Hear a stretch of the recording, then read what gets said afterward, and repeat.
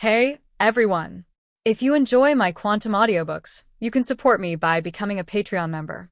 Your support helps me keep creating, and you'll get exclusive perks. You can also access my audiobooks directly through Google Drive. Check out the link in the description. Now, let's get started. At this time, inside the general's mansion, the patriarchs of the 5 major families gathered together to discuss how to deal with this war. Since Kaido the pirates came to Wano Kuni, they have ruled 6 years ago. The country's originally stable rule fell into chaos. The original Beast Pirates would gather forces almost every once in a while to try to challenge their dominance. Fortunately, this period's Wano Kuni General Kazuki Oden is still very strong. For 6 years, Kazuki Oden was able to successfully defeat the Beast Pirates led by Kaido almost every time. Of course, this is still due to the assistance of the powerful swordsmen from the 5 major families. However, the extent of the war this time seemed far beyond their imagination. Just looking from a distance, the patriarchs of their 5 major families could feel an indescribable palpitation from the man beside Kaido, whose aura was no less than Oden's. Moreover, behind these 2 imposing men, Kaido and Bullet, there was actually one who sat upright and cut off thousands of Kazuki Bushido heads with just the slightest movement of his fingers. Obviously, in the eyes of the patriarchs of the 5 major families, Luo Hu's strength far exceeds that of Kaido. That's why they choose to gather together at this moment to discuss the next response strategy. In everyone's opinion, Kazuki Oden obviously won't be able to hold on for long this time and will be defeated. In the decades that the Kazuki family has ruled Wano Kuni, they, as clan leaders, have never experienced such a serious situation. Everyone, I think the Kazuki family is unlikely to be able to withstand Kaido's army this time. We must come up with the most appropriate plan to deal with this crisis before Kazuki Oden is defeated. The head of the Shimatsuki family, Shimatsuki Sanjuro, with a head full of white hair, looked at the other family leaders around him with a far-sighted gaze. As an elderly person with decades of experience, he felt more anxious about Wano Kuni's rebellion this time than any other time before. It seemed as if this country was about to be completely destroyed in an instant. Should we surrender, or should we directly start a new round of war for the position of general? I will not hide it from you. I think the family power of our Fongyue family in the past few years is fully qualified to be the new general position. He is currently the youngest among the patriarchs of the major families. The head of the Fujetsu family, Fujetsu Inoue, with his black hair and shawl exposing his breasts in a samurai style, looked at the 4 old men around him with a gloomy face. He clapped his hands. Countless figures with knives flashed around the room. In just a few minutes, under the annoyed gazes of several other clan leaders, hundreds of young elite warriors from the Fongyue family who had all mastered swordsmanship to the level of sword masters raised their samurai swords and chopped the paper door outside into pieces. Then, a huge crowd of people surrounded the scene. Moreover, outside the meeting room inside the general's mansion, a large number of wandering warriors supported by the Fongyue family gathered at some point. These powerful warriors have always been hidden by Fujetsu Inoue and used as trump cards to compete for the position of General Wano Kuni at any time. In addition to these basic samurai warriors, Fongyue Inoue is also an extremely powerful swordsman. A flying slash can easily cut through a huge rock. Damn you! Do you think you can stop Kaido with your own strength? Without the joint efforts of our major families, even if your Fongyue family has developed rapidly in recent years, it will never be able to resist the Kazuki family and the invading Kaido. Seeing that the young Fongyue clan leader was planning to seize the position of General Wano Kuni at such a perfect time at this critical moment of war, the faces of the other clan leaders were as gloomy as an iron pot. Although their family also supports some swordsmen and warriors, there is simply no time to summon them now. The few bodyguard warriors now lined up around them are no match for Patriarch Fongyue at all. What's more, there's a large group of samurai troops surrounding them outside, and one sword from each of them is enough to chop them into minced meat. The moment he heard the slightly threatening words from the other clan leaders, Fengyu Inoue curled up a dangerous smile. Ha ha ha ha ha. Old guys, I think you are getting senile and confused. What if I just hack all of you old guys to death right now? As long as I deal with those invaders outside, I will then destroy the rest of your families one by one.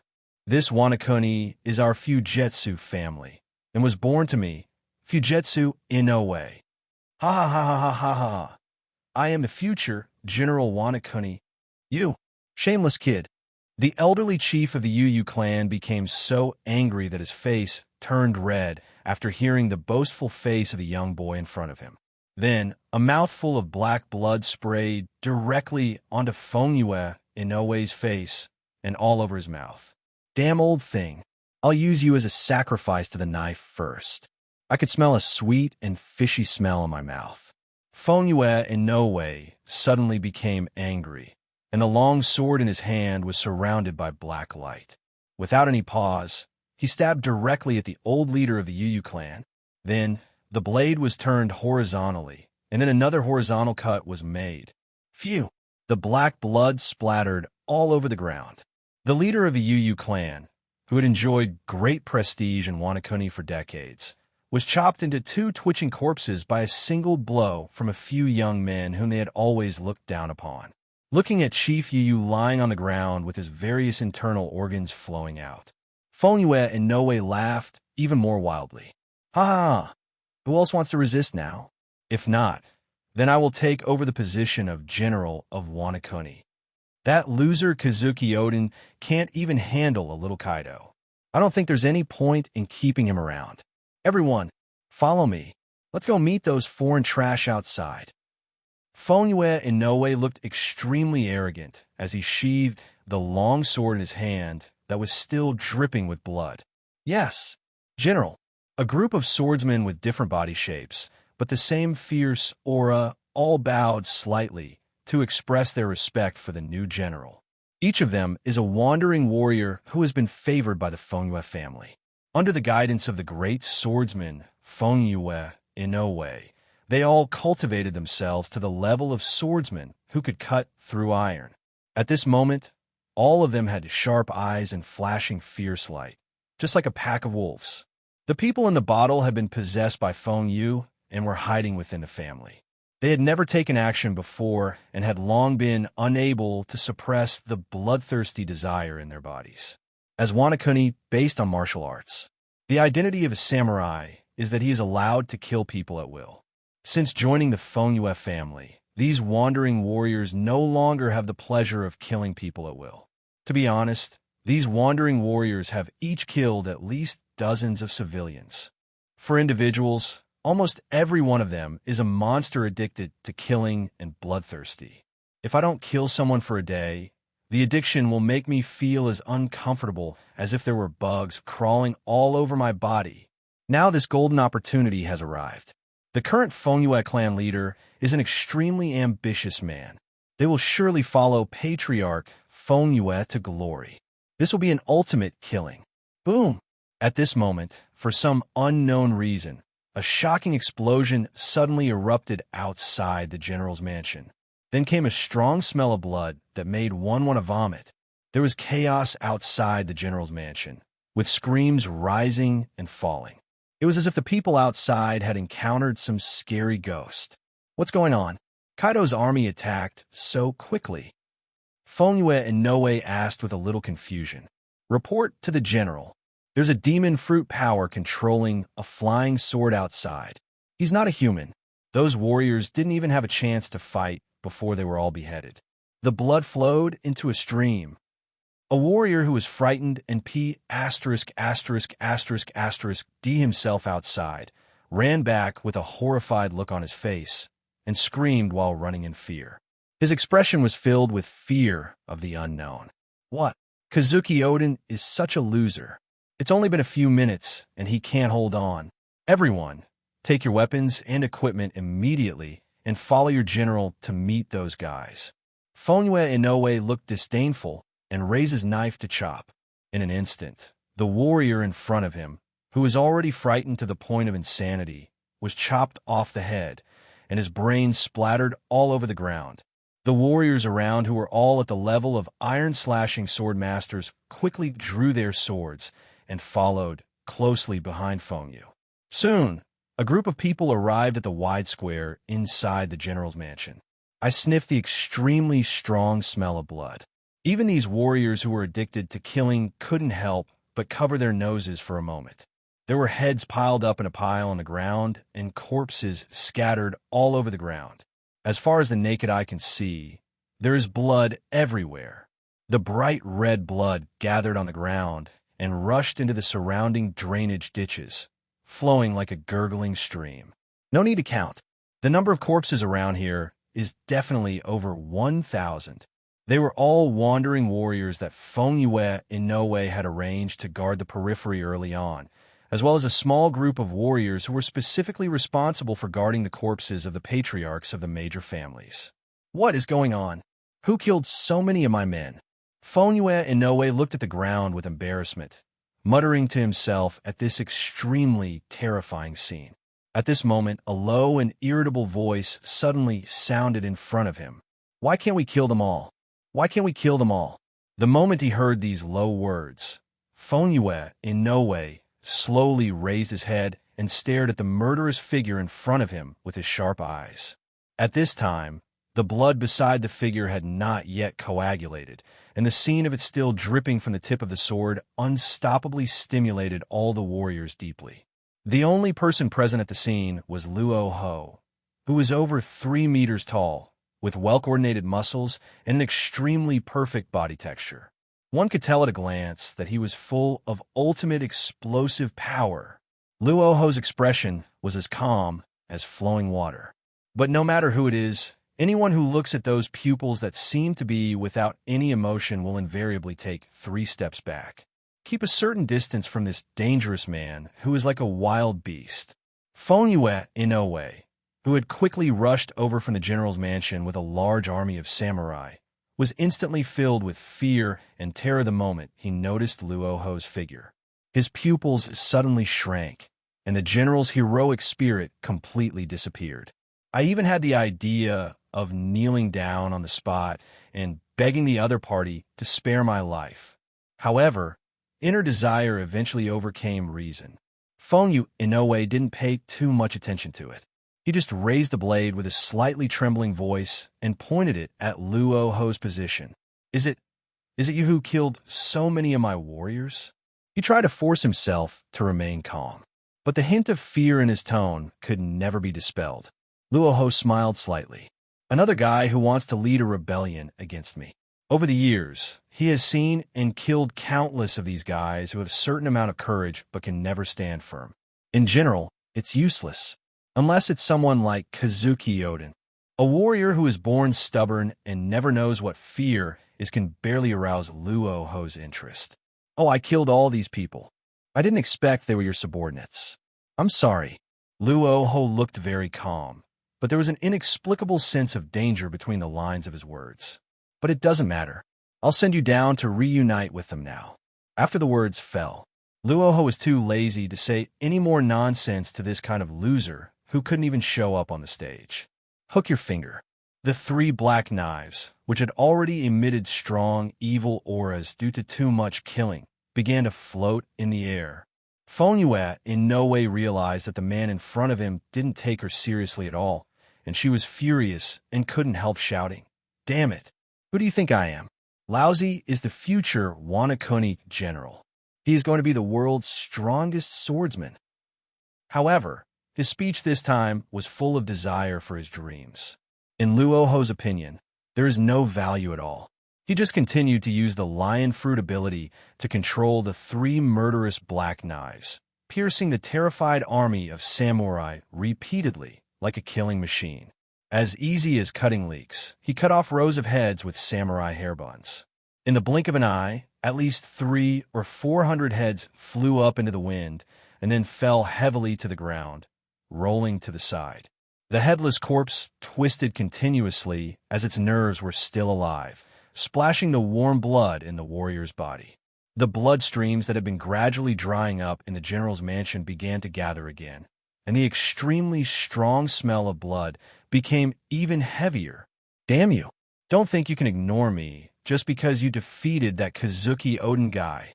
If you hadn't come, I would have gone over to challenge him in 2 days. Now, as the youngest family leader of Wanakoni and the second greatest swordsman in Wanakoni, I challenge you. If you are a man, don't back down. Fengyue in no way looked timid, and as his bold words fell, the distorted expression on his face seemed even more prominent. Ha ha ha! You are worthy of being called general. If you say so, we will follow you. Even if he is stronger than Kazuki Oden, so what? We have hundreds of swordsmen here. Even if one of them uses a sword, it's enough to chop him into fish balls and eat them as snacks. That's right. No matter how strong an individual is, he can't withstand the siege of a group of strong men. Following Feng Yue Jingshanxing's words, the group of swordsman warriors around him who had not yet been killed by Luo Hu all laughed and shouted. A strong one. Luo Hu frowned and took a quick look at the group of warriors behind Feng Yuding, who had a slightly different aura. Judging by the accurate aura, these guys should all have broken through to the level of swordsmen who can feel the breath of all things and cut through steel. How dare you, a bunch of lousy warriors, call yourself masters? It seems like you have been in control of this country for too long and have become a little arrogant. For a moment, Luo Hu, attracted by the funny words of these swordsmen who claimed to be masters, smiled. Then he no longer paid any attention to it, and continued to control the 3 evil black knives to chop off the heads of all the warriors in front of him, like a corn harvester. After 4 or 5 seconds, all the weak and ordinary warriors at the scene whose strength had not broken through to the swordsman level were no exception. All of them had their heads chopped off and fell to the ground. The headless bodies twitched in place, unable to die anymore. Damn it, I'm challenging you to a samurai challenge. Didn't you hear me? Bullying the weak is simply a mean act. If you have the guts, let's have a head-on fight. I'll let you know that there's more to Wanakoni than just Kazuki Oden, the idiot who wields 2 swords. Seeing that Luo Hu ignored him, he had already assumed a warrior stance. Fengyue in no way could only stand there awkwardly, at a loss as to what to do for a moment.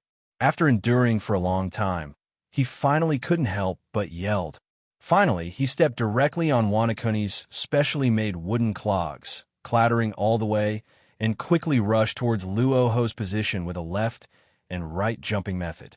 Then, the swordsman warriors who were originally standing behind him also launched a samurai charge forward without lagging behind.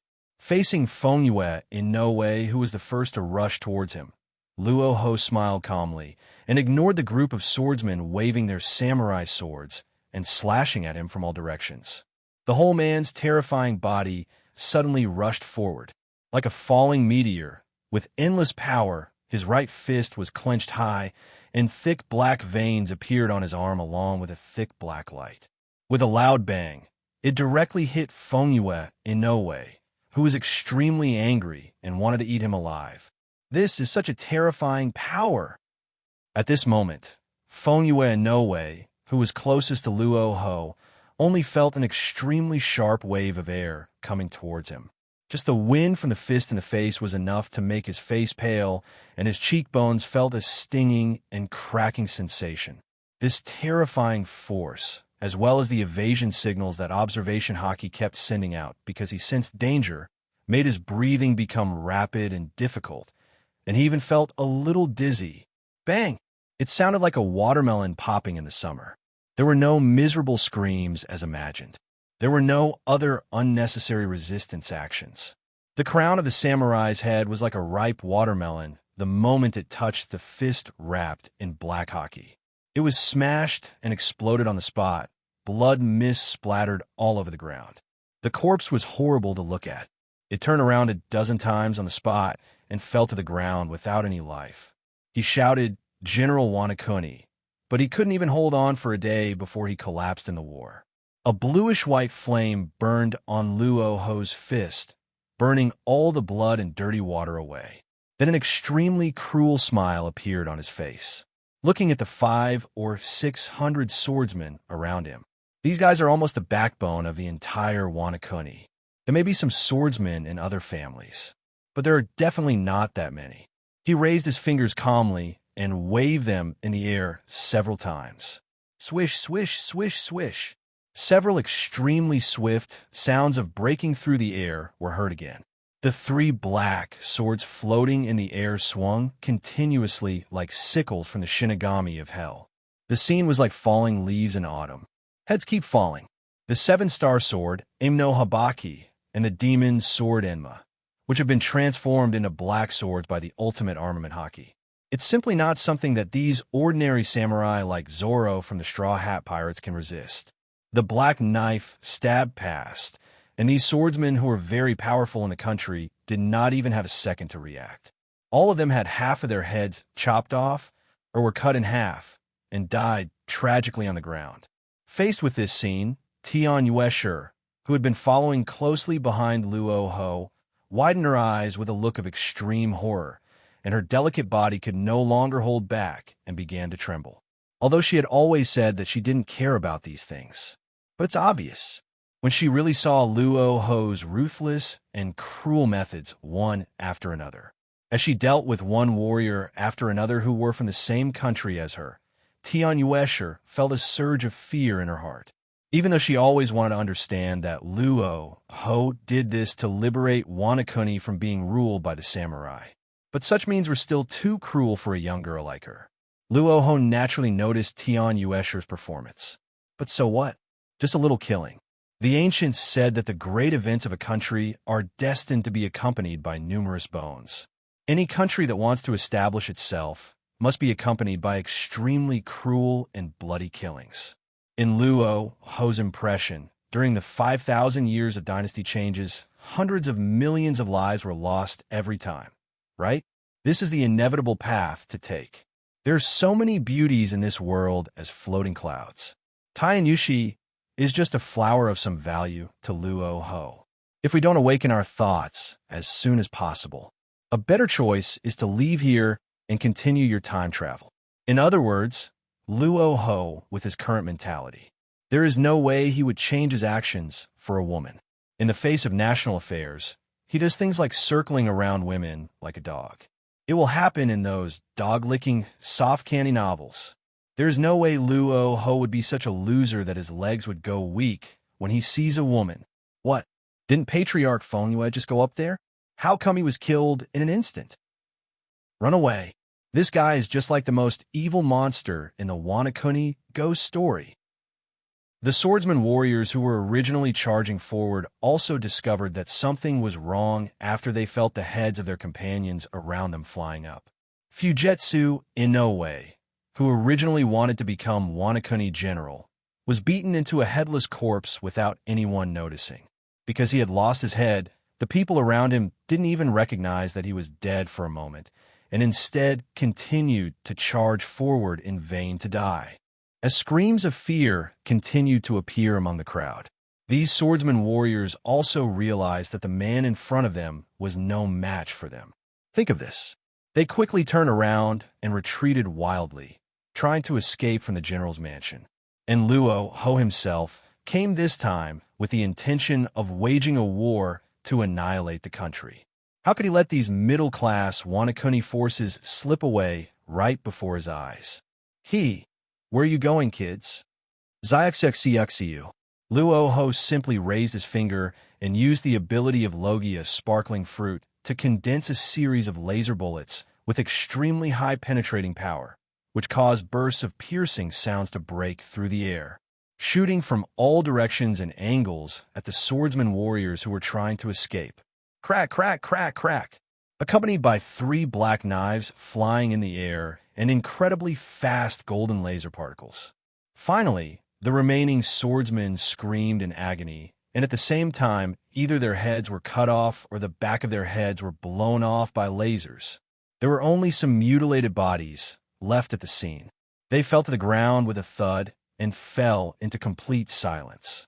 Even the patriarchs of the other major families who had just poked their heads out and the bodyguards and warriors around them could not escape death. After once again ending the bloody massacre with his own strength, Luo Hu let out a breath of foul air. How do you feel? Can you still hold on? Luo Hu's voice fell calmly and full of an inexplicable Haki of the king. Tian Yuesher raised his head and tried to look into Luo Hu's eyes, but he was unable to concentrate and could only choose to dodge to the side. Sir, you mean killing these warriors? If that's the case, I don't mind. You're a person who is going to achieve great things. Strictly speaking, I am from 800 years ago. I have nothing to do with the Wanakuni of today. All you are doing is liberating this country ruled by evil samurai. And from beginning to end, you have never caused any harm to the civilians of this country. Ashi believes that under your leadership, this country will become even stronger in the future. Oh no, my lord will definitely become the greatest and most powerful king of a new country in the future. Tian Yuesher bit her lips gently, and her tone gradually became more determined. During these 800 years of time travel, she has come to Wanakuni countless times. But almost every trip ends in disappointment, because this country has completely changed under the strong rule of the Kazuki family. It is no longer the Wanakuni that joined the great kingdom 800 years ago and lived in harmony with the civilians of other countries above the whole world. These guys who call themselves samurai are the epitome of evil and chaos. In their eyes, the lives of civilians are like grass and are not worth mentioning at all. In the 800-year time travel, Tian Yue saw those so-called samurai killing people for fun almost every time. This is simply disgusting feudal royal rule. Even Tian Yue herself could clearly sense that those members of the Tian Yue family, who came from the same family as her, had completely changed their nature over the years. Almost no different from those evil samurai. Everything is just to serve the so-called general of the Kazuki family. I don't have any thoughts of my own at all. Everyone is thinking about how to better seize power and rule everyone in this country. With all these factors at play, Tian Yuesher naturally would not have any good feelings towards his country that he no longer had any memories of. But this time, after traveling through time and meeting Luo Hu, everything seemed different. The extremely domineering man in front of me. The dreams and aspirations revealed in the words are not at all those so-called powerful rule. I want to completely liberate this world. Smash all the disgusting aristocrats in this world. Under such conditions, Tian Yuesher's entire inner emotional value had already been pulled to the ultimate level. After listening to Tian Yuesher's explanation without any change in expression, Luo Hu showed a satisfied smile. This woman was more sensible than he had expected. I originally thought that after witnessing the killing scenes many times, Tian Yue would choose to travel through time and space again. But what surprised Luo Hu was, this little girl Tian Yuesher is actually so sensible. There's no need to even say anything more. She has already figured out the whole strategy in her mind. So, I'm so good? Aren't you afraid of the words about liberating the world? Am I just lying to you? Luo Hu gently stroked the girl's hair and smiled. No, I believe that every word you said is true. As long as you're willing, I am willing to give everything I have. I also want to see this world truly return to the great kingdom 800 years ago, a peaceful world with no aristocracy and equality for all. Tian Yuesher smiled and said this, then lowered his head slightly and whispered shyly, but Ashi doesn't have much money, and there's nothing worthy of adults' love. If you are willing, Ashi can pay. Tian Yuesher's voice became weaker and weaker, until finally it became so thin that it was almost imperceptible, like the sound of a mosquito. And the fair and pretty face also became more beautiful because of those words. And looking down at her young and promising figure, she gradually turned into a rosy and silly smile. That evening, the second half of the Grand Line, the original Wanakuni location, the General's Mansion, which was originally splendidly decorated and full of Japanese-style elements, was renovated by the army. The biggest difference between Wanakuni and the East is that white is considered an auspicious and blessed color. Even the two lanterns hanging at the doorstep are white as the base color, with two big black characters printed on them as a contrast. It looks extremely uncomfortable. if you look into the reasons. This may be because Wanakuni is currently in the era equivalent to the shogunate period in Japan. At that time, the Japanese sent people across the ocean to the east to learn new technologies and various concepts of governance.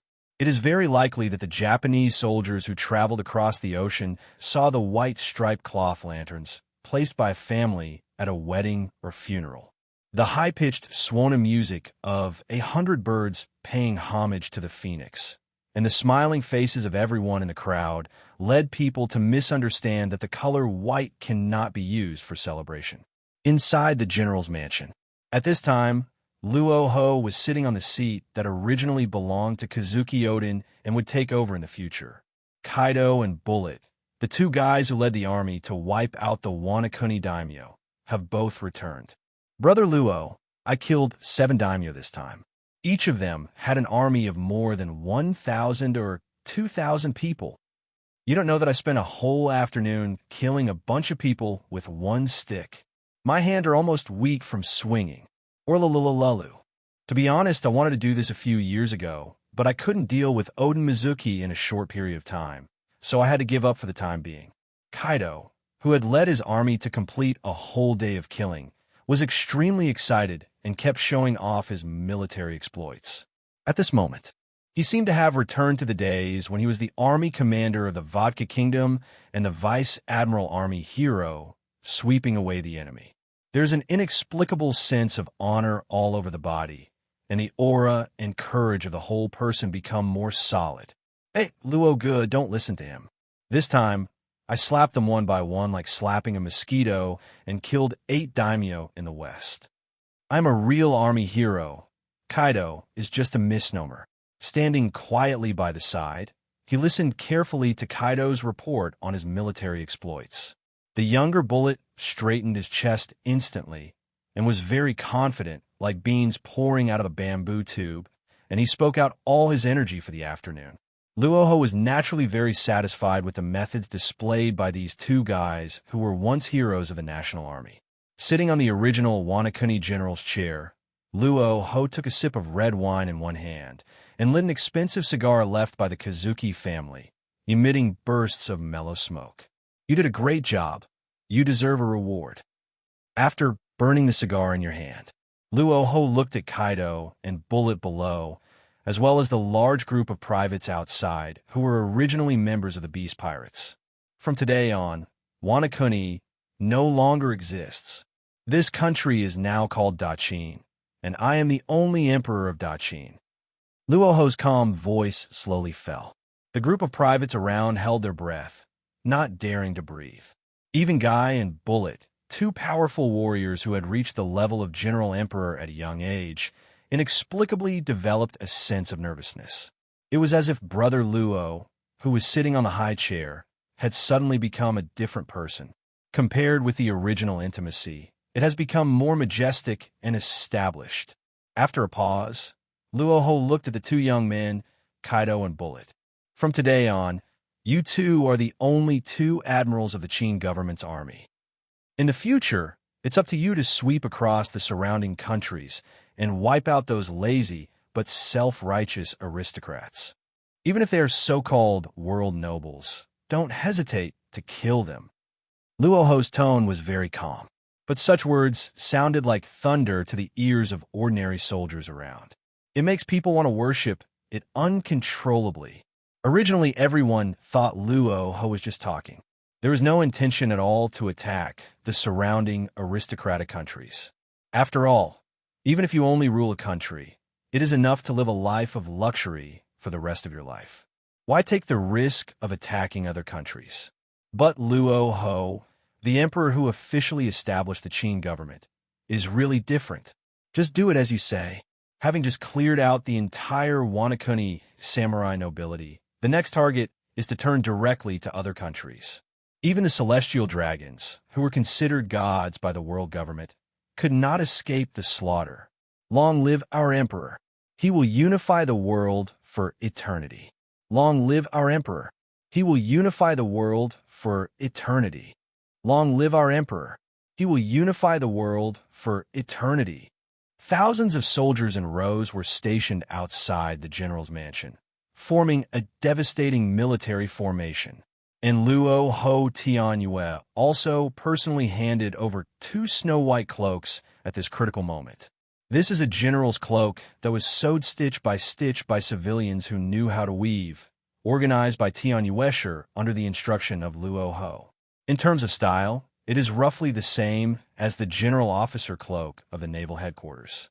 The only difference is that the 2 big words engraved on the cape behind the naval headquarters are justice. However, the back of the cloak, specially designed by Luo Hu, is engraved with a black bird pattern corresponding to the Qin government. Brother Luo, Mr. Commander, Kaido and Bullet will definitely live up to the government's mission, sweep across all nations, and unify the world forever.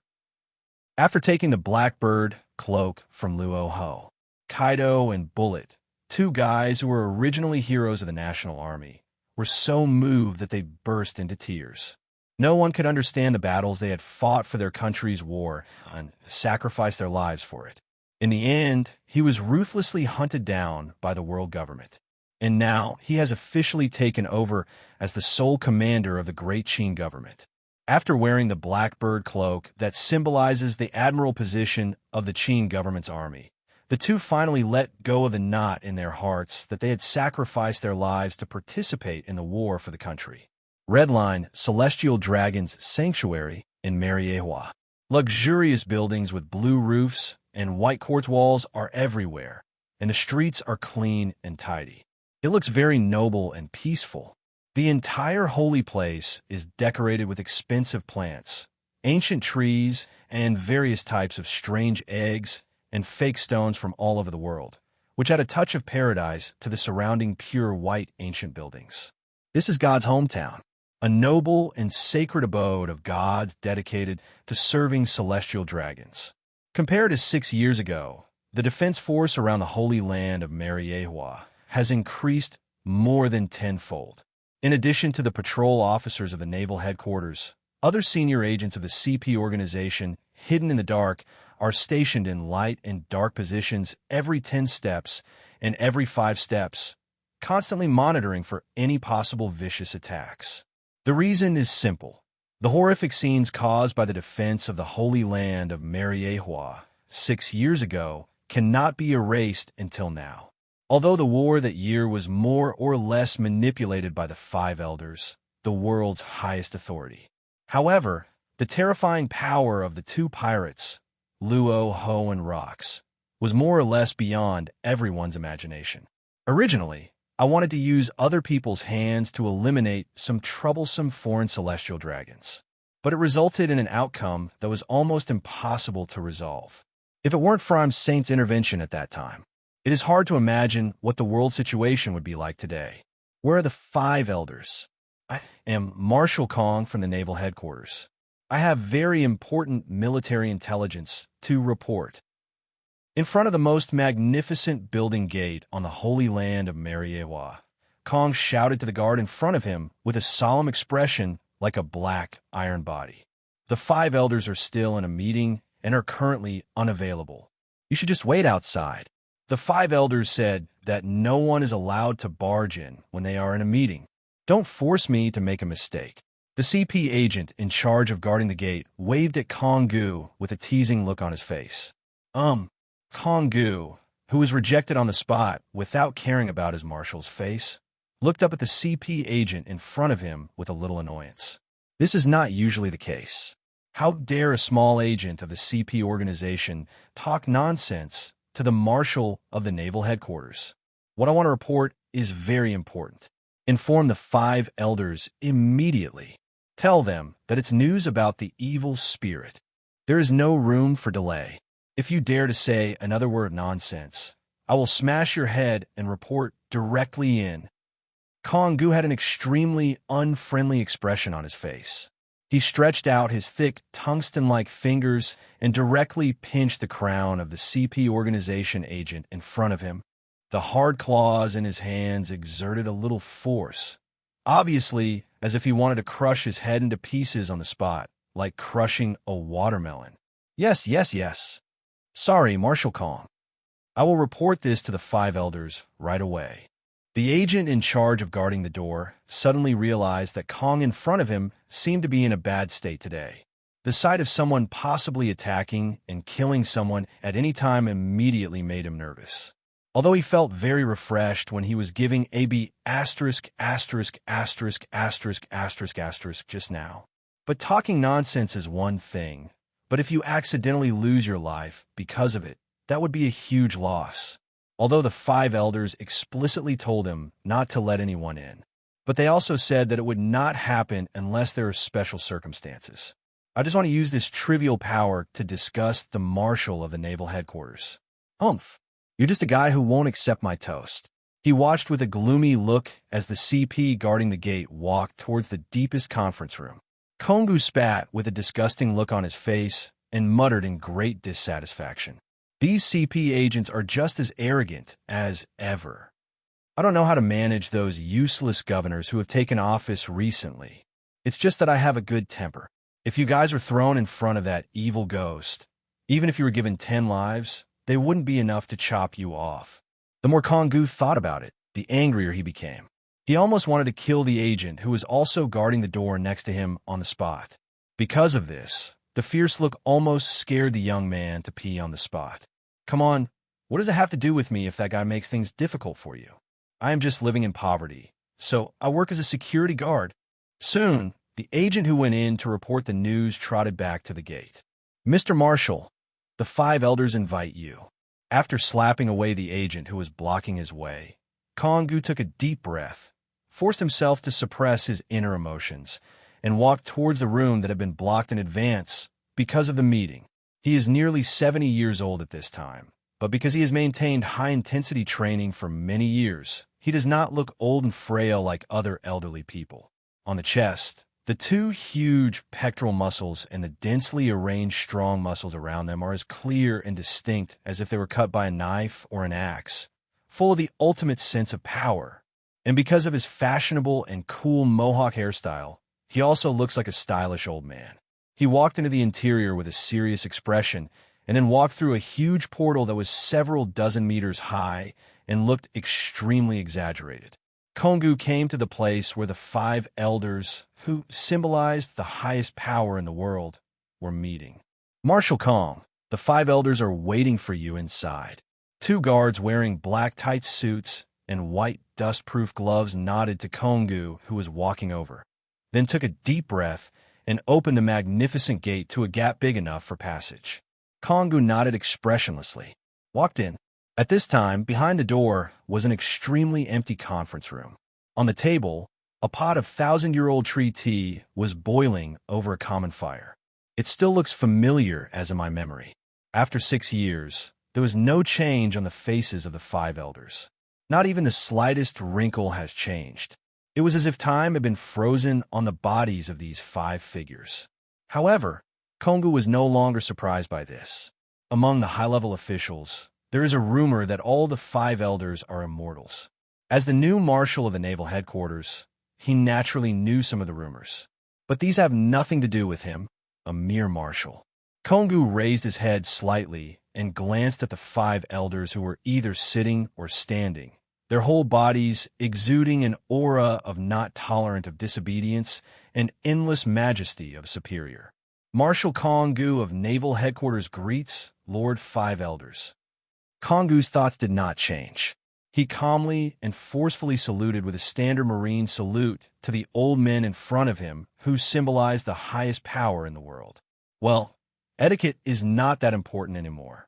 You just said there was news about that evil ghost, didn't you?" Topman Vacheli Saint was wearing a tailor-made black suit, had a mustache like a boar's tusks, and had a shocking burn mark on his forehead. Sitting in the most central position in the conference room, he looked at Kongu and asked, "You should know that today is a very important private meeting day. If it wasn't for important news, you wouldn't have come to disturb us. It's because of you that we temporarily stopped the meeting about the world." Zambron Nasadro, who had a demon sword emitting a murderous aura on the table, spoke coldly without changing his tone or even raising his eyes. Faced with the unfriendly tone of these old men, Kongu didn't say too much and went straight to the point and presented all his information and evidence. The special situation that Luo Hu, a man who was like a demon, was not dead at all, was not something that a naval headquarters marshal like him could handle. Master Five Elders, 6 years ago, the evil ghost Luo Hu who attacked the Holy Land of Mariehua has been confirmed by the Sword Intelligence Department of the Naval Headquarters to be alive. And now, with the prestige of the past, they have once again united the beast pirates of the great pirates Kaido and attacked Wano in the second half of the Grand Line. Now, they have successfully occupied an entire large island and established a new country. The country's name seems to be the Great Qin Government. The national flag and military flag are all black with a flying bird pattern engraved on them. Complete all your information. And then they handed out the latest remote monitoring footage of Luo Hu shot by using seagulls and den mushi. Kongu chose to keep quiet and wait and see. Nanny, what are you talking about? Is the source of this information reliable? Is this a false alarm? After the words fell, several Five Elders instantly widened their eyes and looked at Kongu with extremely shocked expressions, whose expression had hardly changed at all, as they were the ones who personally participated in and witnessed that huge war 6 years ago. How could he not know how powerful this evil ghost Luo Hu is? If Sanem had not spent a huge amount of his vitality to activate Uranus to counterattack, the consequences are simply unimaginable.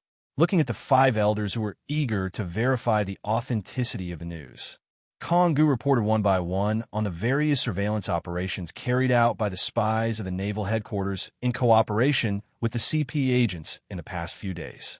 Even the plot where Luo Hu met Tian Yue on the deserted island was traced and worked out almost exactly. And several Five Elders were able to prove the existence of the evil ghost in one case after another. The more he listened, the more his face turned as dark as if it was a black pot. Evil ghost Luo Hu was not killed 6 years ago, and he even reappeared on this sea recently. The Five Elders looked extremely embarrassed. This kind of extremely powerful monster, which is even invincible, will definitely cause drastic changes in the situation if it reappears on the sea. And now, batch after batch of powerful pirates have appeared on this crazy sea. The number of people is even greater than that in the Rocks era. Once the evil ghost successfully gathers all these big pirates, the consequences are simply unimaginable. You should go back first, make battle deployments in advance, and be prepared for the coming of a world war. Tell your people not to act rashly recently, and wait for our follow-up information and instructions. Jagarsha Saint waved his hand to signal Kongu to leave the meeting room and wait for their notification. Yes, I will go back and prepare to gather the Marines. Always obey the orders of the Five Elders. After hearing the order, Kongu turned around and left without any hesitation. However, no one at the scene noticed that there was a strange smile at the corner of his mouth. After Kongu left, several Five Elders looked at each other and fell into a dead silence. A long time passed. The first to speak was once again Topman Vachali Saint, who always had a serious expression among the Five Elders. Everyone, in my opinion, this matter must be taken seriously. If there are no loopholes in the information from the Marine, then the evil ghost is very likely to have been reborn. Do we need to inform Lord M first? We cannot deal with a monster like this. Without absolute strength to counter, we can only rely on the highest number of combat power and combine our forces to launch a devastating attack. No, 6 years ago, Master M used up 1,000 years of his life force to activate Uranus, and he has not recovered until today. If we go to disturb Master in this unclear state, how can we bear it? Saint Wachuri covered his bald head with a headache, raised the teacup in front of him irritably, and took a big sip. Agree. After listening to Saint Wachali's advice, the other 4 old men expressed their agreement at the same time. After all, the situation is not very clear now. They will not panic until it is officially confirmed that the evil ghost has really resurrected. After all, after the vast war that year ended, On that ocean, there were also some big pirates who used the name of Rock's Pirate and caused a sensation in the news media. But in the end, after investigation and careful consideration, it was discovered that such a thing did not exist at all. So even at this moment, Kong Gu has already put the evidence in front of his face. The five elders still have doubts about the source of this information. After all, in their opinion, the evil ghost in the secretly taken photo seemed a little too young. Moreover, the guy's exposed skin, which was covered with scars, is now completely smooth. The most important thing is, in everyone's impression, Luo Hu has always been a giant who can dominate everything with his height of more than 10 meters. Nowadays, the young man shown in the intelligence has undergone very obvious changes in his body shape, posture, and appearance. Therefore, in the eyes of the five elders, this might be just another farce. But once bitten by a snake, you will be afraid of ropes for 10 years. 6 years ago, after a horrific war in which the pirates almost turned the tables, when they heard news like Rock's Pirate's resurrection, Rock's reappearance, etc., they became extremely vigilant. Although there were especially many such news in the few years just after Rock's Pirate disbanded. This unhealthy trend has only recently completely dissipated. But now, completely different information has emerged. Although they had doubts, the five elders still maintain the highest level of attention. Evil ghost Luo Hu. I hope this is not true. Saint Vacheli walked to the window of the conference hall with an extremely heavy face. His expression changed from serious to panic, and his whole body was trembling. In the end, he could only sigh deeply. In his opinion, if monster pirates like Luo Hu really appeared again, then the entire world government will once again be plunged into a massive war and unable to escape. Because, in addition to sending dozens of the strongest men to siege, no one can defeat the terrifying power of the evil spirits. At the same time, Kong urgently returned to the naval headquarters to make notifications and deployments for various grassroots work. The second half of the Grand Line, inside the Daqing government, the general's mansion, which originally belonged to Wanakuni, had been directly taken over by Luo Hu after a series of demolitions and modifications, and was specifically used for the combat deployment tasks of the new national system. At this time, there are problems within the new government due to the two newly appointed admirals, Kaido and Douglas Bullet. A carnival party has begun that will last for a week. More than 5,000 mercenaries from the entire Daqing government gathered together to enjoy food from all over the world and drinks from the deep sea. As for the Wanakuni indigenous people who were still clamoring for a war with a rich country, most of the guys who shouted that they wanted to start the final war with a plan of self-destruction were all sent to the various major mines of iron, copper, gold, silver, seastone, etc. controlled by the government to carry out mining tasks day and night under Luo Hu's order. A small number of people chose to compromise under the oppression of force and corruption from all aspects, specially used for the production of new military uniforms for the Qing government and the deployment of other logistical tasks. More than a week had passed, and the grand banquet of the successful founding of the nation had ended. Under Luo Hu's order, the two government admirals Kaido and Bullet personally led their troops to control more than 30 small islands surrounding the Daqing government. Luo Hu sat in the office enjoying a rare, peaceful life. While making himself a cup of tea, he picked up the progress report and the government sphere of influence map on the table and started to look at them. The current map is still too small. We must send troops to control the entire second half of the Grand Line before the end of the year. Luo Hu looked at his pitifully small sphere of influence and sighed with some dissatisfaction, because the Qing government had just been established. At present, the military strength within the entire country is not very sufficient. In addition, they were unwilling to recapture and use the Wanakuni people who had been sent to the mines to mine because of their resistance. So at present, the speed at which the Qing government's sphere of influence is expanding is relatively slow. However, Luo Hu also has a perfect solution for this.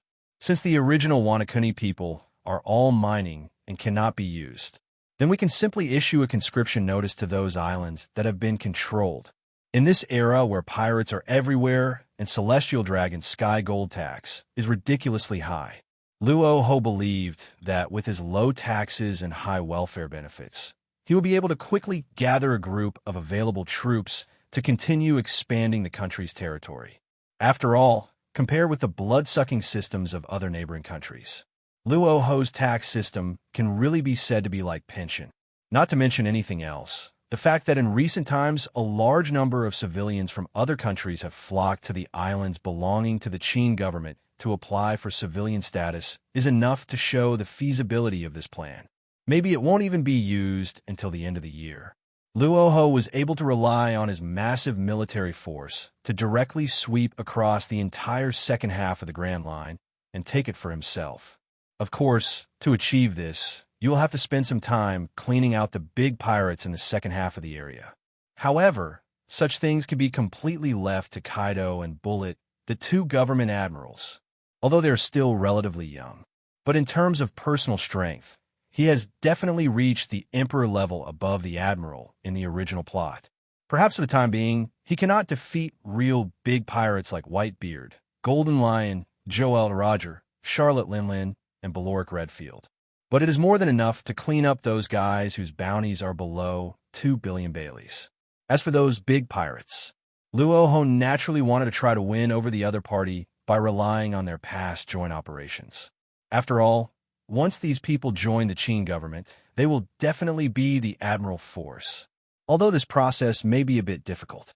After all, the people mentioned above basically have their own personalities, will not bow to others easily, especially a guy like Roger who is free by nature. However, under normal circumstances, these people would not hinder the expansion of Luo Hu's power. Whitebeard and he had a close relationship in the past, so there is no need to consider conflicts in spheres of influence. Charlotte Linlin has good abilities, but average intelligence, so she can be won over by promising conditions. As for the Roger Pirates and the Red Earl Pirates, they have no sphere of influence at all and do not need any attention. After carefully analyzing the gangs with the largest sphere of influence at sea, Luo Hu took a sip of tea with satisfaction. In general, there is basically no problem. The only thing that needs to be considered is the naval headquarters in the near future. Will he directly lead troops to launch a large-scale war according to the world government's deployment? And will the five elders take preventive measures in advance? But for the naval headquarters department, Luo Hu wasn't too worried. After all, he had heard that the former Admiral Black Arm Zephyr of the naval headquarters had recently resigned from the Marine. In other words, the only three people in naval headquarters who are strong enough to fight are Garp, Kongu, and Sengoku. Not worth mentioning at all. Although it was a bit surprising that Zephyr did not stay in the naval headquarters to serve as the chief instructor of the military academy this time, because of historical changes. But it doesn't have much impact. As for the five elders, Luo Hu, who already possesses the Dark Fruit ability and can directly control the opponent's rebirth effect, will be even more ruthless. Anyone who dares to show up will have his head chopped off. The five elders are also celestial dragons, and they belong to the school of Saint, celestial dragons among celestial dragons. Just when Luo Hu was imagining his grand plan of sweeping across the countries, killing the nobles, and unifying the world, there was a sudden knock on the office door. "Come in," Luo Hu replied casually. In the induction of observation Haki, Luo Hu had already predicted the two figures knocking on the door. Luo Hu was not at all surprised at their arrival. After all, there is sufficient funding, a perfect scientific research environment, and all experimental materials are collected. It is normal for the scientific research progress of the scientists that Luo Hu has recruited to be faster. After hearing the response, the scientist's father and daughter outside the door directly walked into the office carrying 2 boxes of scientific research materials. Seeing the 2 people coming, Luo Hu nodded and signaled. "Booze, this is the artificial fruit of Logia Thunderfruit that you requested before, and the Zoan fish fruit. Mythical bee species, blue dragon form artificial fruit that was reproduced by extracting blood factors from Kaido Admiral's heart and analyzing them. Please inspect it first. If there are no other problems, I have another genetic study to start based on the conclusions of the blood factor fusion analysis to replicate the results in a test tube. Lianma quickly introduced the 2 material boxes he had brought to Luo Hu. Luo Hu solemnly took the 2 large boxes of heavy materials handed over by Lianma. Then he didn't say a bunch of useless commendation nonsense to waste the time of this true scientific research genius. After all, I'm not one of those so-called leaders who always pull a group of people to give a speech to show my presence. For such scientists, the most important thing is financial support, and the policy support is the most appropriate for them. We don't need those so-called big leaders and experts to give us boastful praises on the stage. Not at all. Thank you for your help. If you need anything in scientific research in the future, you can contact me directly by phone. Those that can be solved will be solved, and those that cannot be solved, I will find a way to solve for you. After waving goodbye to the 2 invincible scientists, Luo Hu casually opened the 2 silver boxes in front of him. Next moment, 2 full boxes of devil fruit can easily be auctioned for billions of Baileys in the outside world, and countless pirates and the world government are fighting for them. Under the light, the 2 boxes of completely different types of devil fruit, thunder fruit, and blue dragon fruit are shining brightly and look full of ultimate beauty. The next morning, the gentle sunlight rose from the horizon. 2 Suanio warships converted from pirate ships sped all the way and finally stopped near the government port that had been lowered by Luo Hu and was directly suspended above the sea. 2 tall and strong figures, exuding the aura of strength, walked out of the warship. After looking at each other, the 2 of them actually looked at each other with disdainful expressions in sync, as if they were natural enemies. Lousy, after completing this mission, we have already recovered 21 islands. What else can you compare with me, kid? Kaido has the admiral rank cape of the Qin government draped over his sturdy shoulders. He looked at Bullet, who had returned to the port at the same time as him, with a choked look on his face, and laughed. Ever since Bullet joined Luo Ji's team, Kaido obviously felt that he had a new competitor. No way. This kid Bullet's talent level is really too high. Even Kaido, a player of a special race, was a little envious. He is only 16 years old, but his fighting power is almost on par with that of the monster who has always been known as him. Moreover, this level of combat power is based on the level he displayed without taking any devil fruit abilities. Wouldn't it be even more terrifying if Bullet ate a suitable devil fruit? It's simply outrageous that the mother opened the door to outrageous things. Kaido muttered silently in his mind. Humph, just 21 islands. The number of islands I have recovered this time may not be less than yours.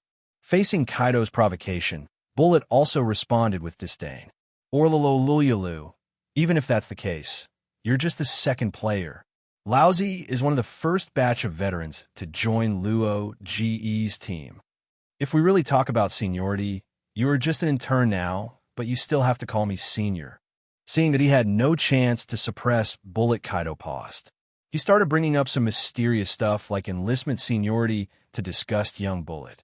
Damby asterisk asterisk asterisk asterisk asterisk D. Is this the only boring way you can express your presence? Do you want to fight? Lousy will let you know why I'm called Douglas Bullet. Bullet glared at him with an extremely unhappy look, and Kaido, who was still laughing, shouted, Ha ha ha! Why are you called Bullet? It's because the captain of your previous country's army was called Douglas. You're the 9th soldier of the Bullet team. Do you really think I don't know that? Besides, even if you want to fight now, there is no way you can beat Lousy. Seeing Bullet slowly becoming unhappy, Kaido suddenly became interested and started teasing him. Kaido has some understanding of Bullet, who became a National Army hero at about the same time as himself. In fact, if it weren't for special reasons, Kaido would have wanted to find this guy who shared the same suffering as him and was also betrayed by those short-sighted kings and try to win him over. But fate is always so wonderful.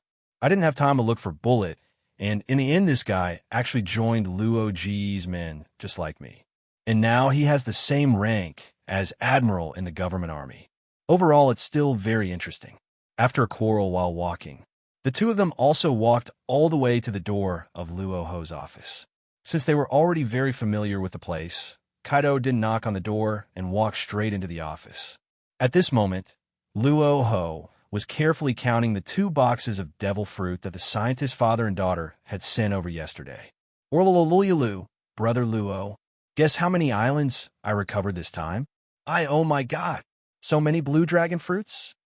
So many thunder fruits too? Kaido, who had just walked in, hadn't even finished his words when he immediately noticed from the depths of his pupils the 2 large boxes of glowing devil fruit in front of him. What the hell? Bullet, who hadn't paid much attention to it and was thinking about other things, suddenly widened his eyes when he heard Kaido shout. Even my breathing started to quicken. His face was filled with shock, as if he had seen a ghost. 2 large boxes of devil fruit filled the table. The secret treasure of the sea, any one of which could be sold for billions of Baileys, was placed in front of him casually. For a moment, Kaido and Bullet opened their eyes wide and their mouths agape, unable to calm down. Can you be more mature? You two are my admirals, after all. How would I feel if the admirals and the Marines saw me acting like this? Although Luo Hu was also shocked by Nobita's devil fruit at first. But as a superior, you still have to maintain your status. At least I can't act like a nouveau riche who has never seen the world in front of others. Luo Gu, I'm not new to the world. Who are all these devil fruits prepared for? Kaido was a little envious, but in his heart he asked Luo Hu very calmly. Hearing this, Luo Hu was at a loss whether to laugh or cry, and kicked Kaido's huge body to the ground. You know the answer, but you still ask. Even though I have a good relationship with Luo Gu, I still have to ask. Kaido happily got up from the ground, and then without any hesitation, he grabbed a thunder fruit from the box next to him. Kaido's familiar look naturally made Bullet next to him very envious. At least in front of Luo Hu, he is not as shameless as Kaido for the time being. After all, this is a secret treasure from the sea, any one of which is worth billions of Baileys. How can you just take things casually? Just as Bullet was in a state of confusion, Luo Hu directly grabbed an artificial thunder fruit, an artificial green dragon fruit, and a specially adapted multi-fruit gene potion from a box. Then it directly used the lion fruit ability to fly into his hands with a stable floating trajectory, until he was actually holding 2 heavy artificial fruits in his hands. Bullet was so shocked and moved that tears instantly burst out. He originally just wanted a thunder fruit. Now Brother Luo even gave him an extra green dragon fruit as a compliment. How could a person like me, who had just joined the government, be qualified to ask for these 2 secret treasures worth hundreds of billions of berries at the same time? Brother Luo, I can't take it. Just give me a thunder fruit. Bullet was shedding tears of emotion and trying to put the blue dragon fruit in his hand back into Luo Hu's. However, before Bullet could complete his action, Luo Hu raised his thick thigh high, and with a bang he kicked Kaido directly, knocking him to the ground. Don't give me that shit. If you feel like you don't deserve it, just do more in the future. Laozi only has 2 admirals at his disposal right now. I can't expect a few admirals from the naval headquarters to attack me, and I, as the commander-in-chief, will have to go out in person, right? Eat it quickly to strengthen your combat ability. If the dual fruit abilities you two have are still ineffective, you two should go mining with those rubbish Wanakuni people from now on. Don't come back and embarrass me. Luo Hu's tone was calm, but his words didn't sound like a joke at all. If Kaido and Bullet both possessed the abilities of the blue dragon fruit and the thunder fruit at the same time and still couldn't produce any effect, Luo Hu would really throw the 2 of them into the mine and let them mine with those Wanakuni people. A gentleman's word is as good as gold. Absolutely no joke. In this situation, Bullet naturally stopped shirking his responsibility and chose to do the same as the B************ D Kaido next to him.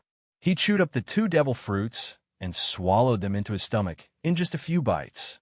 However, even though the 2 of them had already tried the taste of devil fruit, they still couldn't resist the taste that was like stinky socks wrapped in fermented bean curd and then squeezed into a wine glass. even because it is artificial devil fruit. The smell is even more intoxicating. After their tongues touched the soft and mushy fruit flesh again, Kaido and Bullet were stunned for a moment. Their eyes froze on the spot. Ugh, ugh. So disgusting. This tastes like eating shit. Why does the artificial devil fruit taste like diarrhea? Damn it. It turns out that the price of becoming stronger is so painful. No wonder no one in the Roger Pirates group has ever eaten the devil fruit. Bullet kept stretching out his thick fingers and digging at his throat. His face turned red, his expression was distorted, and he started coughing and vomiting violently. Kakuzu even shed tears. At this moment, he really wanted to pull this thing out of his throat. It's so G disgusting. Compared to Bullet's violent reaction, Kaido seemed much more normal. After all, this guy is now more than 7 meters tall. Under such a terrifying height limit, the difference between a devil fruit and a sakura peach in his hand is not much. So Kaido just dry heaved for a while and then returned to normal. By the way, how do you two know what that thing tastes like? You talk about it as if it's magical. Have you ever tasted it? Luo Hu sat on the sofa in the office, looking at Kaido and Bullet with a mocking expression as they sat on the ground in front of him and cried like they were eating shit. At this moment, Luo Hu was really glad that he was a man with a system. Otherwise, if you come here dryly. He was also forced to try this famous scene like Lao Ba squatting down and broadcasting his eating. Soon, a few minutes passed. Bullet's face gradually returned to normal from its distorted and red state. But his originally strong, steel-like muscles began to twist and swell in a strange way. The bulging muscles became even stronger after being transformed by the blue dragon fruit. Bullet's veins, which were originally as thick as a broomstick, grew and expanded greatly, becoming black and thick, and all appeared on the surface of the body, demonstrating an extremely terrifying power. After a short moment of cooling down, these blue veins began to gradually shrink inward. Then, one after another, densely packed green dragon scales began to grow directly from the skin and fit tightly together. Almost in an instant, an extremely powerful defensive capability was formed. This is the artificial blue dragon fruit, which brings new changes to Bullet's physique. At this moment, he has gained the same ability as Kaido, the original owner of the blue dragon fruit, and the strength, speed, and physical strength have been greatly enhanced. Compared to the original, very useless fusion fruit, this artificial blue dragon fruit is obviously more suitable for Bullet's performance. At this moment, he has become an absolute peak Emperor-level powerhouse. If he continues to practice and cooperate for a period of time, he will have reached a level that is completely comparable to the strong men like Whitebeard and Roger. After experiencing the powerful blessing brought by the blue dragon fruit, Bullet's gratitude became even stronger. He really didn't expect that he had just joined the team and had no contributions, but no matter how much he accumulated, he could get such a precious sea treasure. But just like that, it hasn't fully demonstrated its full strength. Just like Kaido next to him, he carefully controlled the balance of the devil fruit ability in his body. Bullet's strong and powerful palms suddenly began to emit crackling sounds, and then his entire body began to flash with dazzling lightning. The whole office suddenly became extremely noisy because of the presence of these two guys who were generating electricity like crazy, as if hundreds of black cicadas in heat were shouting at the same time under the shade of a tree. After forcing myself to endure for a moment, Luo Hu could no longer bear the anger in his heart. These two guys are just assholes who don't know how to restrain themselves. It's totally uncivilized to discharge electricity here and disturb others so early in the morning. Bang! Bang! Clear thumps sounded above Bullet and Kaido's heads. Under the attack of the ultimate armament Haki, even the two people whose defense had already reached the ultimate level at this moment had a smoking bump more than 10 centimeters high appear on the top of their heads. It hurts. It hurts so much. I can't avoid it, even if I transform into an element in advance. Isn't this nonsense? Luo Ge's speed and Haki level have reached the overlord level. Even if you want to transform into an element in advance, it's impossible to be faster than Luo Gu. After Luo Hu gave him punch, Kaido and Bullet also gradually adapted to the way the Logia Devil Fruit's abilities were used in their bodies. At this moment, the huge bodies of the two people seemed to turn into liquid and instantly melted into a piece of thunder plasma at a speed visible to the naked eye. Orlululu, what a fast speed! The shortcomings were made up in an instant. Kaido transformed into a beam of light blue lightning, flashing around continuously. In the blink of an eye, it can fly hundreds of meters into the sky and then fly back to its original position before the next blink of an eye. Hee. My previous weakness was also speed. I was lacking in this aspect. With the help of this artificial thunder fruit and the blue dragon fruit. Just Bernie Waldo. Lousy, let's see where you can run this time. Bullet, who also turned into thunder and flashed out and flew back again, looked extremely excited. His fists were clenched and the power of thunder burst out with a dazzling light. Bernie Waldo? Luo Hu looked at Bullet with some curiosity. He had no idea when this guy had come into contact with the big pirates known as World Destroyer. To be honest, Luo Hu himself had planned to invite this big pirate to join his own forces. A great pirates with admiral-level strength.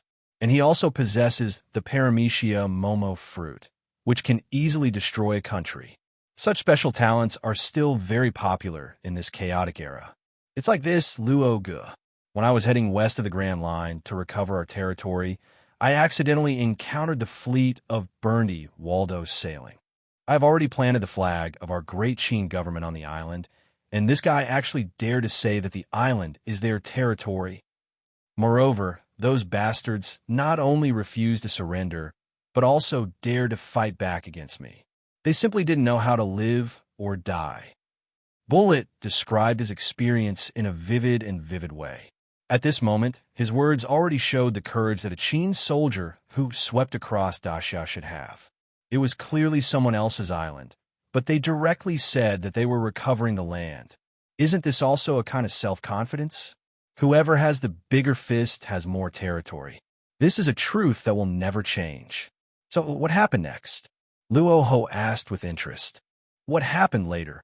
Since I didn't have the power of the devil fruit at the time, as the leading admiral, I could only rush over and slap them like flies, blasting them all onto the boat.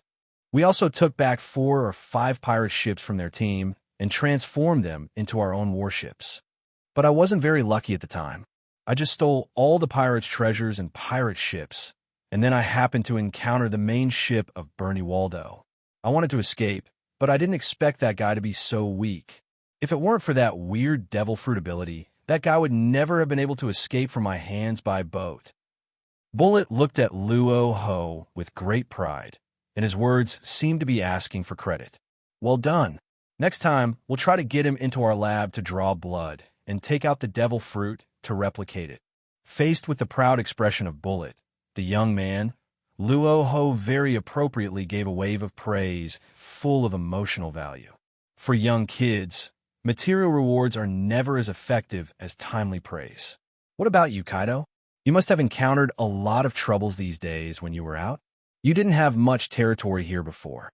Now that your power is expanding so fast, you must have provoked a lot of so-called big pirates, right? Luo Hu continued to grab a new map made by the soldiers below and asked Kaido about his experience these days. Nothing happened to me, huh?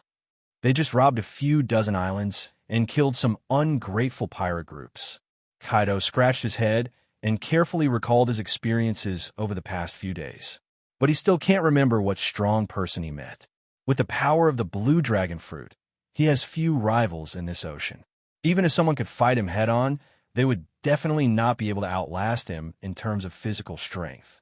Every time he had a stalemate battle with those big pirates, he could always rely on his strong physical strength to drag the opponents down and kill them. But before he could finish his words, suddenly, a figure wearing a blood-red cloak appeared in Kaido's mind.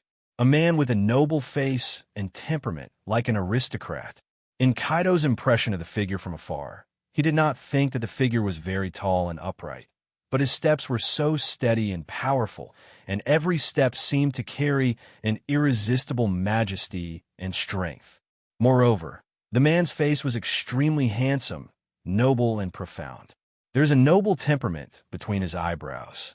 His eyes are as deep as a pool, flashing with a sharp light that makes people dare not look directly at him. No, it seems like I did meet a weird person. Kaido carefully recalled the horrifying scene in his memory, where he saw from afar that man split the dozens of kilometers of sea in half with one sword. It's the bloody count, Baralik Clyde Field. After a brainstorming session, Kaido suddenly remembered the bounty introduction he had seen in the newspaper before. Baylor Clyde Field is a mysterious and powerful swordsman. Moreover, just based on his personal strength, the bounty on his head from the naval headquarters has reached over 4 billion Baileys. The terrifying sword energy that split the entire sea at that time was so powerful that even Kaido, a thick-skinned guy, could not help but retreat dozens of miles away. Red Earl? This guy's a very good fighter. Luo Hu showed a slight interest. In my own impression, when I was reading comics, I saw an introduction like this. Bloody Count Barora Clyde Field is regarded as a powerful swordsman who can fight against the entire Whitebeard pirates or Roger pirates by himself, although there is more or less suspicion of water in this. But just based on this introduction, it is enough to see how terrifying this guy is in terms of strength. At least they are at the level of 4 emperors or even higher. And this guy is the only man in history who has defeated the naval headquarters Marshal head-on.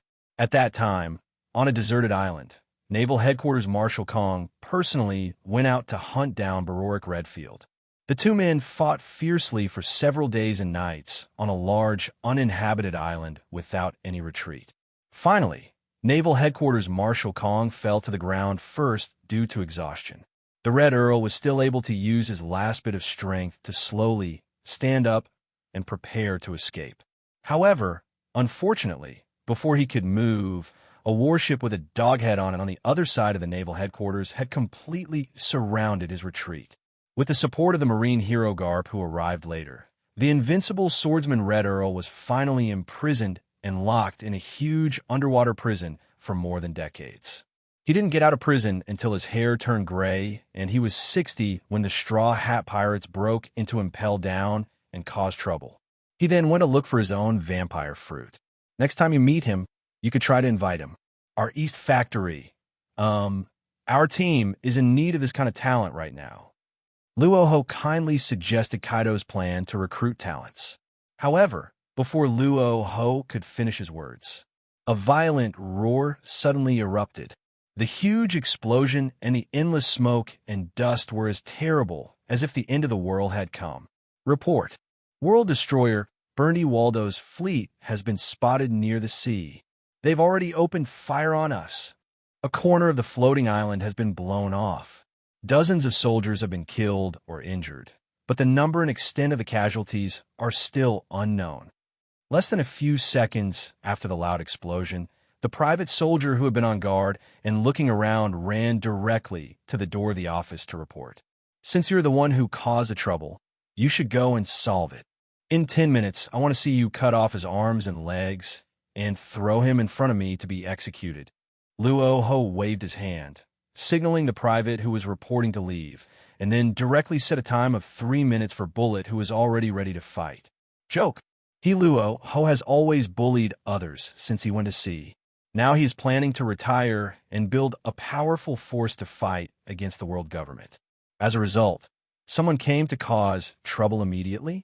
Is this tolerable? I can tolerate my uncle, but I can't tolerate my aunt. If it weren't for the commander-in-chief, he would always go out and smash people's heads himself. Luo Hu couldn't even help but take out a 40-meter-long machete to shave the blood off the internal organs of the so-called Big Pirates Bernie world. What the hell is this? Little guy, can you do it? If you can't beat him, remember to ask Brother Kaido to come over and help you beat him. Besides, it doesn't take 10 minutes to beat a mere Bernie world. Lousy can smash his dog head in 5 minutes at most. Kaido, who was sitting nearby and had already taken out a bottle of wine and started drinking, smiled drunkenly. Bullet ignored Kaido, the jerk, and just clenched his fists, erupting with a violent thunder, and muttered with an extremely fierce expression. 3 minutes. Brother Luo, it only takes me 3 minutes to stuff his head back into his chest and bring him back. After the voice fell, Bullet instantly turned into thunder and rushed into the sky, looking from afar at several large pirates' fleets that had intruded into the national territorial waters not far away. Kaido, who was drinking, felt bored and turned into a flash of lightning and disappeared on the spot, headed up high in the sky to watch the fight between Bullet and Burndy World. Just when Luo Hu was about to go out to see what kind of courage these so-called New Age pirates had, there was a series of gentle knocks on the door. "Come in." Luo Hu was a little surprised. No one should come to see him at this time. Since observation Haki was not deployed to foresee the future, Luo Hu himself did not know who was coming. Crunch. The solid wooden door, which is specially crafted from finely carved precious wood, makes a distinctive creaking sound. Tian Yuesher, wearing a loose light pink kimono, walked in carefully and tiptoe. Is there something wrong?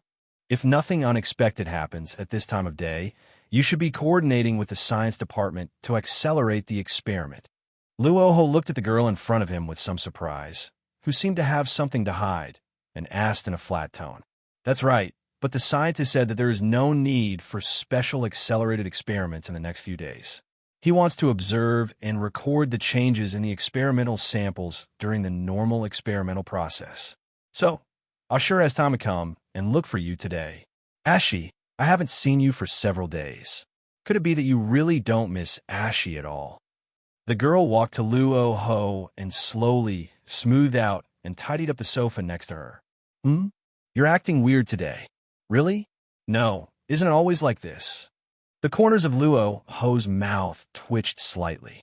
Even though he had never been lucky enough to be with women in his 2 lifetimes, at this moment, he could clearly notice that something was wrong with Tian Yuesher. "What do you want to do?" Luo Hu stared at Tian Yuesher, who took off her shoes and then slowly placed her white and tender fingers on her kimono.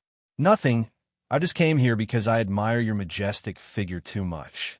Just think of it as the dedication of an obsessed Japanese woman." Tian Yuesher did not say the last words. "Just busy myself." After a few seconds passed. Originally, there was a dramatic plot here, but due to the later review, the book was directly removed from the shelves, so I couldn't continue writing. So if the later readers can see this, I would be very sorry. In order to get the book back on the shelves, the author can only delete a large section of the plot here. Posting this article here makes the author feel mixed emotions. Well, the reason to blame is that the author's driving skills are not as good as other authors, so he was caught as an example by the reviewers. Don't drive after drinking, and don't drive after drinking. Just remind yourself of this. Of course, this does not mean that the author has admitted his mistake. It still needs to be opened. Starting from writing this paragraph today, the author decided to practice driving skills day and night, until one day he can drive invisible and the auditors can't find any handles. A few hours passed. Luo Hu walked out of the room attached to his office slowly and closed the door of the dimly lit room. After putting on the blackbird cloak that was unique to his rank of commander, Luo Hu lit up an agarwood cigar and started smoking. After just a few hours of communicating about their ideals in life, Luo Hu also successfully experienced the gentle treatment from Fuso. It should be said that cultural differences can indeed easily create gaps in the exchange of ideas. However, compared to my current strong physical fitness that is enough to pervert, this little cultural difference is still acceptable. After all, cultural ideas cannot be forced. The culture of some places is indeed more open. Luo Hu had no choice but to accept the new ideas. However, Luo Hu also enjoyed Tian Yuesher's proactive personality. After some reflection, Luo Hu felt a lot of aftertaste in his heart. After all, he was really ignorant when he was in Rock's Pirate. All I thought about doing was killing all the celestial dragons. I have rejected countless invitations to banquets from little princesses and princesses of member countries. Overall, I regret it very much. How can we kill all the celestial dragons in such a short time? You have to kill slowly to experience the pleasure of revenge. He rejected so many beautiful ladies for this. It's just like Monkey King catching a female demon without knowing how to be funny. After sighing in silence for a while, Luo Hu returned to the room and looked at Tianyue, who had fallen asleep, then gently pulled the bedsheet over her. Originally, there was a dramatic plot here. However, due to the later review, the book was directly removed from the shelves and I couldn't continue writing. So if the later readers can see this, I would be very sorry. In order to get the book back on the shelves, the author can only delete a large part of the plot here. Posting this article here makes the author feel mixed emotions. Well, the reason to blame is that the author's driving skills are not as good as other authors, so he was caught as an example by the reviewers. Don't drive after drinking, and don't drive after drinking. Just remind yourself of this. As an author, you must learn to reduce or even avoid describing both noble and vulgar aspects of your writing style. Every failure makes you wiser, and you shouldn't let it have a negative impact on Tomato's writing style. Starting from writing this paragraph today, the author decided to practice driving skills day and night, until one day he can drive invisible and the auditors can't find any handle. The deleted long paragraph can be roughly summarized as Tian Yuesher has matured. Compared to Tian Yuesher's personality, Luo Hu also understands this very well.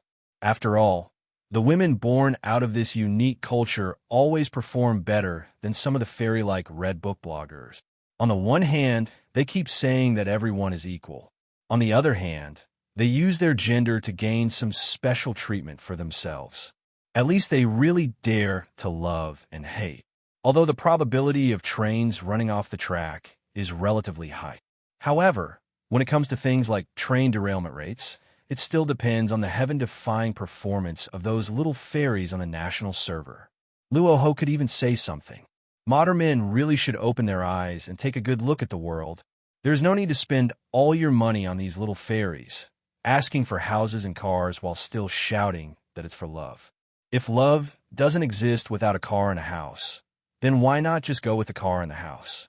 Of course, it is undeniable that in such a large country, there must be many outstanding women.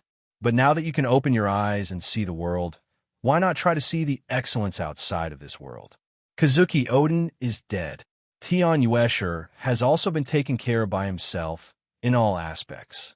Now, even if there really is some world being repaired, the plot will be of no use. Luo Hu just didn't believe it. Can that damn celestial dragons, even more annoying Mamasuk, still appear in front of me? Impossible. It's impossible. Mamasuk is doomed to die. If he is not born, then he will not even have the chance to be born. The next morning, the sun was still shining brightly on the island territory where Luo Hu was currently expanding step by step, due to the special circumstances that occurred yesterday. So they successfully eliminated Bullet and Kaido from the Burndy World Gang within 3 minutes. He did not choose to go back to Luo Hu's office to disrupt the development of the plot. Luo Hu walked out of the room and looked out at the densely packed pirates' fleet on the sea, most of which were already damaged and turned into wreckage. After casually summoning a private soldier, Luo Hu asked about the fight that took place yesterday. Douglas Bullet and Kaido, who successfully mastered the abilities of the Blue Dragon Fruit and Thunder Fruit. In terms of personal combat capability, he has already reached the peak Emperor level. Even with the cooperation of these two people, if they still cannot solve the so-called big pirates of Burndy World within a few minutes, then you can really be sent to the Wanakuni mine to mine with those devils. Why keep it? It's quite an eyesore. I saw Kaido walking towards me with a huge old bottle not far away. Luo Hu waved the private away and asked him to return to his lookout post and continue to hold his ground. Now, these privates are basically some new faces. With almost 100 islands as a source of military strength, Luo Hu now has a total military strength of about 100,000. Although most of them are ordinary privates, There are very few who can be called elites and have the strength to reach the rank of colonel. But at this speed of development, it's acceptable. As long as we persist for a while longer, we will surely develop into a huge organization that is no less powerful than the naval headquarters. As for the treatment and money required by the massive number of soldiers, Luo Hu doesn't need to worry at all. The dozens of meters high Golden Gate that was dug out on Sky Island 6 years ago was converted into Golden Bailey. Add to that the taxes paid by more than 100 islands each year and other combined revenues. At least when it comes to military spending, there is definitely more than enough money. Although collecting taxes from islands is not much different from the original world government. But compared to being controlled by princes and nobles, the king collected high blood taxes from them all day long, sucking their blood out of them.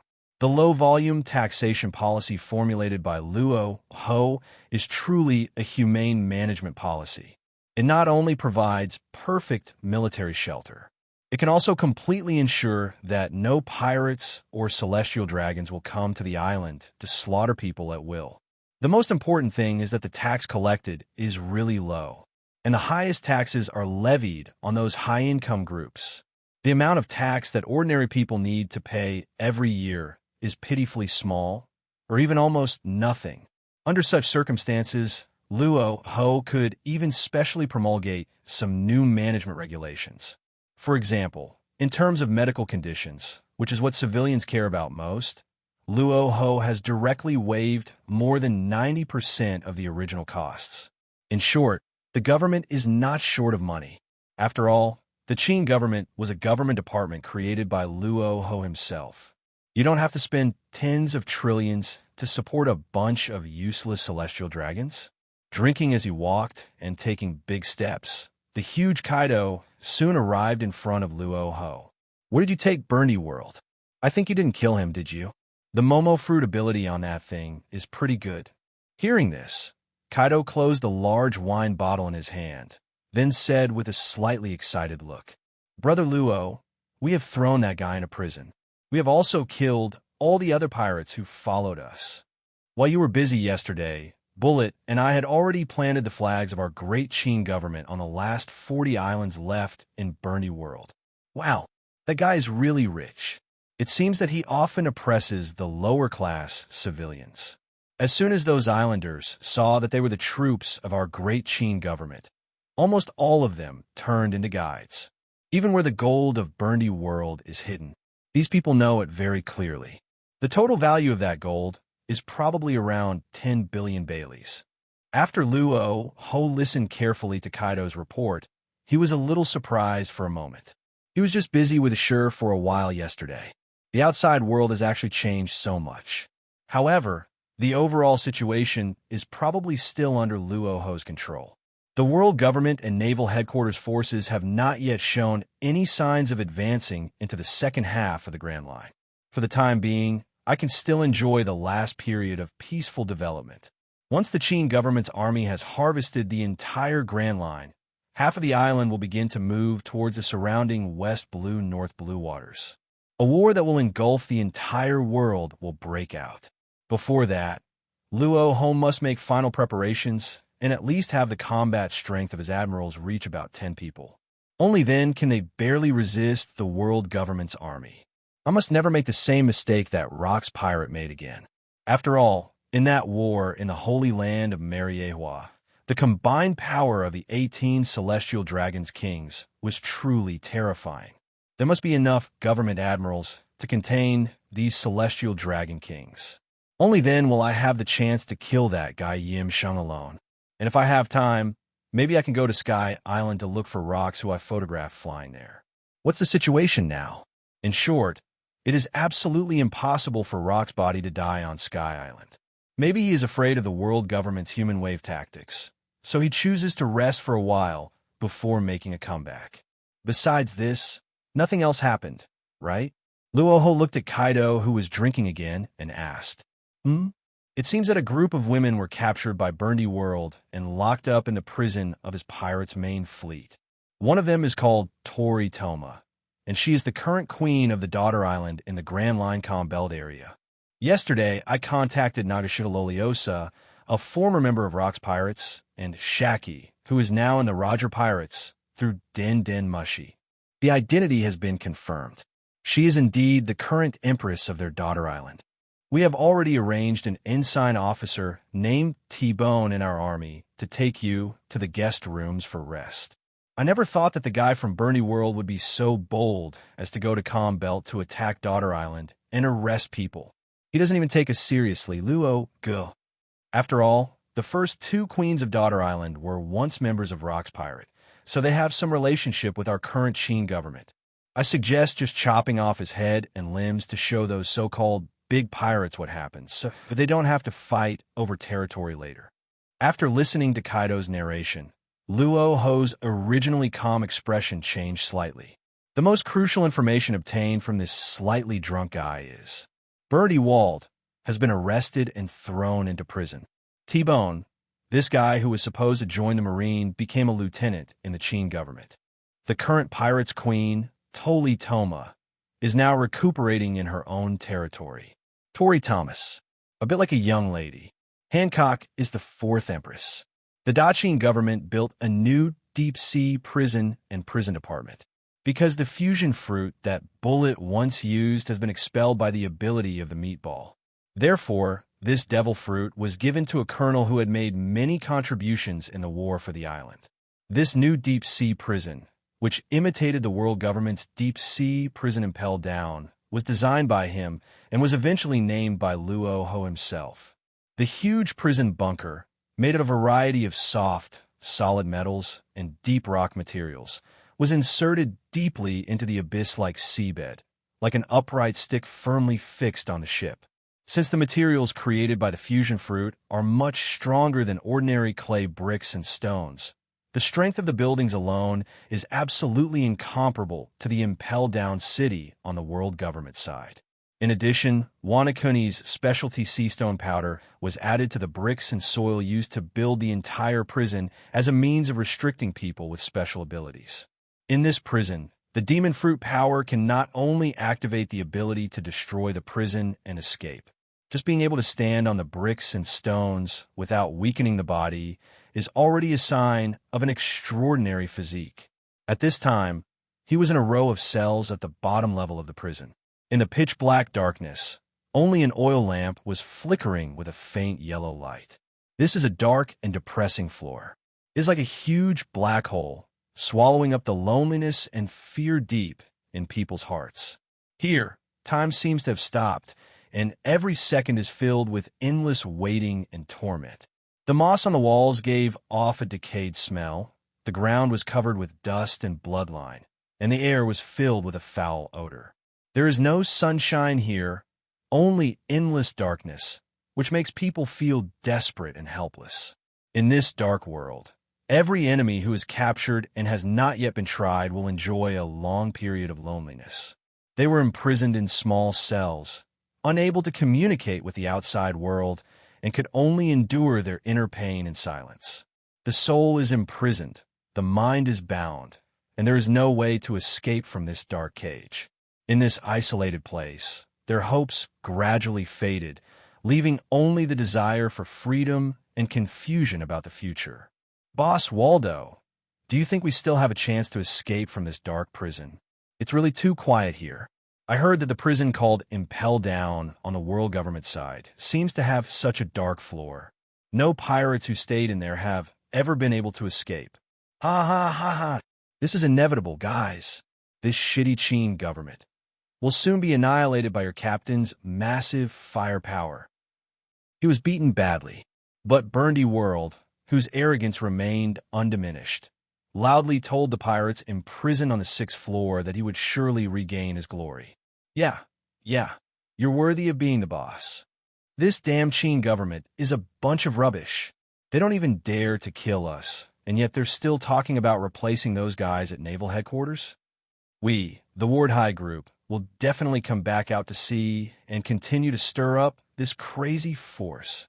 After hearing the heroic voice of their captain, the surrounding pirates finally gained some confidence and began to respond to Burndy World's words. Their captain is the man known as World Destroyer in in this ocean. I heard that even the current Whitebeard pirates and Roger pirates are terrified of their captain's terrifying, destructive power. It's just a prison. How is it possible that I can't escape? As long as the captain has a good rest, we can definitely break out of this damn dark prison. That's right, guys. Believe in the captain's power. Bernie Waldo, will definitely destroy everything that stands in my way and bring everyone back to that ocean. Bandivardo, who was originally a little afraid, suddenly gained a little more confidence when he heard that his crew members were still willing to believe in him. If not for anything else, then for the trust of my fellow crew members.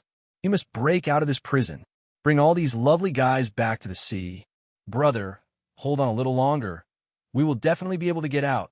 With hope rekindled, Bernie Wald looked at his brother who was imprisoned in the cell next to him and said confidently. At this moment, Biojack looked a little sick, but still showed no fear. He looked at the applicant in front of him with a domineering and arrogant tone, and he didn't seem like the younger brother of the big boy at all. A trace of deep worry flashed in the depths of his pupils. But in order not to discourage him, Biojack still forced a smile and said, "Brother will always believe in you, brother." Once, the two brothers set out from the island together and entered the sea. At first, my brother just wanted to fulfill his dream of traveling around the world and cure his illness. But with the appearance of that damn devil fruit, Biojack could only watch as his brother's inner desire grew stronger and stronger, and he even began to use massive firepower to destroy innocent islands one after another. Under the tremendous destructive power, hundreds of thousands of innocent civilians died, tragically under the destruction of his artillery shells with 100 times the power. Biojack saw all of this, but he didn't know how to persuade his brother not to do something that would be detrimental to anything. Just a few days ago, as the only intelligent person in the Ward Pirates, he saw the news of the establishment of the Qing government through newspaper news. Biojack, who was originally quite interested in this, heard his brother talking about the Qing government's Admiral Douglas Bullitt occupying his territory the next moment. Seeing his younger brother grabbing the bullhorn helmet and rushing out angrily, he was going to settle the score with Bullitt. Biojack could only follow silently to prevent his brother from getting involved in an overly crazy war. After all, as someone who knows world news well, he is very familiar with Douglas Bullitt, the famous pirate on the sea. Powerful pirates who have just made their debut and have already offered a bounty of several 100 million berries. Even if you join the Qing government, you will be directly awarded the rank of admiral in the government army. Fighting against such a powerful opponent, as an older brother, Biojack was very worried that his younger brother would be in danger. Sure enough, after a fierce fight that day, several pirate ships affiliated with the Ward Pirates were completely destroyed. His younger brother also suffered a lot of injuries in that battle. Originally, Biojack wanted to persuade his brother to give up those 30-odd islands and choose to keep quiet. But his younger brother, whose desires had already grown and who had to consider the face of the big pirates, simply could not hear a word. He just kept muttering that he was careless and didn't make good use of the power of the Momo fruit, which led to him accidentally getting close to that bullet. After returning to the base camp to regroup, the Ward Pirates once again gathered more than 10 pirate ships, and the forces came out in full force, rushing directly to the establishment site of the Great Qing government. Without saying a word, they fired a cannonball with 100 times the power, destroying a large area of the island. Biojack, who was also standing on the boat, felt extremely emotional as he watched his brother and friend fall into a frenzy with a proud look on his face. As expected, after the heavy shell was fired, 2 tall figures flashing with violent thunder quickly flew out from the sky. The person who came was Admiral Douglas Bullitt from the Qing government, who had previously fought for the island on the sea, and another person from the Qing government, Admiral Kaido, who has also been described extensively in newspapers. Seeing Bullitt's huge change from its previous form, Biojack's pupils shrank suddenly, and he hurriedly pulled his brother, hoping that he would stop and lead the fleet out of the sea immediately.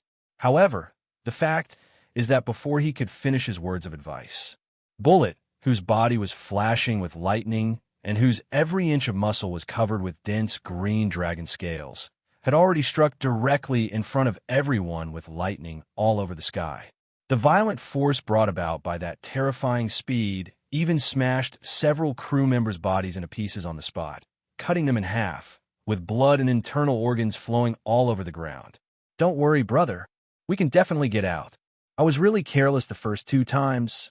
Otherwise, with the Momo fruit's 100 times speed, that guy wouldn't have been able to beat me." Bernie Waldo wandered around in the small cell, looking for any chance to break out. However, he hadn't finished walking a circle yet. A deep voice with extremely high Haki suddenly sounded in front of him. "Don't look for it. There is no way out for you here." Hearing this murderous and extremely dangerous voice, Bernie Waldo looked up in confusion, and a tall figure with a very Haki temperament and even bloody murderous aura that almost condensed into a solid entity came into view. A hairstyle that is slightly longer than a choppy hairstyle reveals a man's strength and fortitude, even though he is only in his 20s.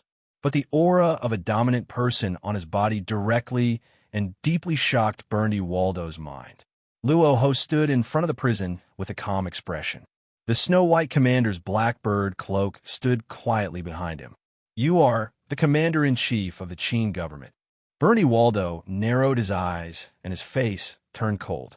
Although he inexplicably felt a sense of fear towards the young man in front of him, he simply suppressed it. There wasn't even a hint of cowardice. He simply raised his fists and madly hammered at the prison windows in front of him, which prevented him from exerting any strength. "I'll give you a chance. Release Lousy immediately. Otherwise, when I find the chance, I will definitely let your entire command headquarters experience the feeling of being bombarded head-on by 100 times more powerful artillery shells." "Did you hear that clearly, little devil?" Bernie Waldo saw that he was completely unable to do anything to the young man, so he could only push and smash the prison cell in frustration. However, to Luo Hu, his frustrated behavior was as boring as a child playing house. Bernie Waldo, the great pirates who emerged during the years when he and the rocks disappeared. Among the bounties offered by the naval headquarters, he is also a heavyweight. But that's all. In this world, there is only him who has not taken any action yet. Luo Hu totally despises opponents of any level. When it comes to one-on-one combat, if an admiral from the naval headquarters comes over, I can directly beat 7 of them at the same time. As long as the number does not exceed this, Luo Hu is confident that he can take down everyone directly. Then kill him. "Little devil, I don't like this title. I was in control of this ocean 6 years ago. You were still a little pirates at that time," Luo Hu said in a calm tone. After the voice fell, Luo Hu slowly stretched out his dark hand that had flashed with black light and pressed it directly on the huge crown of Bernie Waldo's head. A powerful force was transmitted out. Bernie Waldo's pupils shrank to the size of tiny holes. Then, directly under the horrified gaze of his brother Biojack, click! The crisp sound of the explosion is just like an overripe watermelon exploding in the summer. The blood-red juice sprayed all over the ground along with the broken coconut shells. A generation of great pirates. A strong man who can confront the admiral of headquarters head-on. World destroyer, Bernda. He died so easily and unknownly in this dark prison.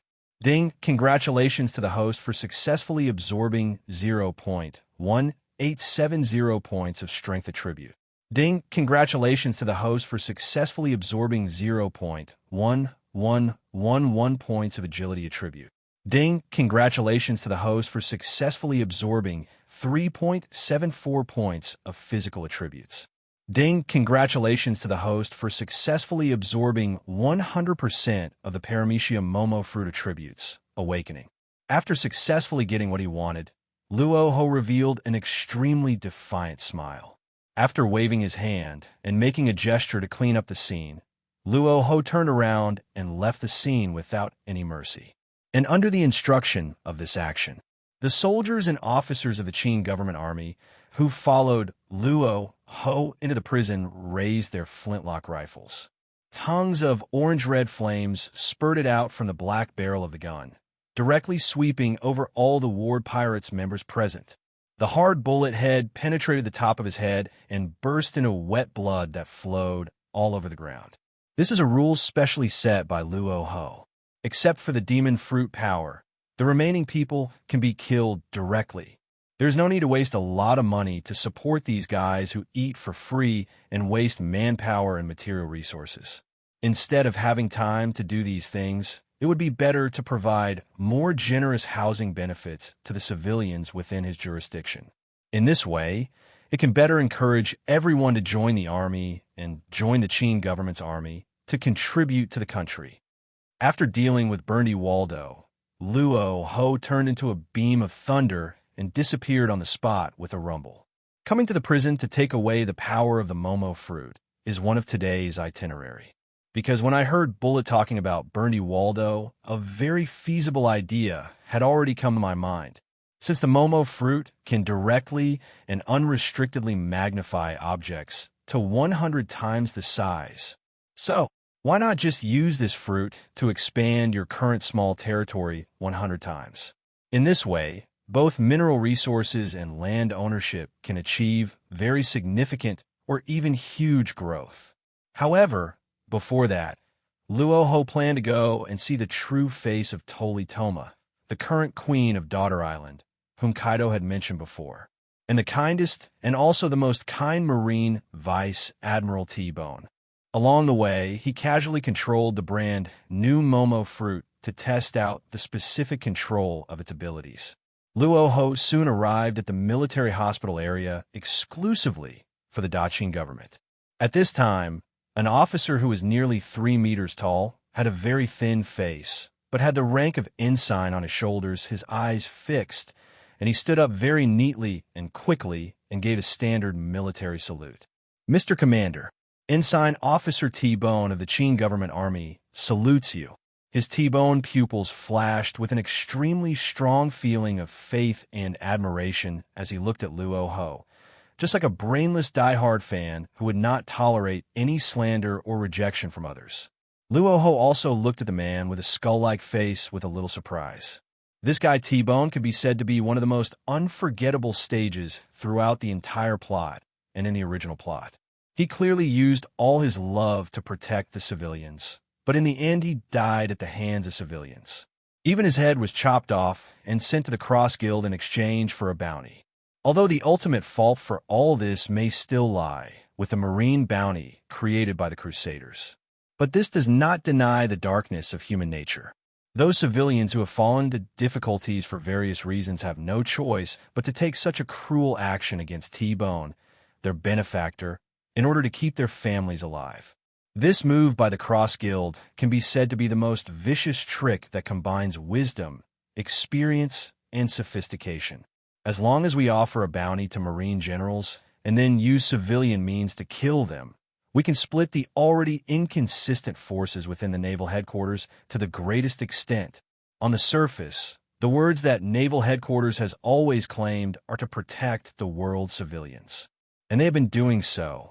But the civilian population in this world is even greater, and in a meaningful sense, it refers to protecting the civilians within the member states that have joined the world government. People from countries that are not members of the world government do not have real human rights at all, and naturally they are not protected by the naval headquarters. But a Marine like T-Bone, who truly possesses kindness and justice, is different. His heart is always with the disadvantaged civilians. This was one of the main reasons why he died at the hands of civilians. However, this also proves that T-Bone Peng In is indeed the kindest and most righteous Marine in the entire naval headquarters system, because he really won't choose to treat civilians of certain countries differently just because they are not members of the world government. If there are indeed good people in the naval headquarters, then T-Bone Vice Admiral is definitely the one with the greatest chance of being selected. Although T-Bone's final ending in the plot was not so good. But this time things are different. The philosophy of the Qin government army established by Luo Hu himself actually attracted T-Bone Peng In to join during this period. He was also directly awarded the ensign rank in the Qin government's army. T-Bone Peng In. Luo Hu muttered the name in a slightly dark voice. Mr. Commander, you actually know me? This is so touching. After hearing Commander Luo Hu mutter his name, the admiration in T-Bone's pupils became even stronger. At this moment, he has turned into a very qualified, brainless fan. Just like Bartolomeo, the coxcomb-haired guy who worships Luffy and his gang from the bottom of his heart. I have heard a little about your kindness. The common people say that you are a very kind person. Luo Hu looked calmly at T-Bone Ensign, who was already a little embarrassed. Really? Really, I'm not that good. It's just the people's excessive praise. I never thought that such words would fall into the ears of Mr. Commander. If you hadn't led the Qin government army to liberate our island from the pirates, I would have died in the hands of the pirates long ago. Compared to me personally, I think the Qin government's army is what people really want. Under your leadership, the civilians in the other countries in the second half of the Grand Line are looking forward to our quick liberation from the nobles' rule. They all said that they had never seen a national army that did not oppress civilians. The Qin government is simply an army born for civilians. Because of us, a series of civilian riots have occurred in many countries controlled by princes and nobles. They also want to obtain more equal human rights and respect like us. T-Bone Peng In looked at the commander in front of him, who was as hot as the scorching sun, with an extremely excited expression. Although in the eyes of ordinary people, Luo Hu's aura is more of an extremely strong, murderous intent and oppression. But in T-Bone's opinion, this is clearly the aura of a king who rules the world and unifies for eternity. In general, the idea that brain-dead fans are born with a filter is still very puzzling. Well, I will consider your words seriously, but there are many powerful pirates in the second half of the Grand Line. We will certainly encounter many obstacles in the process of liberating the areas under our control. However, please, T-Bone Peng Ensign, reply on my behalf to the common people who are oppressed by the nobles. In the future, the Qin government will definitely liberate them. This world is a world of equality. We will never tolerate any noble oppression of the people under the pretext of so-called bloodline. Luo Hu's speech speed was relatively slow, but it added a sense of extreme seriousness. Although Luo Hu's ultimate goal is to eliminate all the world nobles, celestial dragons, in this world, rebuild the world you want. But in this process, it is not difficult to free up some extra hands to clear out the other aristocratic old parasites in those countries. After all, this is also the somewhat ridiculous dream in Luo Hu's mind as a small person. I was once just an ordinary person, but now I have the power to decide the direction of the world. In most cases, we still want to make this world more peaceful and beautiful. The saying that with great power comes great responsibility is never a funny joke. The saying that ordinary people will become Huxia if they gain the power to conquer the world is actually a joke. Even if ordinary people say things that are too arrogant and crazy when they meet someone who needs help on the road, they cannot avoid the urge to lend a helping hand in their hearts. Just like a famous saying, there is always a moment when you are kinder than you think. Inside a large ward in the inpatient nursing department of the Qin government military hospital, Toli Toma, the current queen of the Kingdom of Daughter Island and the current captain of the Nine Snakes Pirates, lay on the soft hospital bed, hugging a thin white blanket. On the other beds in the room, there were also dozens of beautiful-looking but strong-willed female warriors lying. Don't worry, just recuperate for a while at the Qin government. I used to be a crew member under Commander Luo Hu there. He won't ignore you. But after all, this relationship has been going on for many years, and it has become a lot more distant. I still need to be careful about the impact of what I say and do in my daily life. Far out in the ocean, in the Roger Pirates group, Haki, the former Empress of Daughter Island who served as the navigator of Roger's crew, spoke to the Din Din Mushi who had imitated Tori's appearance while smoking a slender lady's cigarette and exhaling fragrant smoke. At this time, Haki finished his instructions. Captain Roger, Pluton Rayleigh, and other crew members gathered together almost at the same time, pricked up their ears, and listened carefully. Even after Haki hung up the phone, the group of people had not yet recovered from the shocking news. Ah, I knew Luo Hu. That guy won't die that easily, right? I really hope to meet him soon. Roger was shocked to hear that Luo Hu was still alive in this world, but he quickly accepted the good news. In his opinion, Luo Hu, with whom he had participated in the God Valley War, is definitely one of his well-deserved friends. And he is a pirate with terrifying strength.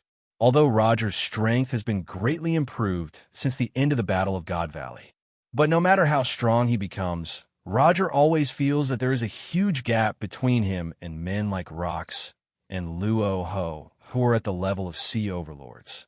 This is something that cannot be compensated for, whether it is talent or hard work. It's as if he was born to be so powerful. But even so, Roger himself will never bow to the strong. When faced with someone stronger than himself, he would just draw his sword and face the challenge head-on. Use all your strength to attack and challenge those strong ones, until I gradually master the strength that is not too far behind those of the strong ones. I really miss it. In the God Valley War, Luo Hu killed hundreds of celestial dragons and even won the title of Evil Ghost awarded by the world government. It's like a F***G dream. Rayleigh stood beside Roger and listened to Shaki's call with deep emotion. As for Luo Hu, Rayleigh still has that old-fashioned impression. For example, when that man sees celestial dragons, he will rush up madly and chop them into 3 pieces, or even grind them to ashes. But we're still very easy to get along with on weekdays.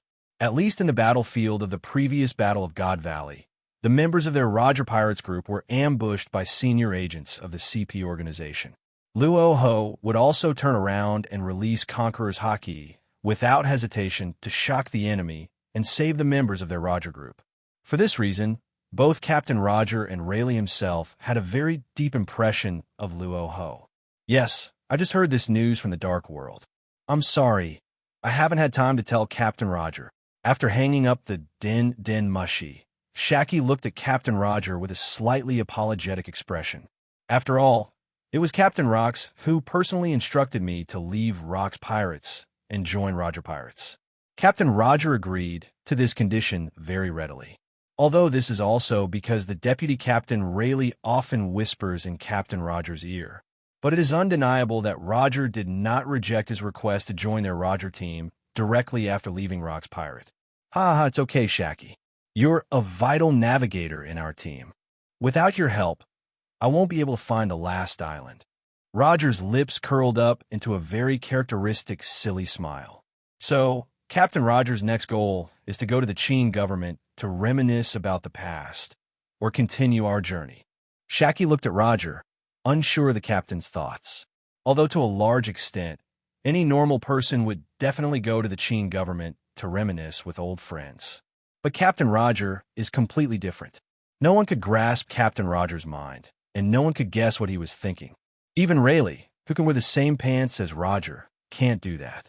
The next voyage is, of course. Let's go to the final island.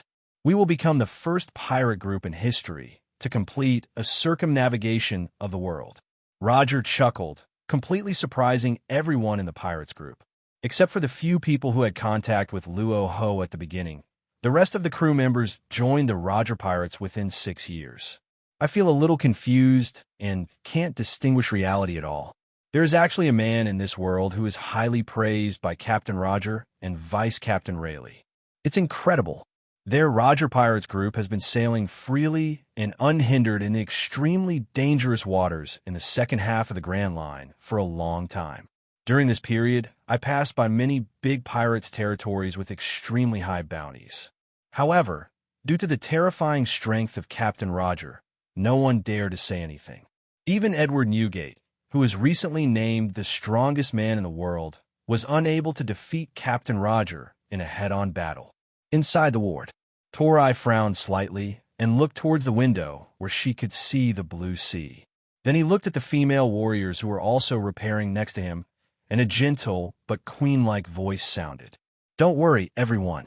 We are absolutely safe within the territory we are in now. Our daughter island's previous queen Shaki and the previous queen's sister Guloli Osa were both members of the crew of the commander of the Great Qin government. our daughter island can be said to have a slight connection with the Great Qin government.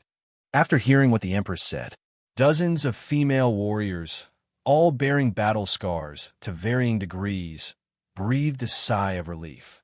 After going through this series of difficult battles and becoming slaves, everyone's hearts had already been tense to the ultimate level. The ward pirates were finally completely defeated. Now they're trapped in a force that is even more powerful than the ward pirates. Now, suddenly hearing such good news, all the female warriors immediately relaxed. No more worrying about the future. The Nine Snakes pirates had set out from the calm belt with the intention of hunting some sea kings and bringing them back to be made into jerky in order to survive the upcoming cold winter. However, they never expected that they would be attacked by the ward pirates directly on the sea less than a week after they set out from the calm belt area. The captain of the ward pirates is a true big pirate with a bounty of over 2.6 billion berries. Even though the Empress of the Nine Snake Pirates is very powerful, the overall combat proficiency of the crew is very high. Still can't match Bernie Waldo's powerful firepower. After a few hours of fighting, their entire crew was imprisoned in the fleet by the ward pirates. If it weren't for the rescue by Douglas Bullet Admiral, who claimed to be the admiral of the Qin government, God knows what unspeakable and shameful things those bastards of the ward pirates will do to these delicate female warriors. After all, such shameless things have always been prohibited on their daughter's island. Even some female warriors have been in their teens and 20s since they were born, but they still have not seen with their own eyes what is different between men and them. It seems that compared to the previous two pirate queens, I am really the most unsuccessful one. Even the pirate ship was directly destroyed by the enemy and sank to the bottom of the sea. After comforting the female warriors, Tori looked towards the coast again with her somewhat melancholy yet gentle eyes. This era is too crazy. She's like a floating duckweed on the vast ocean, wavering and uncertain, without a harbor or direction of her own. The Great Qin government. What kind of courage does this man have to dare to confront a behemoth like the world government? Tori looked at the beach, and some curiosity began to surge in her heart. Boom, boom, boom. Outside the ward where a group of female soldiers were chattering, there was a knock on the door. After hearing this dull voice, the smiles on the faces of all the female warriors stopped abruptly, and they all turned to look at Queen Tori, who had not yet expressed any opinion. Pay attention to your manners. We can't lose face for Daughter Island here. Queen Tori put away her melancholy look and instead spoke with a cool temperament. As the current Empress of the Island of Daughters, Tori herself is also the owner of Armament Haki, Observation Haki, Conquerors, and Conquerors Haki. Especially in the two aspects of Armed Society and Observation Haki, his training was particularly thorough. When Luo Hu walked into the military hospital and talked to T-Bone Ensign, Tori had already sensed the arrival of someone. Come in. After tidying up her appearance, Tori did not dare to delay and quickly spoke up. Click! The sound of a heavy wooden door turning was heard. Luo Hu walked lightly into the ward filled with Amazon female warriors. There are no delicate and charming eyes as imagined. Luo Hu looked around and saw a group of female warriors from Daughter Island, all of whom had the aura of a tough soldier, with a vigilant look in their eyes. According to normal development, all the warriors of Daughter Island come from a country called Amazon Lily Kingdom in the Calm Belt. This country is a real pirate country that maintains its operations by collecting protection fees from other surrounding islands and looting various merchant ships. The Nine Snakes Pirates is an official organization that has been passed down in the Lily Kingdom for hundreds of years. It is worth mentioning that every new leader of the Nine Snakes Pirates is the current queen of the Lily Kingdom Pirates. In each session, they're the most beautiful and powerful women in the entire country. Moreover, all citizens in the country are female warriors with extremely high combat proficiency. Through the method of selecting the best from the best and survival of the fittest, 30 to 50 female warriors will be selected to join the Nine Snake Pirates and become one of the crew members. In other words, there is absolutely no weak person in the entire Nine Snakes Pirates group. At least they are all masters of two-color Haki. Empress Tori, I am sorry to disturb you at this time. Luo Hu stretched out his hand and looked at the woman in front of him. Empress Tori, who had fair skin, short black hair, and the temperament of a noble lady. The body shape of Empress Tori is comparable to the two previous empresses, Galoliosa and Shaki, who had been on Rock's Pirate. It needs to be even more perfect. Those long legs are flawless, as if they were carefully carved. They are slender, straight, and white without a trace of fat. The proportions can be described as the golden section line. The lines are graceful and smooth, white and delicate like mutton fat jade, without any flaws or Madara spots. Every angle exudes a breathtaking beauty. And Queen Tori's height is much taller than Boa Hancock. Hancock's height is about 1.9 meters, almost 2 meters. Queen Tori's pair of long legs alone are over 130 centimeters long, and she has a well-proportioned waist, a slender figure, and the face of a beautiful young woman. She looks just like a 2-meter-tall female volleyball player, but at the same time, she has the temperament and looks of a mature young lady. Hello, Commander. We are the ones who are disturbing you. On behalf of all the residents of the Lily Kingdom, I would like to thank the Qin government for its timely rescue and medical assistance. Tori didn't avoid it all, and directly stretched out her smooth palm like mutton fat soap to hold Luo Hu's palm. Sister Galoliosa and Sister Shaki have already told me that I may have to stay with the Commander-in-Chief for a few days, Tori said embarrassedly while holding Luo Hu's broad hand. Although Elder Sister Galoliosa and Elder Sister Shaki have already explained to me in the Den Den Mushi, I can live in the Daqin government with peace of mind. But after all, that was the relationship left over from the previous Empress. It has nothing to do with her now. Don't worry, you can stay here as long as you want. If you, Daughter Island, are willing to move out of the Calm Belt and join my great Qin government army, I will also welcome it very much. After all, my army is currently lacking a team composed entirely of women. In many cases, you can do things that other soldiers are not convenient to do. Luo Hu smiled slightly, withdrew his hand, and looked up and down at Empress Tori in front of him. Overall, her overall appearance may be slightly lower than Hancock, who is known as the most beautiful empress in the world. But in fact, there is absolutely no difference. After all, two people have different temperaments and personality types. Overall, Queen Tori looks more like a very elegant young woman. Hancock, on the other hand, is more like a timid girl who has just grown up and has not yet shed her mentality. Join the government army? There are a lot of people in our Lily Kingdom. If everyone came to the Commander-in-Chief's great Qin government, I'm afraid your few small islands may not be able to accommodate it, and the residents of our Lily Kingdom may not be suitable for living with the opposite S**X. Tori thought carefully about Luo Hu's words and finally answered. He was also slightly tempted by the idea proposed by Luo Hu. In this crazy era, the order of the entire world has already collapsed beyond repair. Whether it is the 4 seas of Southeast, Northwest, Northeast, and Southwest, or the Grand Line, this entire wide waterway, the number of pirates is soaring at an extremely high rate every year. However, the world government's extraction of funds from the major member countries has continued to increase. Almost all countries are caught in a state of war and hardship. It is also quite difficult for their entire Lily Kingdom to operate in this era. For example, during this time's hunting of sea kings, they were accidentally attacked by the war pirates, and all of them were taken away. If it weren't for the rescue from the Qin government, Tori didn't even dare to think about what kind of setbacks she and the group of female warriors she brought with her would encounter. In this crazy era, it is very necessary to find a very suitable backer. Some time ago, the world government sent people from the naval headquarters to the Lily Kingdom to question her. In order to deal with the chaotic world, the world government recently plans to set up a new battle sequence to control the increasing number of pirates teams.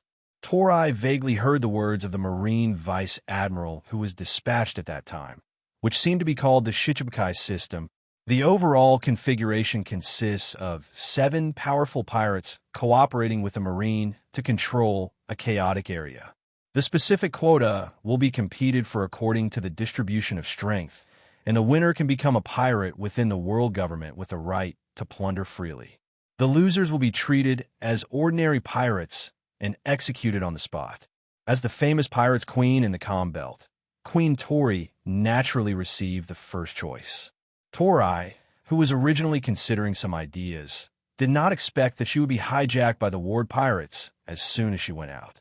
Afterwards, all of them were imprisoned in the fleet's prison awaiting their fate. And now the Qin government has actually extended such an invitation to her. So for a moment, the idea of finding a backer began to spread more and more in Queen Tori's mind. As for the super large island territory, it will be there soon. Or, if necessary, I can also move your 9-snake island to the sea area under the jurisdiction of the Qin government. Looking at Queen Tori, who had already started to have ideas, Luo Hu's heart moved.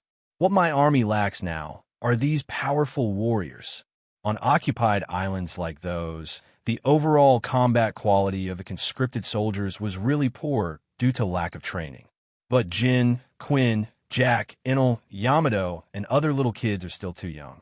It is not suitable to join such a large-scale war. If it weren't for Bullet and Kaido, 2 admiral-level guys leading the way, the fleets of the ward pirates alone would be enough to quickly defeat these groups. As Luo Hu finished his calm words, a ball of light, red energy suddenly appeared in his hand. Tori's pupils twitched slightly. This is the devil fruit ability of the great pirates apeared.With, who imprisoned them before. The powerful ability to instantly magnify matter 100 times. At that time, it was because apeared.With used this ability to magnify the shells 100 times that he was able to instantly destroy the pirate ship of the 9 Snakes pirates. Now, I see this kind of ability again in front of me, in this commander who exudes a domineering temperament. A tingling electric current instantly ran through Queen Tori's heart. As we all know, after the death of the Devil Fruit user, there's a chance that the Devil Fruit will be randomly reborn on a nearby fruit. And if the Momo Fruit ability disappears from apeared.With, so isn't that the real big pirate with a bounty of billions of berries? Has it completely disappeared from the sea in the past few days? Terrible man, Tori screamed, slightly internally. apeared.With was clearly already unreasonably powerful in her eyes. It's so light, and died without any news in the hands of this smiling man in front of him. Even the Devil Fruit ability was taken away. Sure enough, the ancestral teachings left by the successive empresses of the Lily Kingdom are correct. Men are the most terrifying creatures in the whole world. Tori's light blue pupils shrank slightly, and her little heart was beating wildly as she thought about it. She just sat there blankly. Even her hands couldn't help but cover Sakura's peach-pink lips.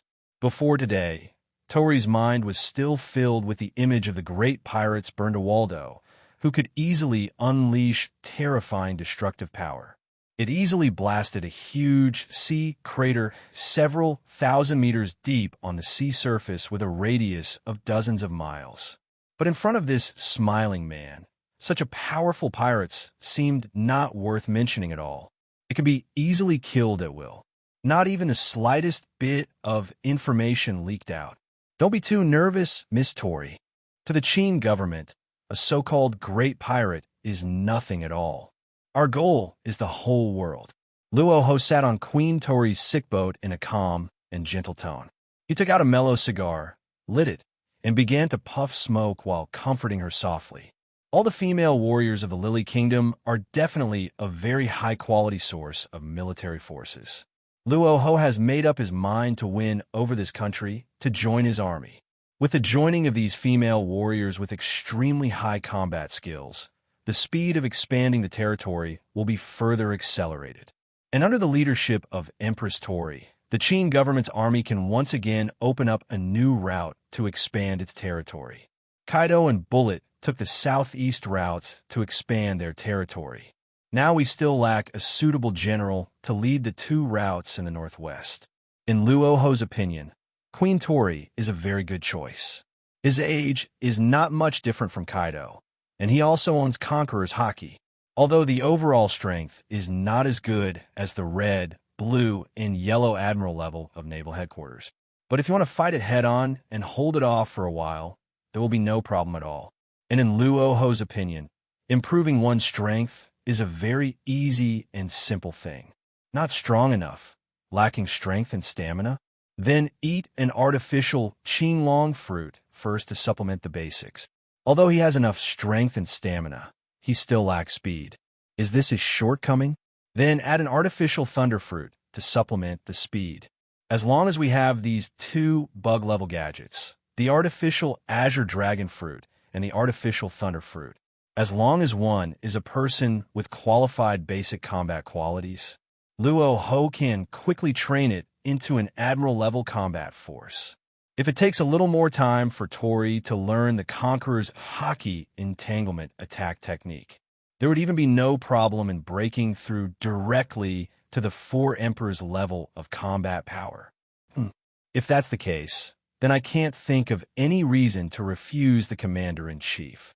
After hearing the man in front of him, who had a domineering aura in his every move, say that the Nine-Snake Island could also be moved here, the last trace of worry that Queen Tori had for the residents of the Lily Kingdom gradually dissipated. Luo Hu smiled with satisfaction. The speed of expanding his territory could finally be put on the agenda again. At the very least, we must dominate the entire second half of the Grand Line by the end of the month. I have to take some time ago and see Newgate, Shiki, and Charlotte Linlin, these guys who are occupying the territory but doing nothing, get addicted to the pirates' pretend game. It will only make the human body's morale even more depressed. If these guys have no intention of fighting, Luo Hu will have no choice but to recruit them by force and give them a piece of land to stay in. I will definitely start another horrific war that will sweep across all the aristocrats in the world. Whether it's ordinary noble old men or those be *******D celestial dragons. Catch and kill them one by one according to the family tree list. What the hell is this noble superiority? You can tell at first glance that he is tired of living. So, Ms. Tori, are you interested in coming and witnessing for yourself the correct use of the Momo Fruit's abilities? He saw that he had successfully tricked the current pirate's queen into joining his team. Luo Hu's mood suddenly became better. It just so happens that I am now heading to the land to try to use the power of the devil fruit to expand the area of my island 100 times. This kind of powerful demonic power certainly needs the attention of some little fans. Only by showing your powerful strength can you better win people's hearts. Of course, Luo Hu did not think that these warriors from Daughter Island would betray him one day. But who can resist a bunch of little fans with eyes full of love? It seems that I am honored, Mr. Commander. Tori's delicate eyebrows relaxed, and a bright smile appeared on her face. Then he followed Luo Hu closely, step by step, and walked towards the land outside. Oh, the Empress actually agreed so readily. He is an evil man. This is really weird. Isn't Queen Tori always aloof? Why is she acting so weird today? Never mind, let's go and take a look. After all, he is the commander-in-chief of the Qin government. If we miss this glimpse, it will not be so easy to see such an important figure again in the future. The surrounding female warriors were so excited when they saw that the once cold and aloof Empress suddenly became so enthusiastic and did not refuse at all. For a moment, all the women seemed extremely surprised. However, despite this, the female warriors are still very curious about what kind of physical strength is needed to directly magnify the entire island 100 times. If you drain your physical strength like this madly, it would be easy to drain you dry, right? Even the great pirates Bernie Waldo only enlarged a small cannonball 100 times. The commander-in-chief of the Qin government is so crazy that he wants to expand the area of the entire island. It's simply a fairy tale like the myth of the Lily Kingdom. And the most important thing is that their queen, who is always known for her wisdom, actually believed such words directly. Could it be that Her Majesty the Empress really trusts this man so much.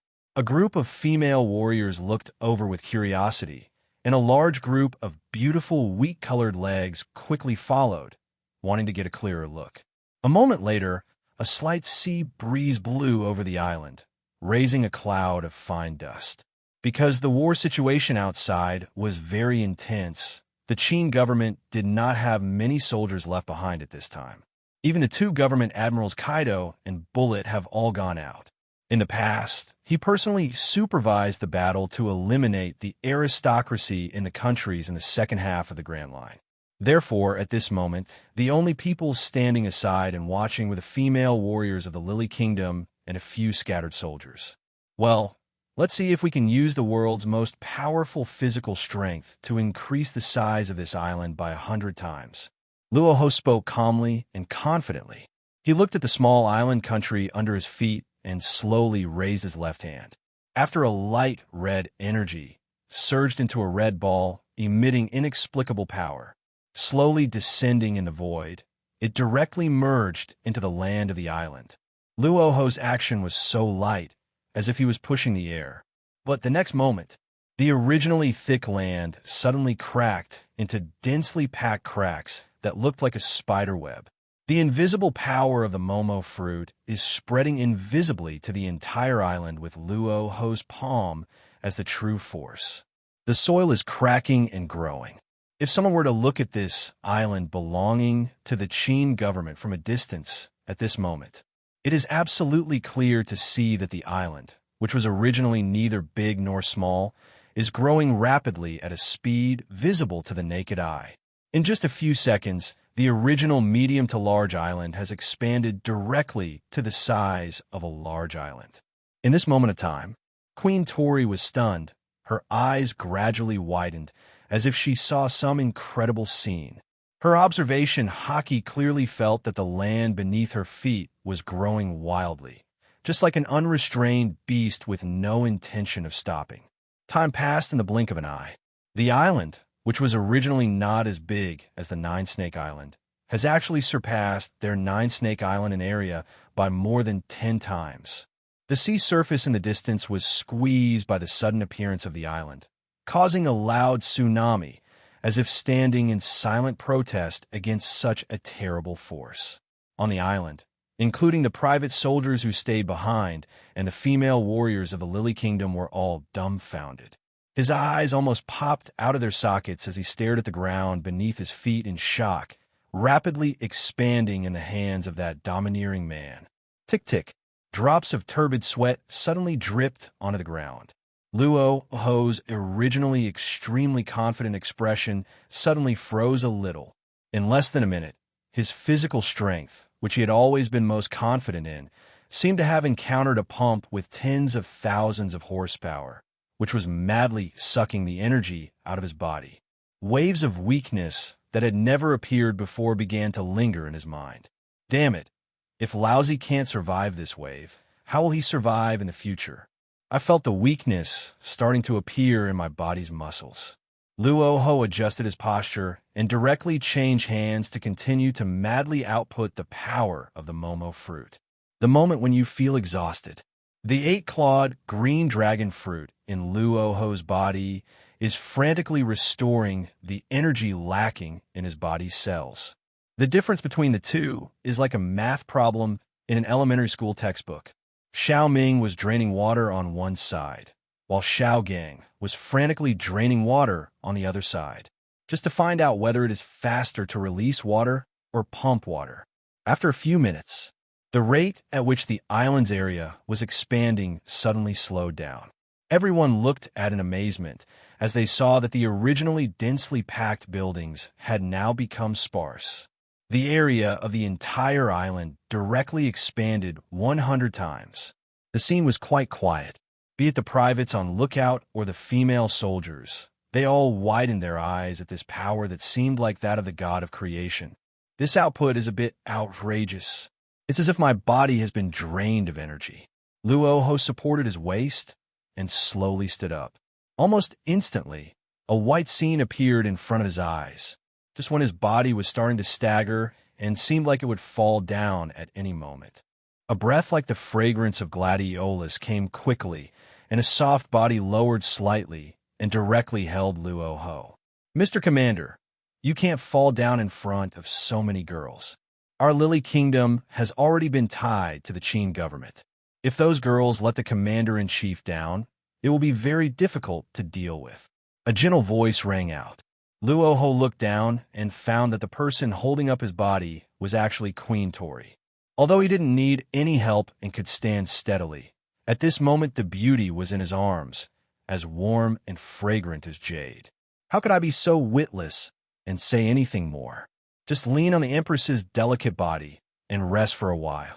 The next day, the only memory I had was that after expanding the island's area yesterday, I was supported by Queen Tori and returned to the room for a massage and rest. The relaxing feeling from the slightly cold little hands massaging his shoulders actually made Luo Hu fall into a deep sleep. It's almost noon now. Luo Hu slowly opened his heavy eyelids. At this moment, Luo Hu felt as if every muscle in his body was torn apart by a ferocious beast. Waves of fatigue and pain that penetrated deep into my soul kept coming. This is the damage caused by excessive physical overdraft, just like the fatigue of forcibly using Indian magic oil to start the machine. Feeling the long-lost feeling of weakness, Luo Hu couldn't help but fall deeply into emotion. I originally thought that I had become the strongest fighter in the world. However, yesterday's wave of island expansion made Luo Hu feel physically weak again. It seems that paramecia devil fruit is something that not everyone can handle. If you use it carelessly, your body might explode. After all, not everyone is the protagonist.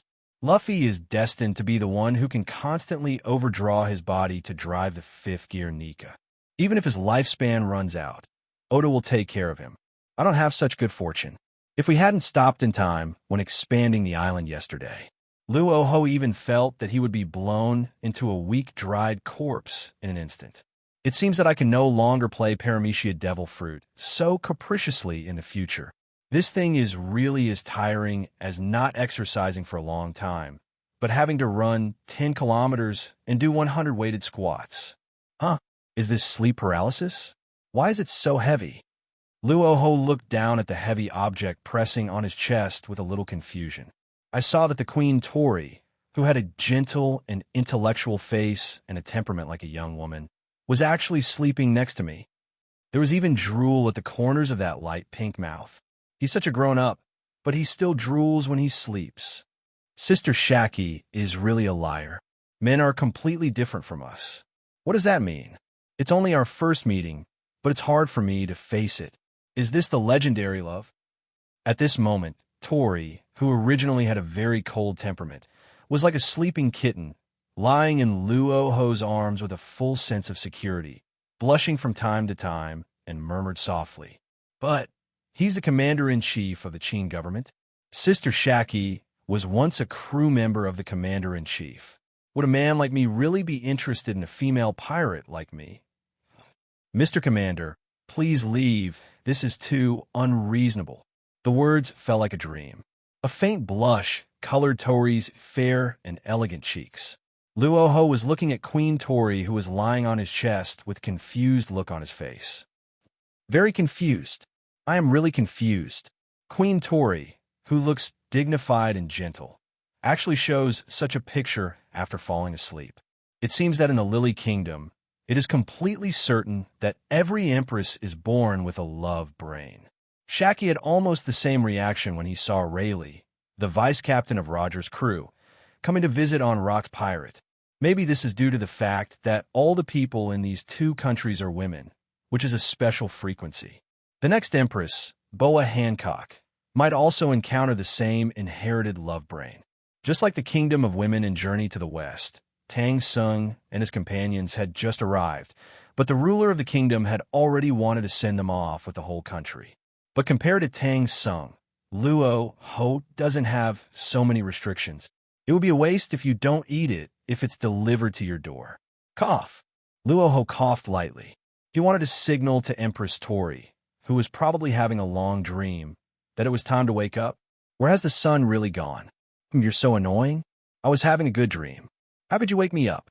Empress Tori, who had a blushing face, let out a moan, and the moment her beautiful dream was shattered, she slowly woke up.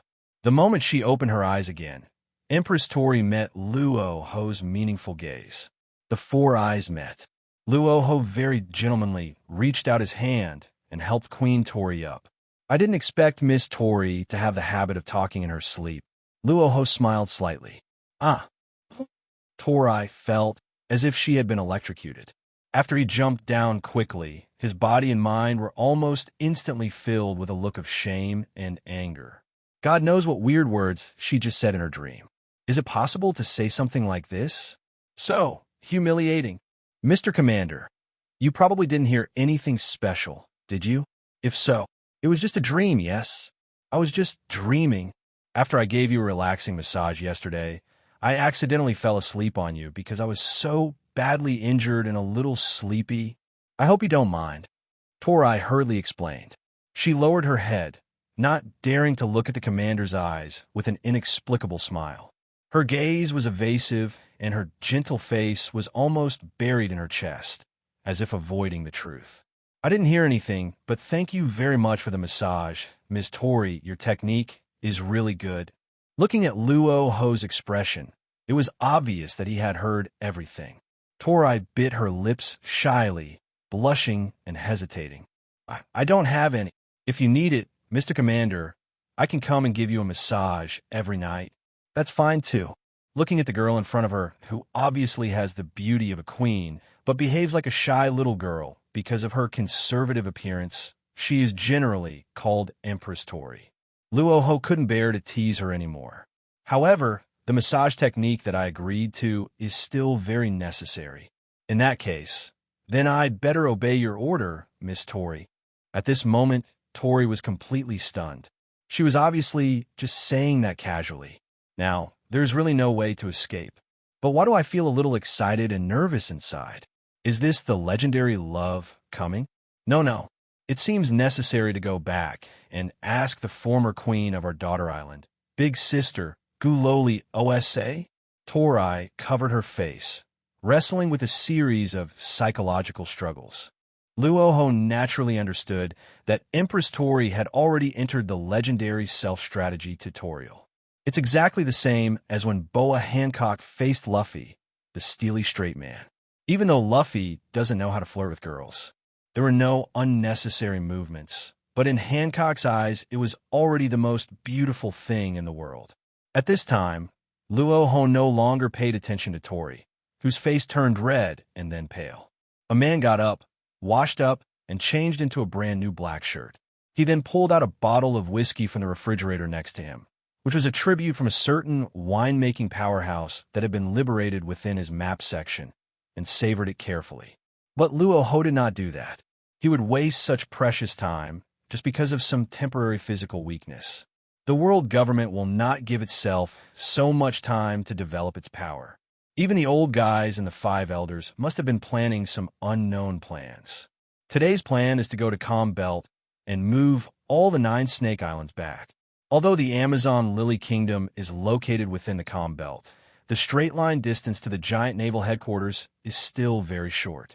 Judging from the speculation of the plot alone, Luffy set out from 9 Snake Island, first traveled by sea, then passed through the 3 ocean currents of the naval headquarters. But in the end, he still had enough time to arrive at the Summit War site to rescue his brother. Judging from such a tight time period, the location of 9 Snake Island should be within the Calm Belt area, which is quite close to Sabeti Archipelago and naval headquarters. Although Luo Hu was very confident that with his strong ability, he could take on the entire naval headquarters without losing. But in the current situation, it is better not to fight for the time being. Are you ready? Let's get started. Luo Hu returned to the room, and at this time, Queen Tori's originally rosy face gradually regained some of its normal whiteness. So fast. The environment at the scene was extremely quiet. All sounds seemed to be swallowed up by an unknown breath. Even a silver needle falling on the floor could be heard very clearly. Luo Hu adjusted his black shirt, which was very close-fitting and showed off his perfect muscular body. He elegantly held the whiskey in one hand and gently unbuttoned his shirt with the other hand, revealing his chest, which contained fierce power. Tons of tons. After blowing out all the liquid from the bottle of liquor in his hand, Luo Hu turned around and saw Queen Tori standing there in a daze with her face turning as red as an apple. Any questions? I'm on a tight schedule, so of course we have to get this done quickly. Luo Hu looked at Tori, the empress whose beauty was full of the aura of a young woman, in confusion. Why is this guy so shy like Hancock? Didn't I say I was going to Nine Snake Island? Are there any banned words? Are you shy about a bubble teapot? She should learn from Tion Yuesher. A woman from the Japanese culture wouldn't be so shy. Since the commander-in-chief has said so, then, okay, unspecified currency, mega unspecified currency. Tori slowly lowered her head, looked at the tight little jacket on her body, and then raised her hand to, no driving. Damn, I was caught by the review again. I deleted a long paragraph of carefully crafted text with tears. Hashtag. After standing there in a daze for a few seconds, Luo Hu looked in slight surprise at the Queen Tori in front of him, who had almost finished her work and showed off her perfect figure. That's great, but what I just said should be to go to your Lily Kingdom and move the entire country to the jurisdiction of the Great Qin government, right? Luo Hu stood there righteously and admired it. Overall, it's perfect. The Empress's skin is fair and rosy and looks quite healthy, if we compare it with Tyne Yushi. Then the biggest victory of Queen Tori lies in her unique temperament of a queen and her more powerful and slender white legs. This is so embarrassing. Hey, what are you doing? Tori just froze in place, after realizing that I had completely misunderstood Luo Hu's meaning. He was so embarrassed by his own dissolute behavior that he immediately found a place to hide. Takuri _3 Mr. Commander, you should believe that this was just an accident, right?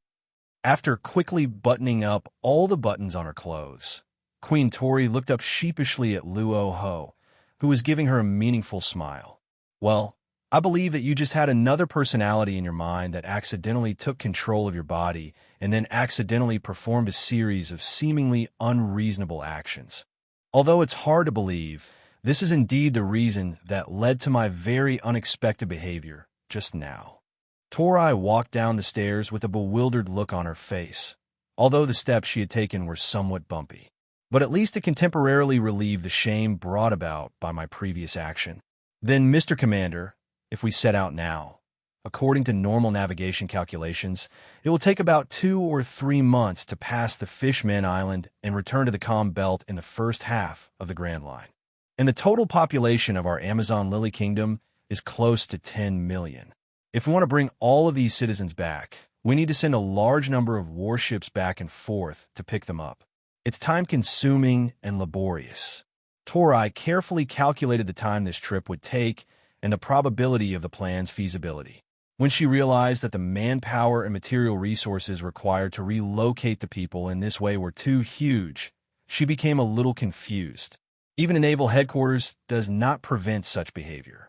It is not easy to transfer so many people away. Don't worry about this. We'll just travel back. Luo Hu smiled gently. Then he stretched out his arm and grabbed the graceful figure of Empress Tori. This. How can this be possible? If someone sees this, it will be such a loss of image. Queen Tori had no idea what Luo Hu was going to do to transfer so many people to the territorial waters of the Qin government in the second half of the Grand Line. It's time to sit tight, Ms. Tori. Now, please recall the specific scene of the Amazon Lily Kingdom in your mind. Luo Hu exerted slight force with both hands. Tightly control the safety bottom line. I'm ready. You can start using your abilities right away, Commander.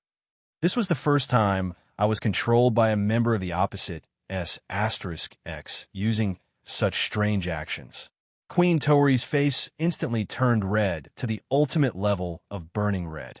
After seeing that Empress Tori was sure that everything was ready, Luo Hu directly activated the ability of the paramecia fruit in his body. A ball of bear paw pads began to form between the palms due to the movement of the devil fruit energy. Gently raise your palm. Then with a loud bang, it landed heavily on the back of Queen Tori. Ah! Suddenly, a burning pain swept through Queen Tori's mind. I couldn't help but scream out in pain. But even so, Queen Tori still didn't feel any annoyance in her heart. Maybe this is the attitude of looking at people. A dog licks a dog and ends up with nothing. He has yellow hair and is surrounded by girls. It's not that girls don't like you, they just prefer bad guys. Of course, all of this still requires a certain level of beauty to set off. Being handsome is called proper emotional regulation. If your appearance isn't good enough, that is a clear case of provoking trouble, insult, and attempted infringement. Under the explosion of the power of the meat glob fruit, Luo Hu took the confused Queen Tori and quickly drew a shadow that was completely invisible to the naked eye and flew into the sky. The ability of the meat glob fruit is almost the most bug-level ability in the world. As long as it has passed through a place, it can use the power of the meatball fruit to instantly fly away. Even if you want to go around the whole world, it can be done in less than 3 or 2 days at most. It is simply the best equipment and weapon for home travel, murder, and arson. The only pity is that in Bartholomew's hands, this devil fruit has not yet exerted its maximum power. It was directly forced offline by the old villain Oda. In the sky, Queen Tori held Luo Hu's hands tightly with both hands for fear that she would accidentally fall from the height of such high-speed flight. This is the feeling of love. So fascinating. So Haki said she would go to sea no matter what. Is this the reason why she looked for that blonde-haired man? How abominable. Sister Haki.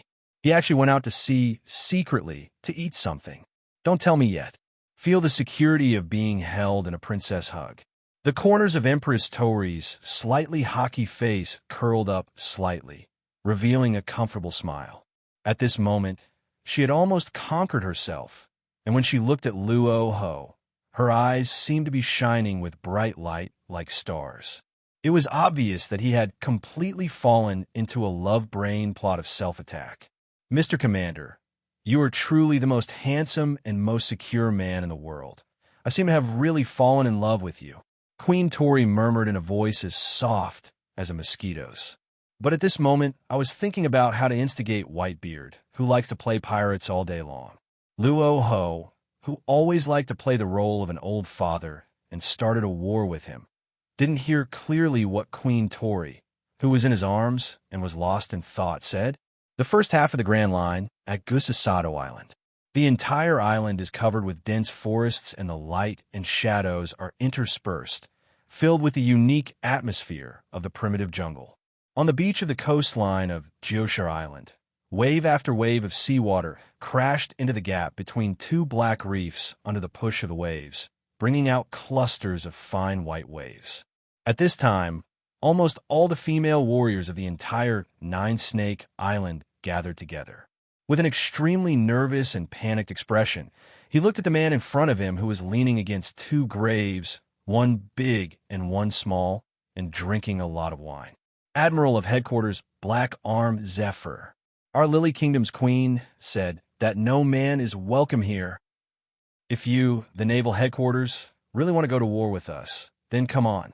A tall female warrior with a healthy tan skin walked up to Zephyr and warned him in a very serious tone. She is Minister Hualan, one of the most trusted ministers of the Lily Kingdom by Queen Tori, responsible for managing the operation of the entire country when the Empress is away. At this moment, even when facing an admiral with the highest combat power in the Naval Headquarters, there was no trace of cowardice in her eyes, because there was no joking in what she said just now. The Lily Kingdom is a country located in the Calm Belt area. They can fully rely on their unique geographical advantages to resist any large-scale war launched by any force in the world. The reason is because there are tens of thousands of gigantic super sea kings lurking in the Calm Belt area. As long as they didn't leave the Calm Belt, no force would be able to launch a massive attack on the Lily Kingdom. Even the expensive and extremely sturdy large warships of the Naval Headquarters would not be able to withstand a single blow from these terrifying sea kings and would be sunk directly to the bottom of the sea. Well, don't be nervous. I will leave as soon as possible. Give me 2 more minutes. My wife and child are buried here. Forgive me for not protecting them. My wife was once a resident of your lily kingdom. Please allow her to return her hometown again. Thank you. Zephyr took off his gold-rimmed glasses, which had been blurred by tears. His originally loud voice had already turned into a hoarse and dull state over the past few days. To this day, he still hasn't forgiven himself for why he rushed out that day to take on that bizarre task. If he had followed the normal rules and regulations that day and stayed at home to spend time with his wife and son, none of this would have happened. And he would not become a lonely man who lost his wife and lost his ambition in middle age. You were talking about Marilyn. What happened to her? Why did this happen? The tall female warrior looked at the grave with a cross on it and looked at Zephyr in front of her in some surprise. I didn't expect that he was about the same age as me. Marilyn, who was once considered a playmate, returned to Nine Snake Island in this state after going out to sea for several years. When Marilyn said that she was going out to find true love, they reluctantly parted on the beach. I didn't expect to see you again in just a few short years, but it would be in such a situation. You are the admiral of the naval headquarters. Can't you even protect your own wife? What's the point of a man like you living in this world? You useless thing, take your marine soldiers and get out of our Nine Snake Island. We will never welcome a useless guy like you here.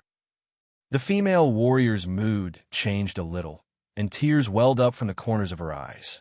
But he angrily scolded the Marine Admiral in front of him, who only knew how to drink, with an extremely cold tone. Terribly sorry. Zephyr stood up dejectedly. He did not refute the female warrior in front of him, because what they said was indeed true. Zephyr was a complete waste of man. If you can't even protect your own wife and son, how dare you talk about protecting justice for the entire world? Even when we already know who the mastermind and murderer are. However, he still had no ability to pick up his sword or ride his horse to seek revenge. Even his colleagues who shouldered the justice sequence with him were shocked when they heard that he was planning revenge. He simply chose to remain silent. Let him put the overall situation first and not act on impulse, so as to plunge the reputation of justice of the entire naval headquarters into complete darkness. When I returned home, I looked at the white walls covered with various honors. Zephyr, after being depressed for a long time, he went alone to the morgue of the Naval Headquarters Hospital to collect the bodies of his wife and son. Then at this time today, he brought his wife back to his hometown and buried her alone. After slightly smoothing the cloak of justice draped over his shoulders, he prepared to leave Nine Snake Island step by step with drunken steps. Stop right there, ma'am. Do you just want to walk away like this? Don't you even have a slightest thought of avenging your wife and son? If you don't dare to take revenge, then leave the murderer's information. Our Lily Kingdom warriors will wash away this shame from Marilyn. Seeing that the man in front of her actually wanted to leave Hua Lan directly, she suddenly became extremely angry and started to scold him. She really didn't understand why Marilyn fell in love with such a useless man. It's really stupid.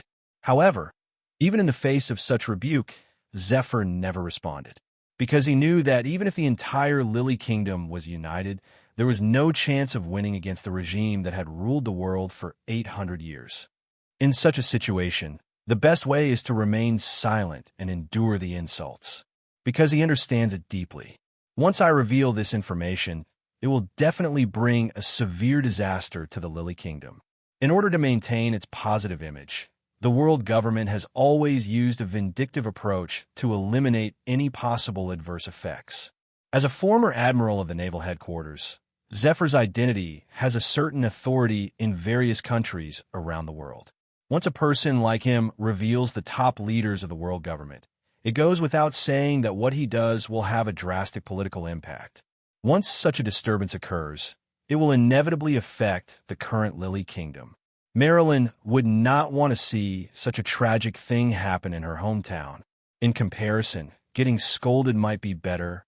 Zephyr sighed heavily and walked towards the warship on the shore without looking back. Having lost his wife and son in middle age, he suddenly went from having a happy and complete family to a miserable life of being alone. Zephyr was unable to do anything amidst all these emotions. Even if we know who is the mastermind behind the incident, we will never be able to take revenge. At this moment, his originally strong body even became a little hunched. I don't know whether it was due to the overall situation or the word justice that I had to bear was too heavy. He actually chose to suppress his emotions in order to avoid affecting the overall development of the naval headquarters and the beliefs of the Marines. Perhaps the Z, who wanted to devote his life to justice since childhood, is really going to disappear.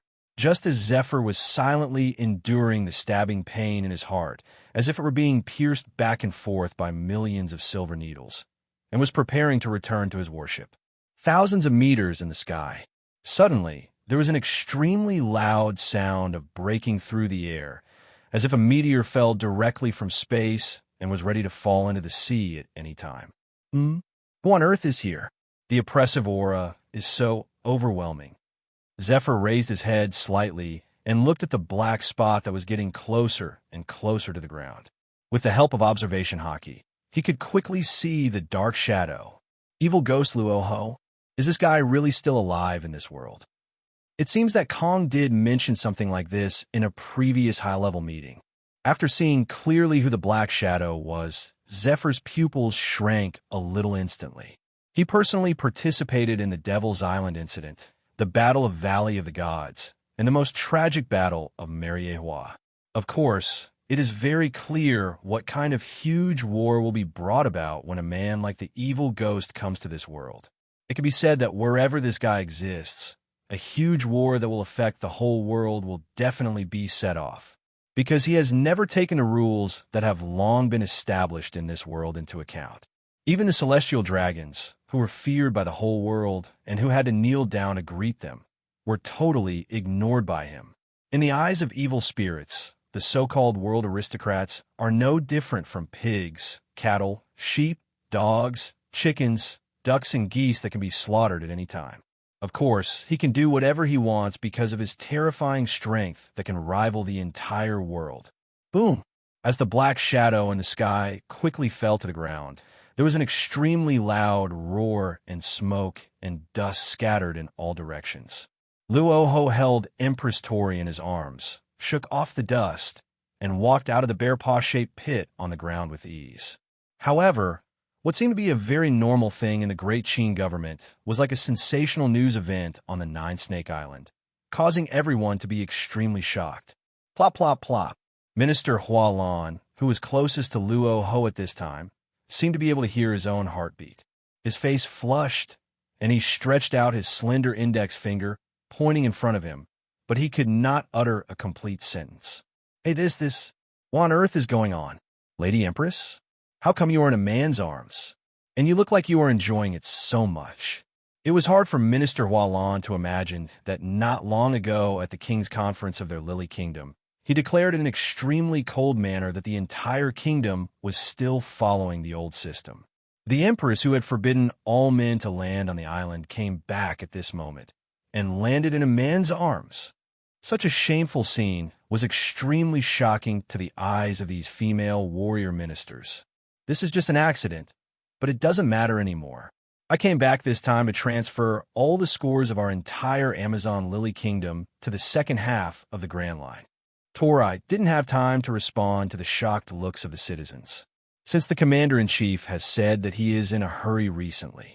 As a member of the country that has decided to join the Qin government, she should naturally share the Commander-in-Chief's worries. This is clearly a choice where the benefits far outweigh the disadvantages.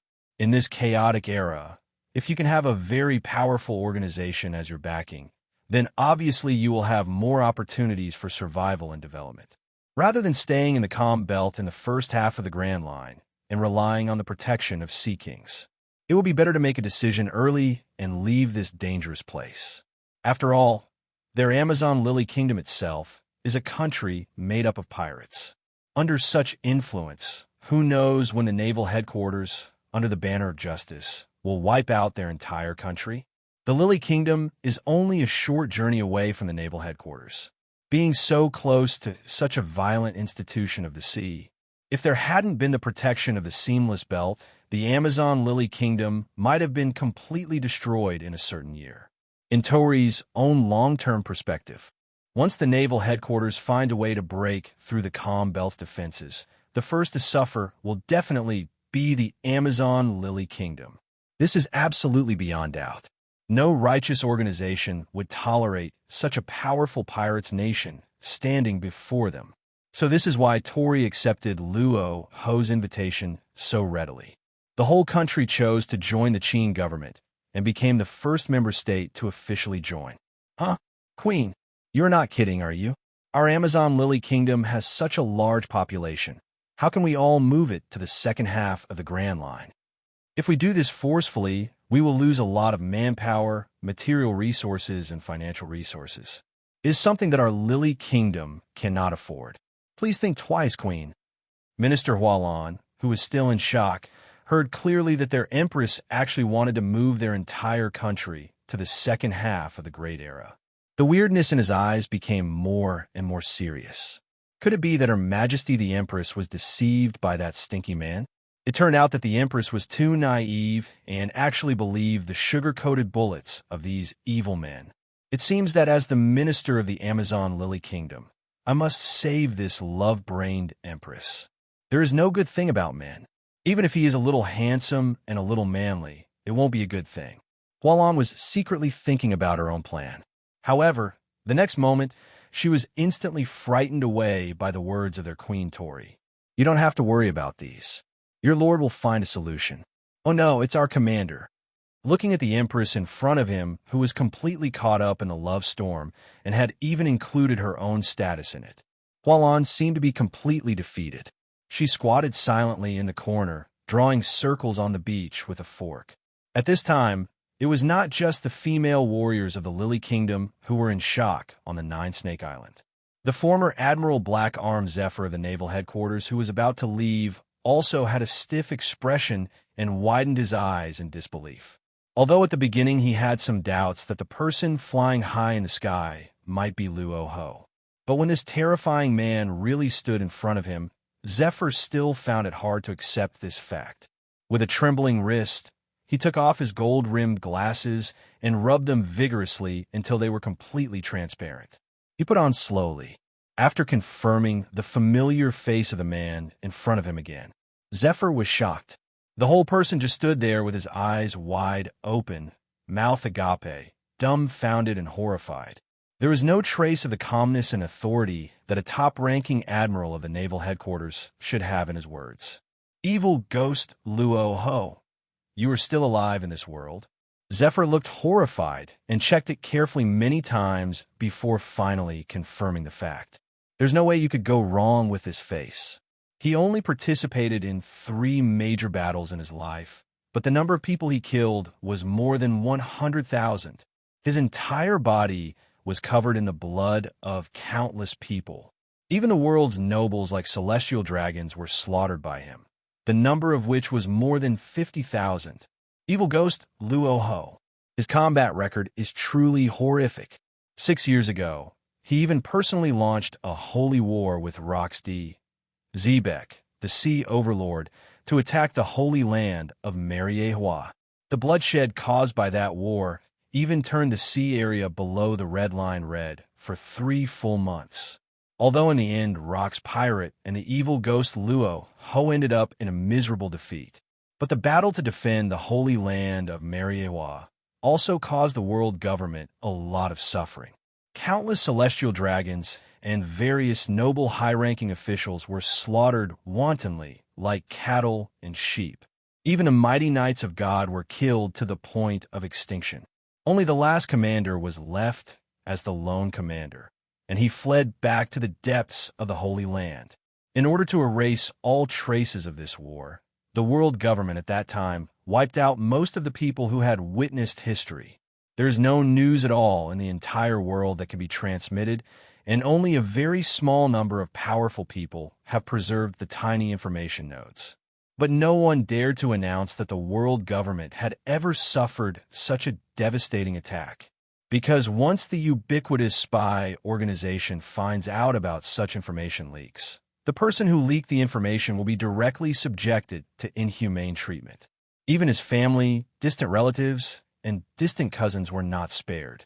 Only through such cruel means can the war be completely eliminated. Haven't those guys from world government already confirmed that rocks and this guy have been completely annihilated? How is he still alive? And so unexpectedly, he arrived at the calm belt in the front half of the Grand Line at the same time as him. And what a coincidence that they arrived at the beach of Nine Snake Island at the same time. And after so many years, the power of this evil ghost seems to have become even more terrifying. No wonder that lousy Marshal Kong has been boosting the morale of the Marines these days. It turns out that I found some clues. Zephyr was thinking silently, with an unsettled look on his face. Since the end of the war that year, his personal strength has also been greatly improved. Especially in terms of armament Haki, it is directly on the same level as that guy Garp. Although there's still a slight gap, it is not that big anymore. Admiral of Headquarters Black Arm, Zephyr. Shashibuladana. Originally, he planned to end the battle quickly and blow the entire island away. Then Luo Hu quickly threw it to the other side of the Qin government's territorial waters. After seeing Zephyr standing alone next to him, he immediately greeted him. After all, we are old acquaintances. This guy would appear in every war he participated in. Although I have never fought with him, he is still an old friend.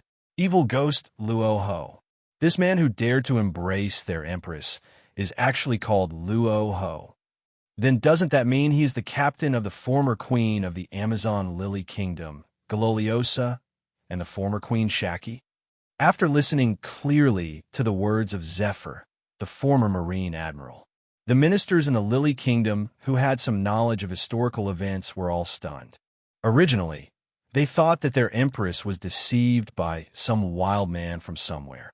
Now it seems that this is not the case.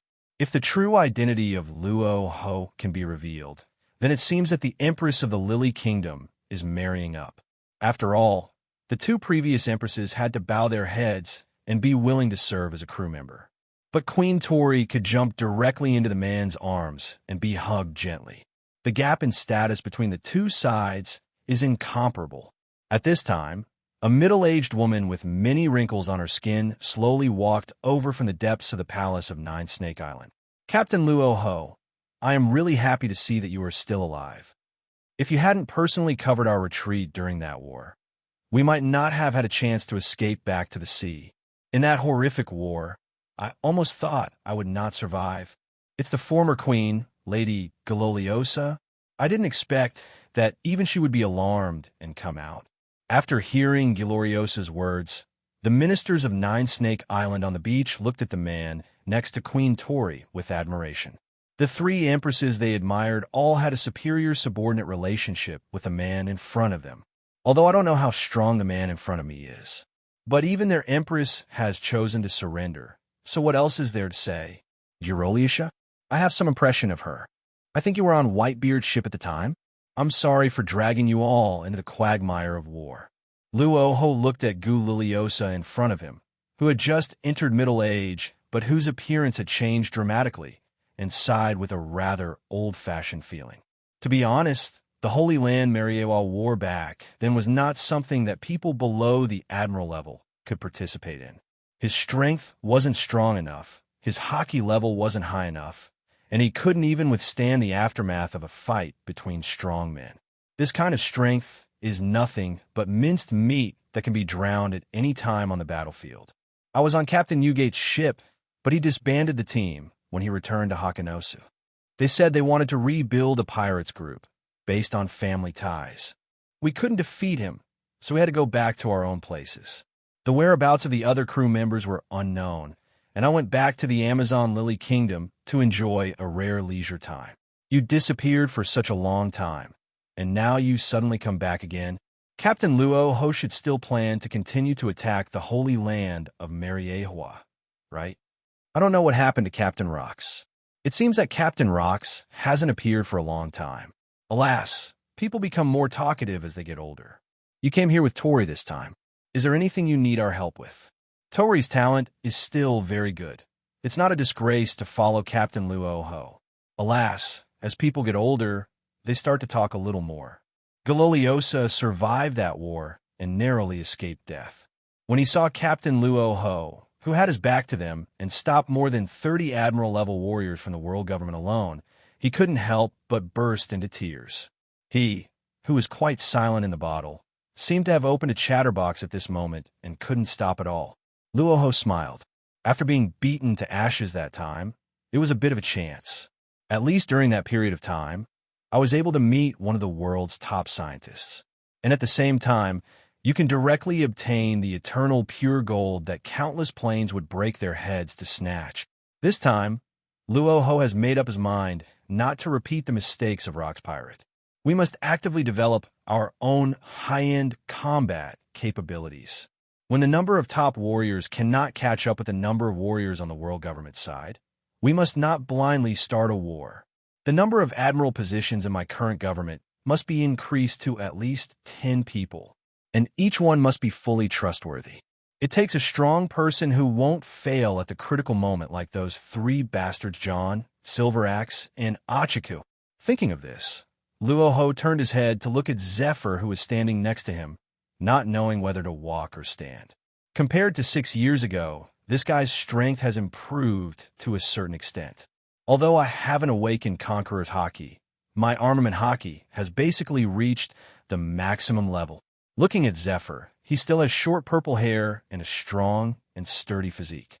Luo Hu felt a slight movement in his heart and had the idea of recruiting him. If the previous incident had not happened, it would be impossible to recruit a Marine admiral who had a sense of justice in his heart. But since the world government is still so reckless and killed Zephyr's family, isn't this definitely giving him a chance? If we don't seize the opportunity to recruit this former admiral of the naval headquarters to take up an admiral position, it would be a waste of talent. After all, if Zephyr continues to stay in Marine, then the subsequent Shichibukai system will be established. Zephyr is bound to cause a bigger reaction, and even in the subsequent plot development, it will be due to the appearance of White 2. While protecting the crew members from recruitment, he had one of his arms chopped off and had to retire on the spot.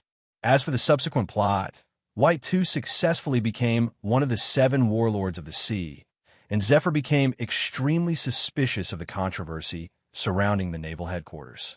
Eventually, he defected from naval headquarters and established one Marine. He was annihilated by his 3 favorite disciples Akainu, Kizaru, and Akiji, one of whom gave orders, one took action, and one went to the grave to destroy him in the sea. Admiral Zephyr, if you have nowhere to go recently, you can also consider coming to our Dachin government to serve. As the leader of the government, I can reserve an admiral position for you. Luo Hu looked at Zephyr, who was about to leave, but then slowly stepped back down and invited him in a very enthusiastic tone. I am no longer a Marine admiral. Now I'm just a free man. I just keep my rank and position in the Marine Corps. Besides, being an admiral is too troublesome. Zephyr smiled and sighed in a rather helpless tone. Lord, how can you invite this Marine to join the great Qin government with our Lily Kingdom? A man like him doesn't even dare to say a word about Maryland's hatred. Seeing that Luo Hu, the king who had easily taken over their empress, actually started to invite the former Marine admiral who was just a waste in their eyes. Minister Hualan immediately stood up and tried to persuade them.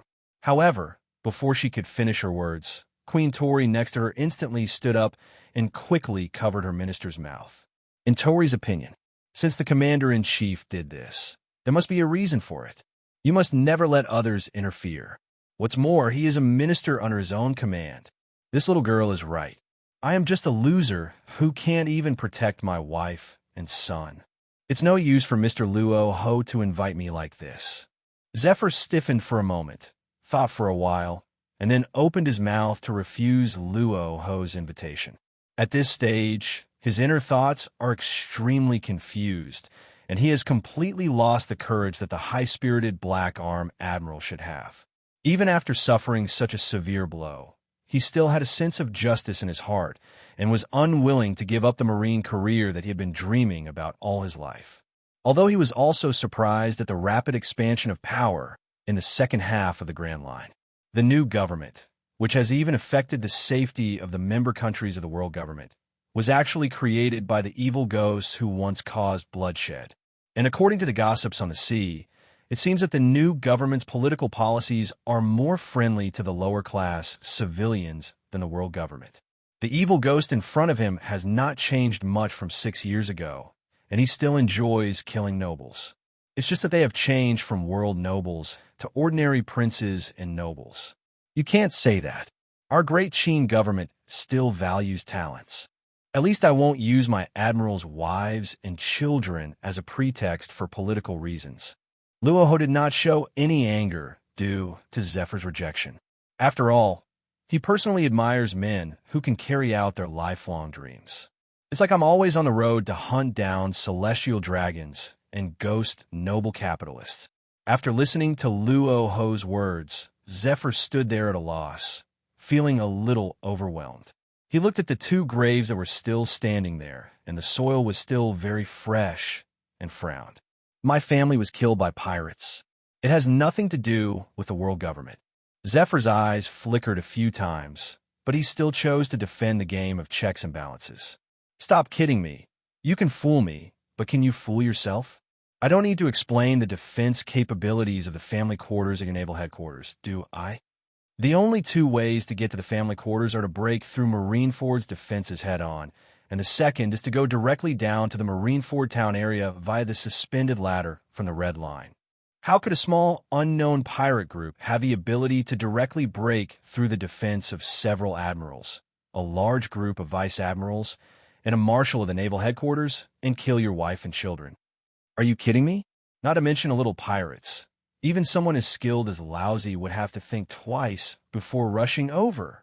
Lousy will give you one last chance to join my government. Join me and kill Mary-Ehua, the sacred place of celestial dragons. Stop being so fussy. As a man, show Lousy your last bit of courage. Seeing this insignificant guy, Luo Hu snorted coldly and scolded him mercilessly.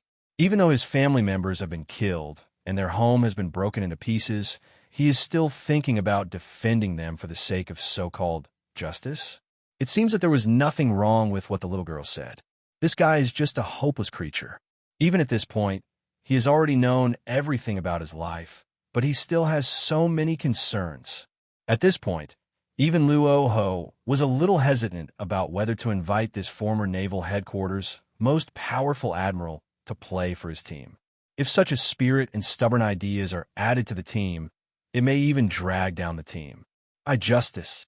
Zephyr's originally troubled expression gradually turned into a dark state like the bottom of a black pot. He clenched his fists tightly, with the veins on them exposed, and looked at the person in front of him who was dozens of years younger than him. But there is Luo Hu who is many times more insightful than himself. Yes?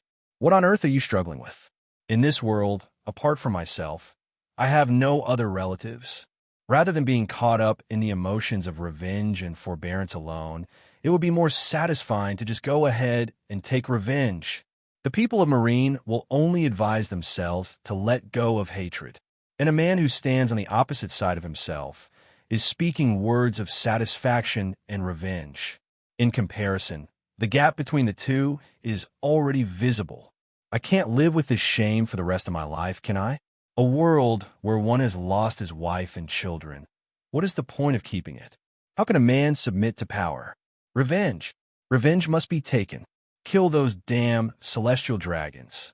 We must make sure that injustice no longer occurs in this world. At this moment, Zephyr's aura grew stronger and stronger, and the dark clouds in the sky that were about to fall into a rainstorm began to blast out pale lightning. It seems like a doomsday-like storm is coming. On the beach where the sun had disappeared, Zephyr lowered his head slightly to look at the 2 graves, one large and one small.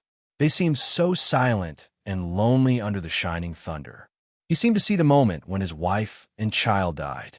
In the holy land of Mary-Ehua, the world's nobles still enjoy themselves with singing and laughter every night. But he could only sign the document of family consent to collect the body alone in the morgue of Naval Headquarters Hospital. Celestial dragons, I will let you know what pain is.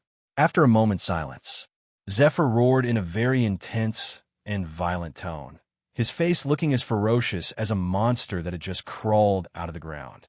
At this point, he has already made up his mind to launch a killing vengeance against the world government. The pent-up feeling deep in my heart that had been suppressed for a long time completely disappeared, and my whole mind became free and unfettered. No one can morally blackmail Zephyr anymore. F***K justice. What kind of justice is it if it can't even protect one's own family? The moment when the thought comes clear, Zephyr could already feel an indescribable emotion and power surging in his chest. This is the most violent force in the world. Thunderbolts kept striking from the sky, turning the originally gloomy ground into a bright white. The wind began to howl. The Admiral of Headquarters' cloak on Zephyr's shoulders blew loudly. He gently unbuttoned the buttons on his shoulders and threw it into the sea, letting it drift away with the waves.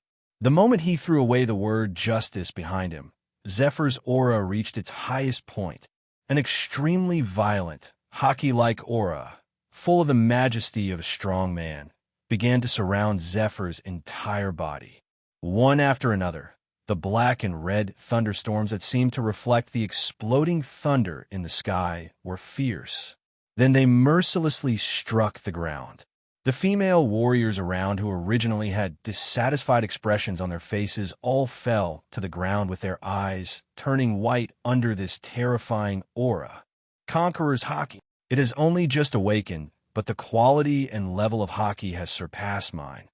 Queen Tori muttered to herself as she looked at the former Admiral of Headquarters, who suddenly awakened Conqueror's Haki in front of her. Not bad. It seems that I've figured out some things. This world has never been complicated. The only thing that is complicated is people's own hearts. Life is short, less than 100 years. If you can't even achieve what you want to do, then what's the point of having ideals? Join us and become my third government admiral. Or defeat me head-on and escape from here. Luo Hu looked at the purple-haired man in front of him calmly. Zephyr is a very good Marine, but now the position is different. What if I let go of a top warrior who has awakened Conqueror's Haki because of my compassion? Then, when the next war breaks out, the enemy will kill large numbers of our troops without hesitation. This is what Luo Hu doesn't want to see. So, if Zephyr rejected me at this critical moment, Luo Hu himself is not a soft-hearted person. Defeat you? That would probably require the world's most powerful 5 elders to put on helmets and fight in person. I choose to join the Great Qin government. However, although my identity has changed, if there are huge disagreements within the government, I will still choose to follow my heart. If you agree, then from now on Zephyr will be under the command of the government. Looking at Luo Hu, who is already exuding a dangerous aura, Zephyr was stunned for a moment. Then he revealed a ruffian aura that was completely different from his previous gentle and elegant temperament, just like the temperament of pirates. You are a real person, Mr. Zephyr. Join us. You won't regret it. Our new government is incomparable to those useless celestial dragons in every aspect. Before you officially work for me, you can go to all the islands currently under the jurisdiction of our new government to conduct a survey on people's livelihood. If 5 or more out of 10 people express dissatisfaction with the new government, you can resign at any time. Luo Hu looked confidently at Zephyr, whose temperament was completely different from before. After all, he has the confidence that under such a high welfare policy environment, the common people will definitely be supportive of the new government. For Luo Hu, who was once just a small fisherman, for the lower-class civilians, talking too much about dedication, policy benefits, etc., those are all very empty words. The best way to gain high public support is to either provide the best welfare benefits or just give money directly. And Luo Hu has already done both of these. Luo Hu himself does not believe that under such perfect conditions, anyone would still resist his new government.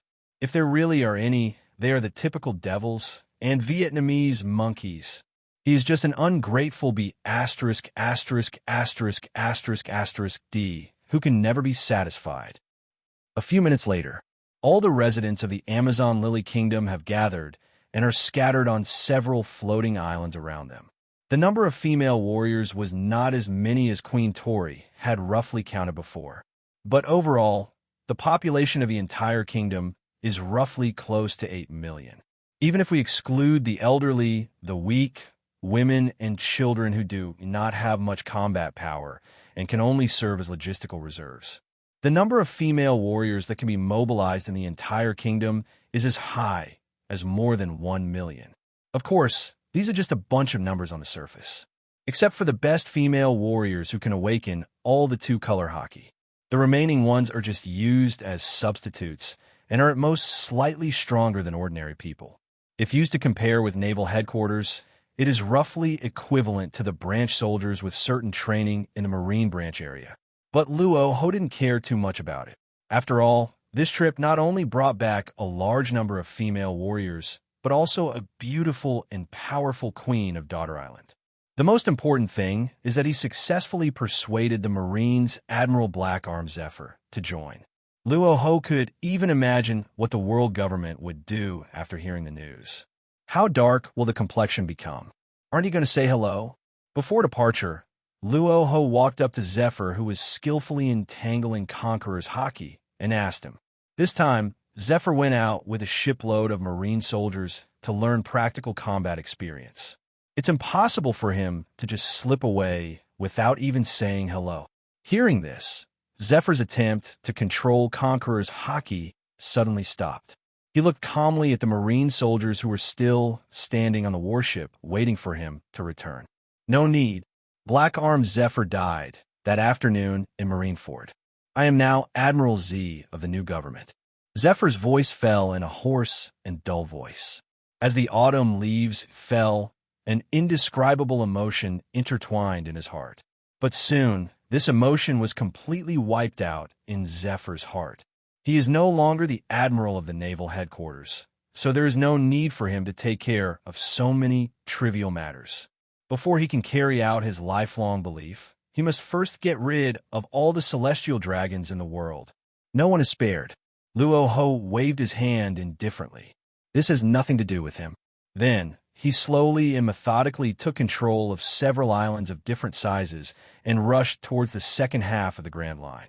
Although Luo Hu also wanted to slap these 3 or 4 islands away with one slap. But after the last time when he was almost squeezed to the point of kidney deficiency by paramecia devil fruit, Luo Hu has become much more cautious in his work style. He is not so invincible that he looks down on everyone. At most, he can fight 6 or 7 admiral-level warriors at the same time. Not very strong, only generally strong. If you are too arrogant, you might be attacked by the paramecia devil fruit one day and be killed on the ground. A few days later, Naval Headquarters, Marineford. What did you say? Zephyr Admiral joined the Qin government. Hearing the Marine lieutenant in front of him talking about such things, Konggu, who had just served as the Naval Headquarters Marshal for a few years, suddenly turned pale. Twisted blue veins on the man's forehead instantly climbed up. Sengoku, the only admiral on the scene, chose to remain silent. Staff Officer Tsuru reached out and grabbed Gion, who was sitting next to him and was finally qualified to participate in the meeting, but was unable to sit still. As for Garp, who was also sitting next to him, he continued to eat his sunbae snacks in silence, as if no one was around. Sengoku, what do you think about this? Veins bulged on Konggu's forehead, and his expression was uncertain. At this stage in the naval headquarters, the only 2 admiral-level units that his subordinates can use are Sengoku and Zephyr. Garp is also a Marine powerful enough to rival himself. But Garp has always disobeyed orders. So Konggu naturally never considered his existence. It doesn't matter whether you have it or not, as long as you can stand up at the critical moment. But Zephyr is different.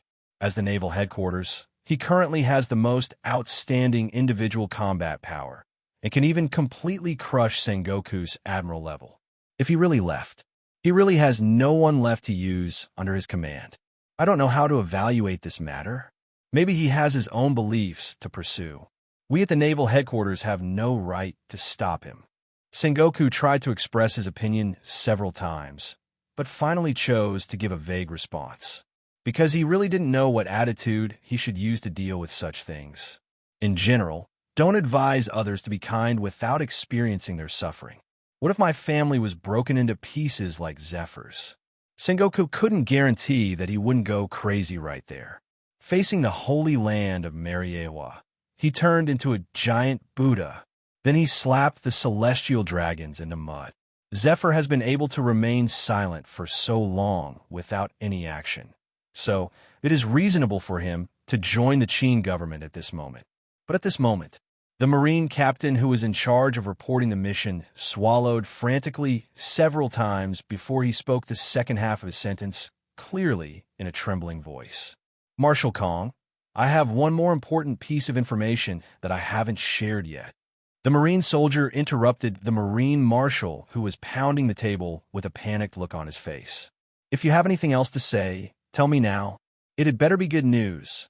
Kong glared at the Marine captain who was breathing heavily while speaking with an extremely unhappy look on his face. Can he, the commander-in-chief of the naval headquarters, be allowed to spend the last few years of his tenure in peace? He always has a lot of troubles. He really picked a good time to serve as the marshal of the naval headquarters. Within 4 seas, a large group of talented young people have chosen to join the ranks of pirates and rushed into areas, such as the Grand Line, that are difficult for the naval headquarters to reach. The power of the pirates is expanding rapidly. The North Blue Mafia organization is wreaking havoc everywhere. The member countries of world government are frantically requesting support to resist the Mafia organization. A large group of historians from West Blue are frantically touching the bottom line of the world government to study the blank 100 years of history. South Blue's traditional trading area is also full of pirates. Even the sea area of East Blue, Garp's hometown, has seen many pirates leave one after another. It's starting to become a little unstable. Come on, as the commander of the naval headquarters, he is under a lot of pressure. Marshal Kong, it's like this. I'm the user of the paramecia, eavesdropping fruit. When I was on a warship, I accidentally used the devil fruit ability to eavesdrop on some terrible plans. Mr. Zephyr, he said he wanted to kill the celestial dragons, the world's nobles. And Mr. Zephyr's tone has become much scarier than before. In his last sentence, he even said that he wanted to kill all the celestial dragons in this world. He really wasn't kidding, and he awakened Conqueror's Haki right after saying that. Even though I was still very far away from him, that Conqueror's Haki directly interrupted my ability of eavesdropping fruit. It's really scary. Captain Marine resisted the pressure from several high-ranking officials at the top of the naval headquarters and made clear the last words he heard. What? Zephyr is going to kill celestial dragons. This is really terrible news. Garp, who had been eating his sunbae silently and not participating in the discussion, after hearing that his old friend Zephyr actually had the idea of killing celestial dragons, he burst into laughter with a look of shock on his face. Garp, don't you see what kind of occasion this is? How can you say something like that? If you don't know how to speak, shut up right now. Kong looked extremely displeased as he angrily scolded Garp. It'd be ******D, who totally disobeyed orders from his superiors and just did whatever he wanted all day long. But it is obvious that as Garp's boss, Kong is still able to suppress Garp's unbridled smile after being serious. Although the effect is not significant, it is still some progress after all. Pooh. Ha. Sorry. So you can't say that kind of thing? Then, what I just said doesn't count. Just pretend I never said it. Garp picked up the snack that had just fallen to the ground due to his shock and continued to eat it. Kong rubbed his temples with a headache, and for a moment he didn't know how to face such a dilemma. In this era, the power of their naval headquarters has been gradually weakened. In a situation of transition, Zephyr left Marine again and joined the new government faction. It would be fine if you joined other organizations. He chose to join the Qin government founded by the evil ghost Luo Hu. Even at this critical moment, Conqueror's Haki was awakened. Doesn't that mean that in the future naval headquarters will directly face a man who is just as strong as that fool Garp? although Zephyr will not be so ruthless in killing Marine soldiers. But that's just speculation after all. After joining the new organization, it would not be easy for Zephyr to survive in the new team without some pledge of allegiance. How scary. Alala. This is a very dangerous situation. If such a day ever comes, I will personally take off Zephyr's head. How could you choose to join the evil forces? Humph. Compared to the seriousness of the senior management. In the corner of the conference room, 3 young men wearing red, blue, and yellow shirts expressed their opinions.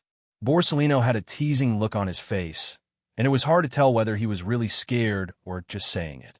Kazan, on the other hand, had a calm expression, and just like his devil fruit ability, he seemed quite nonchalant.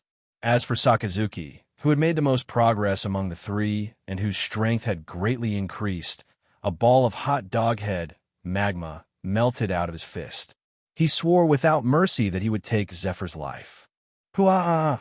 Sakazuki brat, please stop talking nonsense like that. Zephyr is a strong man from the same batch as me. Now he has also awakened Conqueror's Haki, a Haki that is strong enough to rank among the top powers. Even I may not be able to defeat Zephyr head-on. Garp, who was originally eating snacks, frowned quickly after listening to Sakazuki's speech. Compared to the other 2 young marine monsters, this Sakazuki brat is extremely unpleasant to him in every way, although his words and actions are very tough. But it's not a good thing for young people to be too hot-tempered. Sakazuki is somewhat too arrogant. At this age, he actually dared to say that he wanted to take off Zephyr's head. Besides being stupid, the rest was just arrogant. Ahem. Stop arguing. The most important thing now is that we have officially confirmed that the evil ghost Luo Hu is indeed not dead and has returned to this sea. If nothing unexpected happens, a war that will shake the world will come again. We must be fully prepared, even if. Just when Kong was about to tell all the senior executives present about his next package plan, suddenly, several men wearing masks and pure white fitted suits flashed outside the window of the meeting room of the Marshal's mansion. These people who suddenly appeared are the members of the CP organization, and they're the 3 guys who have recently replaced as the new CP governors. These bastards came at the perfect time. Kong looked slightly dissatisfied, but he was also very glad that he didn't say the follow-up words just now. Otherwise, the entire naval headquarters might have to negotiate with the world government first.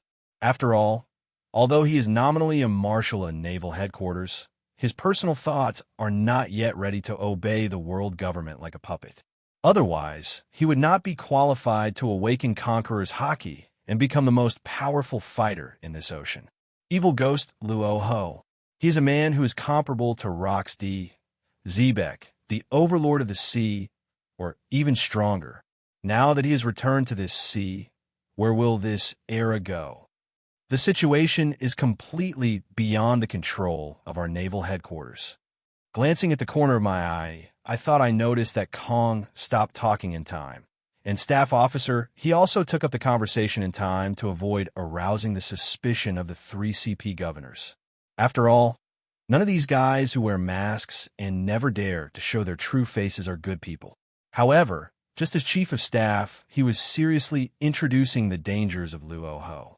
The 3 CP governors who came uninvited showed extremely disdainful smiles on their faces.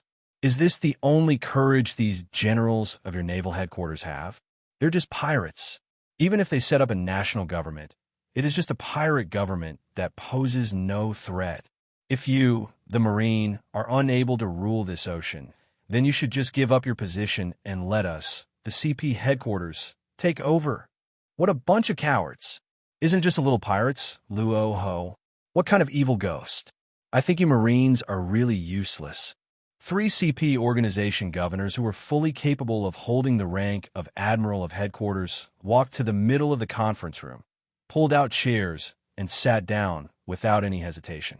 There was still the disdain and arrogance in his words that came from Guanqing. Kawa Inui, these guys have a very scary aura. I wonder if Sakazuki-chan can sense it. It doesn't matter, but that's it. Alala. Is the meeting over? Sakazuki, Borsellino, and Kazan, 3 guys who have almost been confirmed as the next 3 admirals of the naval headquarters, commented with different expressions. Kongu, Garp, Sengoku, he and other senior executives of the naval headquarters looked extremely solemn, and even looked at the CP governors with dissatisfaction. These people have personally participated in the Battle of the Valley of the Gods and the defense of the Holy Land of Mariehua. That was someone who had met and fought against Luo Hu in person. How powerful a man like Luo Hu is, only those who have faced him head-on will know. Even the bloody reputation of the evil ghost, who slaughtered hundreds of thousands of lives in public, still remains in everyone's hearts until now and will not fade away for a long time. And these 3 governors seem to be just a group of young people who have just been promoted to the position. I have never seen these guys before. They are obviously the reserve talents that the world government has been hiding. He actually spoke rudely and even looked down on Luo Hu, a powerful man who once ruled the entire ocean. However, after the Marine senior officers looked at each other, they did not choose to refute the 3 young and energetic CP governors, because there is absolutely no need for this. People won't listen to advice. Only broken bones are the best lesson. However, if these 3 young and energetic guys really meet Luo Hu when the time comes, then it may not just be the bones that are broken. The entire head might be smashed into a bloody mist on the spot, with bone fragments flying everywhere, and the entire body would be burned to death. In short, let's report this news to the government and remind the 5 elders to make preparations in advance. Kongu waved his hand disapprovingly and didn't want to pay any attention to these 3 CPS at all. After all, in his opinion, these guys are always causing trouble instead of helping others. When he was still the admiral of headquarters and in the Battle of God Valley, he had a hard time fighting because of the incompetence of that group of people in the CP organization. Even the previous naval headquarters Marshal Diamond Netanyahu, would suddenly lose consciousness and be killed by rocks when he saw his flaw. This is also closely related to these CP organizations that are only arrogant but actually have no level at all. After hearing Kongu's order, Sengoku, as admiral, was not long-winded either. He casually took out a din mushi that was specially designed to connect to the Holy Land and dialed the number directly. This time, din mushi did not remain silent until the call was about to be hung up as usual. Soon, the 5 elders sat in the office with a dignified manner, and the scene of them sipping tea was projected directly onto the wall by the projector din mushi on the desk. Master 5 elders, I am here to see you. As soon as the image of the 5 elders was put on, the 3 CP governors who were originally extremely arrogant next to them instantly revealed their originally servile appearance. While kneeling on one knee to express his respect, he flattered the 5 elders. Although the Marine Department also follows the rules of etiquette, it does not seem as shameless as the CP organization. Master 5 elders, the Intelligence Department has officially confirmed that the last footage captured was indeed the evil ghost Luo Hu from 6 years ago. He's not dead yet, and the new government that has occupied more than a dozen countries in the second half of the Grand Line was also established by him. Kong speaks very quickly and gets straight to the point without any nonsense or spam. Is that so? How disgusting. Evil ghost. On the screen, the 5 elders seem to have already accepted the fact and were not as shocked as when they first heard the information. There's one more thing. Our former Admiral Black Arm Zephyr of the Naval Headquarters joined the Evil Spirit Camp a few days ago, and also successfully awakened Conqueror's Haki. After Kongu paused for a moment, he reported the information of Zephyr leaving the Marine to the 5 elders. Nanny, what did you say? The 5 elders who originally wanted to maintain their composure as the world's highest authority in front of a group of their subordinates were instantly defeated. Card Cannon. P.S. Now it seems that during the Summit War, Garp asked Sengoku to hold him down, otherwise he would kill Sakazuki. There's really no water in it. A Conqueror's entangling galaxy strike from Beehive Island destroyed the entire pirates' town of Teach like a nuclear bomb, and this was Garp, who had grayer hair and was older 2 years later. At the time of Summit War, Garp's hair was still a little gray. If Garp at that time really attacked Sakazuki, Sakazuki wouldn't be able to hold his head up. And although Sakazuki's record seems to be very impressive, he is actually the most cautious or cowardly of the three admirals. When fighting Whitebeard, such an old and sick man, he didn't dare to fight him head-on and had to instigate the great whirlpool spider to use the filial sun sword before he dared to fight him head-on. Kizaru and Akiji dared to fight Whitebeard head-on as soon as they appeared, but Sakazuki just sat there and waited for Whitebeard to get angry. How lame. On the projected Den Mushi, the movements of several five elders who were savoring the fragrance of tea suddenly trembled. As the world's highest authority in charge of the entire world government, they know better than anyone how powerful the three admirals of the Naval Headquarters Golden Age were. Kong Garp, the fist-black-armed Zephyr. Although these three people only had the rank of admiral on the surface. But in fact, every one of them is a strong man who is fully capable of taking on the position of marshal.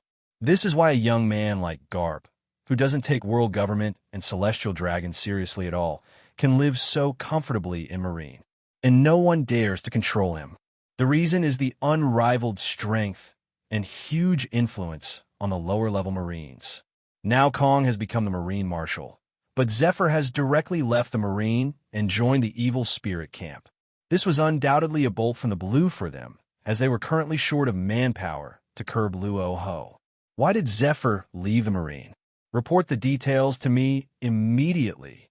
After the five elders finished speaking, Garp sat in his original position with a slight frown on his face. Why did you leave Marine? Isn't it because you old guys killed Zephyr's family? Do you really think that you have done it perfectly and no one will know? You are a W***re and a saint. Now you come here and say such hypocritical things. How elegant. However, Garp was smart enough not to say these angry words to the five elders out loud, but only shouted a few words in his heart. After thinking for a while, Kongu directly explained all the information he knew. The five elders' faces turned more gloomy as they listened. The Admiral of Headquarters actually turned against the world government just because of a few words from the evil ghost Luo Hu. And that guy actually wanted to kill all the celestial dragons in the world because of his telepathic thoughts and accidentally awaken the Conqueror's Haki. What the hell does this mean? Could it be that they are the saviors who have ruled the world for 800 years as the world's nobles? Is this the shortcut for these lowly slaves to awaken Conqueror's Haki? This is simply alarmist. The five elders looked at each other with their facial muscles trembling wildly. They were obviously very angry about Zephyr awakening Conqueror's Haki. Apparently, until this moment. These few powerful people still did not realize the series of wrong consequences brought about by their command of senior agents of the CP organization to kill Zephyr's wife. The five elders only care whether their subordinates obey their orders. Zephyr's belief in justice without killing has seriously affected the reputation of the world government. In order to appease the emotions of the more than 200 kings of member countries who joined the world government, Zephyr's family became a tragic substitute. The five elders hope that Zephyr will gradually change his beliefs through the incident of his family being killed by the pirates, and turn him into an admiral who will allow them to manipulate him and hate the pirates for the rest of his life. But they never expected that within a few days, this Zephyr, who was supposed to be under their control, he just slipped away like that. He even joined the new government department for the third position of the evil ghost government admiral. This series of changes will undoubtedly cause a huge gap that will suddenly collapse the current chaotic and unbalanced world order. Things were becoming a little difficult. If things are allowed to continue to develop, it is very likely that they will be out of their control again. Kong, listen up. Go and gather all the elite officers and soldiers of the naval headquarters immediately. Gather the troops at the entrance to the second half of the Grand Line and wait for our orders. We must completely stop the budding of that evil government. Kill it. Topman Vachelishing, who had a beard like a wild boar's tusks, had an extremely serious expression and gave his orders directly into the phone.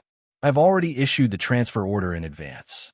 At present, the elite officers who have been transferred from the naval headquarters to the Four Seas branch and the first half of the Grand Line have all received the order. They will all be transferred to the headquarters and be on standby within 3 to 4 months at most. Well, tell your men to speed up. Things are urgent. We must give this evil ghost a head-on blow. The 5 elders were very satisfied with Marshal Kongu, who executed orders very quickly. After all, if you want to gather all the combat power from the 4 sea areas, you will have to overcome many difficulties along the way. Apart from the influence of the pirates, you also have to find a way to cross the Sea King's Calm Belt area, and finally end the voyage by passing through the teleportation ladder under the Red Soil Road. It is very commendable that Kong was able to make such preparations in advance. Today's meeting ends here. Gather all the elite soldiers and generals, and don't act rashly. Just wait for our notification. After Topman Vacheli Saint finished explaining the final things, he quickly hung up the phone. In the last scene, the person was like an ant on a hot pan. He didn't even drink his tea and got up and left in a hurry. Inside the Hall of Power of Mariehua, the sacred place of Red Line, Celestial Dragons, the 5 elders who hurriedly hung up the phone with naval headquarters looked at each other, and for a moment they were sweating profusely. I originally thought that this news was the same as before, just a gimmick reported by those unscrupulous self-media news broadcasters. I didn't expect it to be true. The appearance of the evil ghost Luo Hu is definitely the biggest troublemaker in the current chaotic situation. Are we really going to fight again? I don't think this is appropriate. Since Master Yim spent a lot of his life to activate Uranus 6 years ago, he is still a little weak. If Lord Yim is injured, it will have a huge impact on us. Let's inform Lord Yim about this first. Even if we can't restart Uranus for the time being, we can prepare in advance and summon the 18 powerful royals to resist the evil spirit again. Or just take Joy Boy's body and use the super god Haki to completely wipe out the evil ghost Luo Hu from this world. The 5 elders looked at each other and felt that the plan was very feasible. After all, they are facing Luo Hu, a strong man who can truly kill them instantly. It never hurts to be cautious. Instead of risking your life to fight with Luo Hu, it will be better to just drag out all the heritage that the world government has accumulated over the past 800 years, so that it won't be left there for too long and gather dust. Anyway, unless the situation is particularly dire, we must not confront Luo Hu head-on. The evil energy of the dark fruit will directly interrupt our immortal recovery ability. That's right. What Nasajuro said makes a lot of sense. The level of this evil ghost is really too high. He is infinitely close to the completely unsealed him.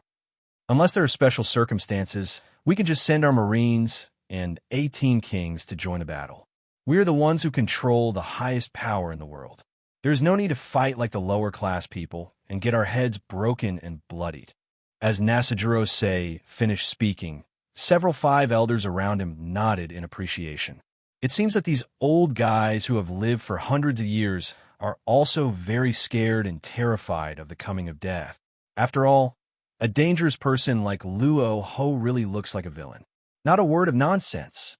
He always aims at the vital parts of the body when he strikes, and he wishes to turn the person into a bloody mist with one punch or chop him into 2 pieces with one knife. He is a ruthless person. We have already completely erased you and rocks and turned them into legends. Why don't you just disappear quietly into history? This time, the world government has revealed its true colors. Where can you escape to? A new government department? Haha, too naive. This world can only have one ruler, and that is the world government who reigns over the world, sweeps across the wilderness, and has ruled this ocean for 800 years. Saint Vacheli, with a beard like a boar's tusks, stood up from an extremely expensive and precious sofa chair, made entirely of atom wood, and with the interior made of first-class velvet. I walked slowly and low towards the tall, floor-to-ceiling window, looking at the sunset in the sky that looked like a ruby at dusk. Evil ghost, if you're not from the D clan, You will not be able to fight against us. Besides, the sun god Nika, a warrior of destiny, hasn't appeared on this sea for 800 years. What can you use to fight us?" St. Vacheli's calm words quietly fell beside the window and drifted towards the blue sea along with the breeze outside. However, although his voice was full of confidence in the government's 800-year heritage, his deeply furrowed brows silently told him that he was really in a difficult situation.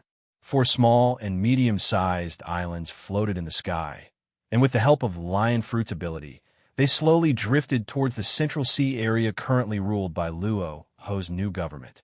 At sunset, the curtains hang over the island full of the original jungle atmosphere.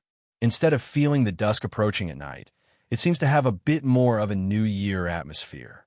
At night, the sky was cloudless, as if it had been washed clean and transparent.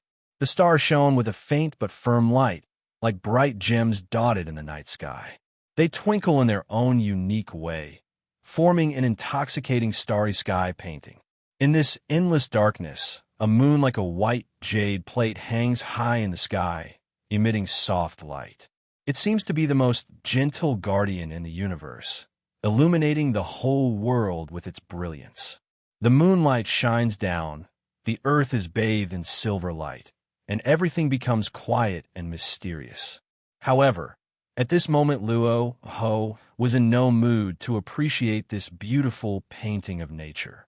Because, in front of him, Empress Tori, who maintained the image of a cold empress during the day, was wearing a lavender cheongsam. The slender, white and tender hands, like scallions, were holding a large bucket of warm water. Luo Hu's gaze is quite accurate. With just one glance, he was able to automatically render the entire three-dimensional image of Empress Tori in his mind based on his years of experience. She has the temperament of a top-notch queen and is full of unique wildness, compared to the pitiful Tian Yueshur. Because Empress Tori grew up in an environment that values traditional Huxia culture and martial arts, it goes without saying that she has a pair of long legs, which are naturally the result of decades of training. She doesn't have the tranquility of a beautiful girl next door, but instead is full of the style of a strong woman. "Mr. Commander, you must be very tired to move to a better place for our Amazon lily kingdom. This is a Huxia medicinal bath that has been passed down by our Amazon people for hundreds of years and is very beneficial to the body. All the medicinal materials in the bathtub are ancient medicines that have grown for nearly 100 years in the primitive jungle. The medicinal age and efficacy are extremely powerful. I guarantee that you will relax your body completely, and I specially selected the herbs and prepared it for you." Tori carefully held the big bucket of warm water in her hands. The previous naive look in her eyes had completely disappeared and was now filled with a unique aggressiveness.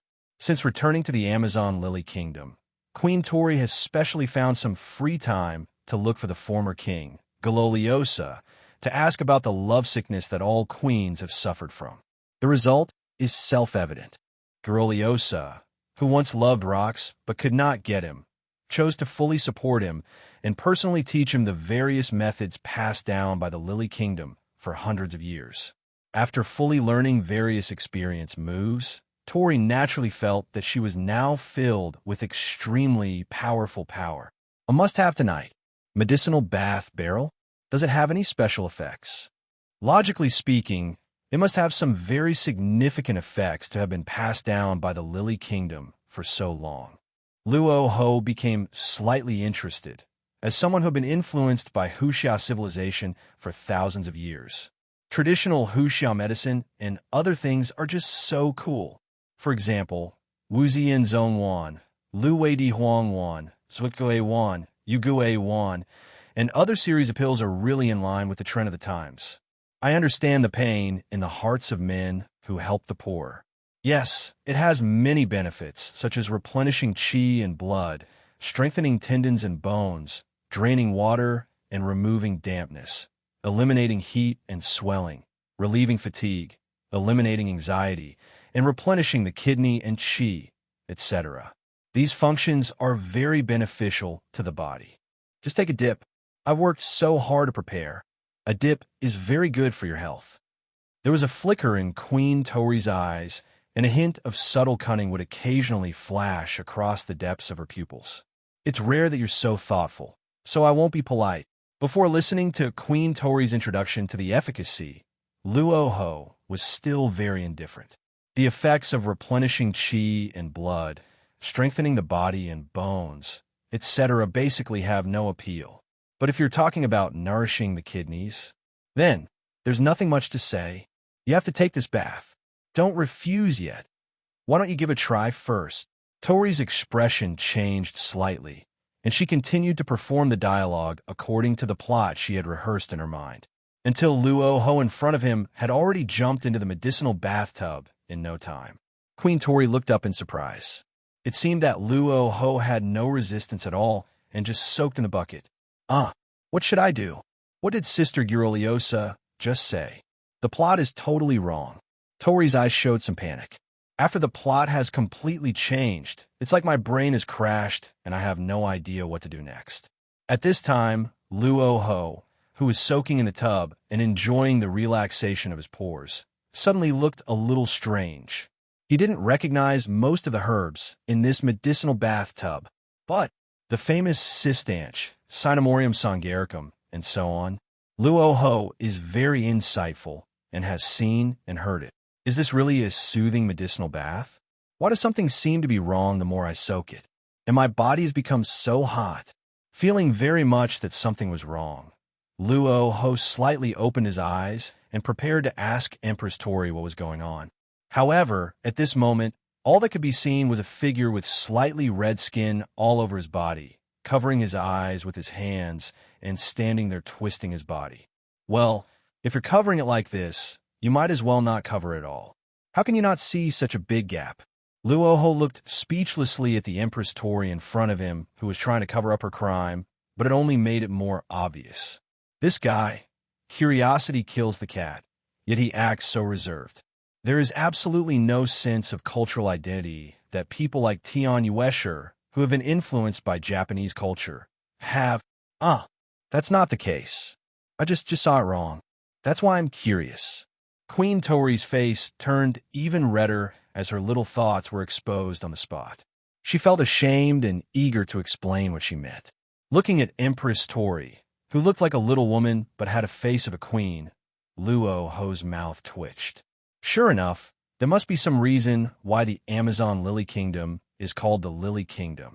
There is absolutely no one of the opposite S*X in the entire country.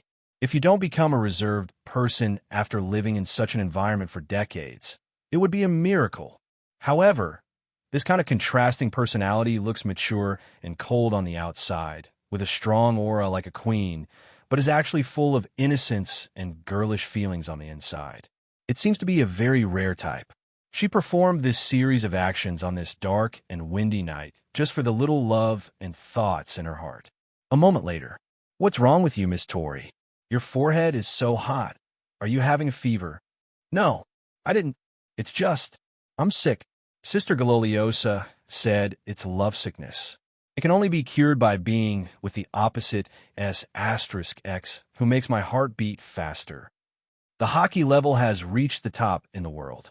The domineering aura of the world's strongest man was revealed all the time on his body. For a moment, Queen Tori, who had always only worshipped heroes and strong men, blushed like an apple. She slowly lowered her head, as if her little head weighed 1,000 pounds and she couldn't lift it up. Her eyes were always downcast, and she didn't dare to look at the man in front of her even once. It seemed that if she raised her eyes slightly and met his gaze, all the secrets and emotions deep in her heart would be instantly seen through. So, she could only stare at the ground, at the small piece of land under her feet, as if there was a power hidden there that could make her feel at ease. And dealing with it is obviously just a very ordinary word. But why is it filled with that irresistible aura? Tori, who was born with Conqueror's Haki and possessed extremely strong strength, and who had never taken the men in the world seriously, trembled slightly. Is this really the effect of the love poison? If I don't agree, I might die from the legendary lovesickness.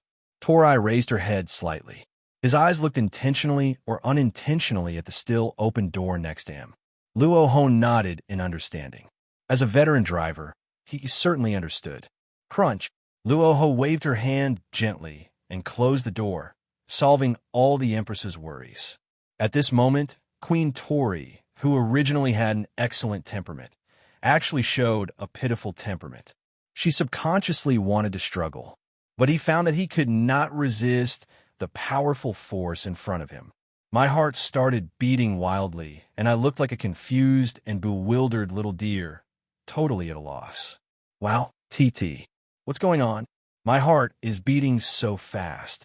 TT, Queen Tori, who was usually high and mighty, actually had her voice trembling slightly, and said in an obvious crying tone, "What should I do?" Tears welled up in her beautiful and majestic eyes. Sudden, Queen Tori only felt that the temperature on her forehead was as if she was sick with a fever, and her body temperature was abnormally hot. At this moment, she just felt like her body was paralyzed, as if she had been electrocuted. Her hands and feet had no strength at all. Open your eyes carefully. Queen Tori, who already has a love filter, only felt that she saw the most gentle appearance in the world. Haki is such a good temperament, but why does her eyes seem so gentle? Is this really love? It seems that Miss Tori is indeed ill. However, how can the lovesickness that has been passed down from generation to generation in your Amazon kingdom be cured? After all, I'm not a professional doctor. Tori's face flushed. She has no idea where her position should be, and has no idea how to cure the lovesickness of empresses throughout history. He just lowered his head, nodded weakly, and then shook his head hastily. Although I have been handling state affairs in the Amazon Lily Kingdom for more than 10 or 20 years, I have never been involved in this kind of things. But even if you haven't eaten pork, you've seen pigs run. Especially when I was out at sea, the sesame looks from those guys always made me feel very uncomfortable. But the opposite S*X like Luo Hu is very different from the bastards he had encountered before. Not only is he extremely powerful, but he was also saved by the big pirates who offered a bounty of billions of berries. Vice Admiral himself and the people of the country saved him.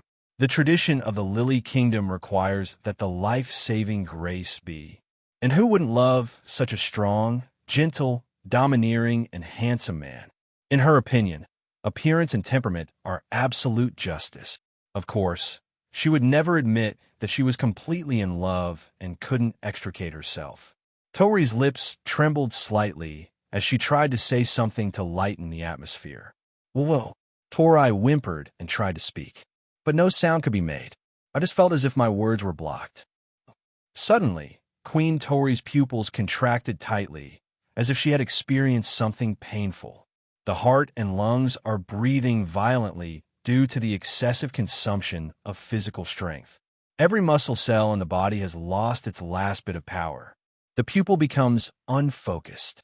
The scene is peaceful, rising early in the morning.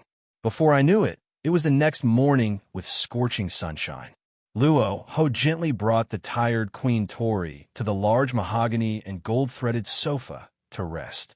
It is worth mentioning that the buildings in the entire Amazon Lily Kingdom are pavilions and towers with a Huxia style. Each building looks like it grew out of the forest and blends in with the surrounding environment. These buildings are all built with expensive original mahogany, and they are carefully carved into various shapes. Whether it is the roof, doors, windows, or walls, they are full of artistic sense. Some buildings even look like ancient palaces. This kind of pure Huxia-style building makes people feel a peaceful and harmonious cultural atmosphere, even if they just stand next to it. And all the furniture in the Amazon Kingdom is made of very expensive, century-old mahogany. The whole big bed exudes a faint wood fragrance, which is very poetic. I sincerely thank the commander for accepting all the residents of our Amazon Lily Kingdom. Queen Tori's face turned red. There was an expression of great seriousness in his big eyes. It was surprising that a powerful figure like Luo Hu, who controlled the entire government, was willing to accept female pirates from his district and a large group of citizens who had no formal identities. Queen Tori no longer knew how to express her gratitude. In the tradition of the Amazon Lily Kingdom, the grace of saving a life must be paid back. Originally, there was a paragraph of the author's wonderful and extremely wonderful writing style that was completely different from the previous one. But due to the strict review of FanFan, the author was forced to delete all the content. Now the full attendance reward has been deducted, and the book has been removed from the shelves. Dear readers, please read it if you can. If you can't read it, just delete the book. Thank you for your support. I wish you all good health, good luck, success in everything, and a happy family. After a moment passed, Luo Hu very seriously and carefully introduced to Queen Tori the various fear problems that novice female drivers may encounter on the road. It is normal for novice drivers to be afraid of driving after getting on the road. Even though the road is wide, they are still afraid of accidentally hitting the curb. It is still very necessary to be compassionate to women. You should cherish a good girl whose eyes are full of love. Of course, if she is that kind of person, then don't waste her. Is the condition getting better? This means I don't have to die like the previous empress because of this strange disease. Thank you so much. Since I'm feeling better, could you please take some time to arrange the next treatment? The excited voice fell. Queen Tori opened her eyes wide and looked at the man in front of her with great gratitude. He had a domineering temperament and seemed to be standing at the forefront of the world. The sound of communication, as faint as the sound of mosquitoes, fell. Originally, there was a very special description by the author, but due to the very strict review here, the author was forced to revise the entire book. Now, the full attendance reward for this book has been deducted, and the book has been removed from the shelves. Dear readers, you can read it if you want to. If you don't want to read it, just leave. Thank you for coming. Finally, thank you all for your continued support. I wish you all good health, good luck, success in everything you wish for, and a happy family. What's going on? Luo Hu was completely confused and just stood there. It's not clear what happened at all. Why do I suddenly feel like I'm being controlled by my Shiranui skills? And does Empress Tori completely regard herself as a tool to cure her illness? So, in the eyes of Queen Tori, such a powerful person like me is just an ibuprofen sustained release capsule that can cure diseases? Isn't this a bit too exaggerated? The kingdom of women is really crazy. The next day, in the early morning, a red sun rises from the east, and the golden sunlight shines through the thin clouds, illuminating the whole world. In this beautiful morning light, a mysterious and wonderful island quietly emerges in the sky, like a fairyland. This island is like a shining pearl, surrounded by soft light, exuding charming charm. The sun shines through the clouds, caressing the lush vegetation and clear streams on the island, as if injecting them with vitality and vigor. The trees sway their green branches and leaves. The flowers bloom with brilliant colors, and everything seems so vibrant. The wooden door of the room opened from the inside. Luo Hu walked out with a normal expression.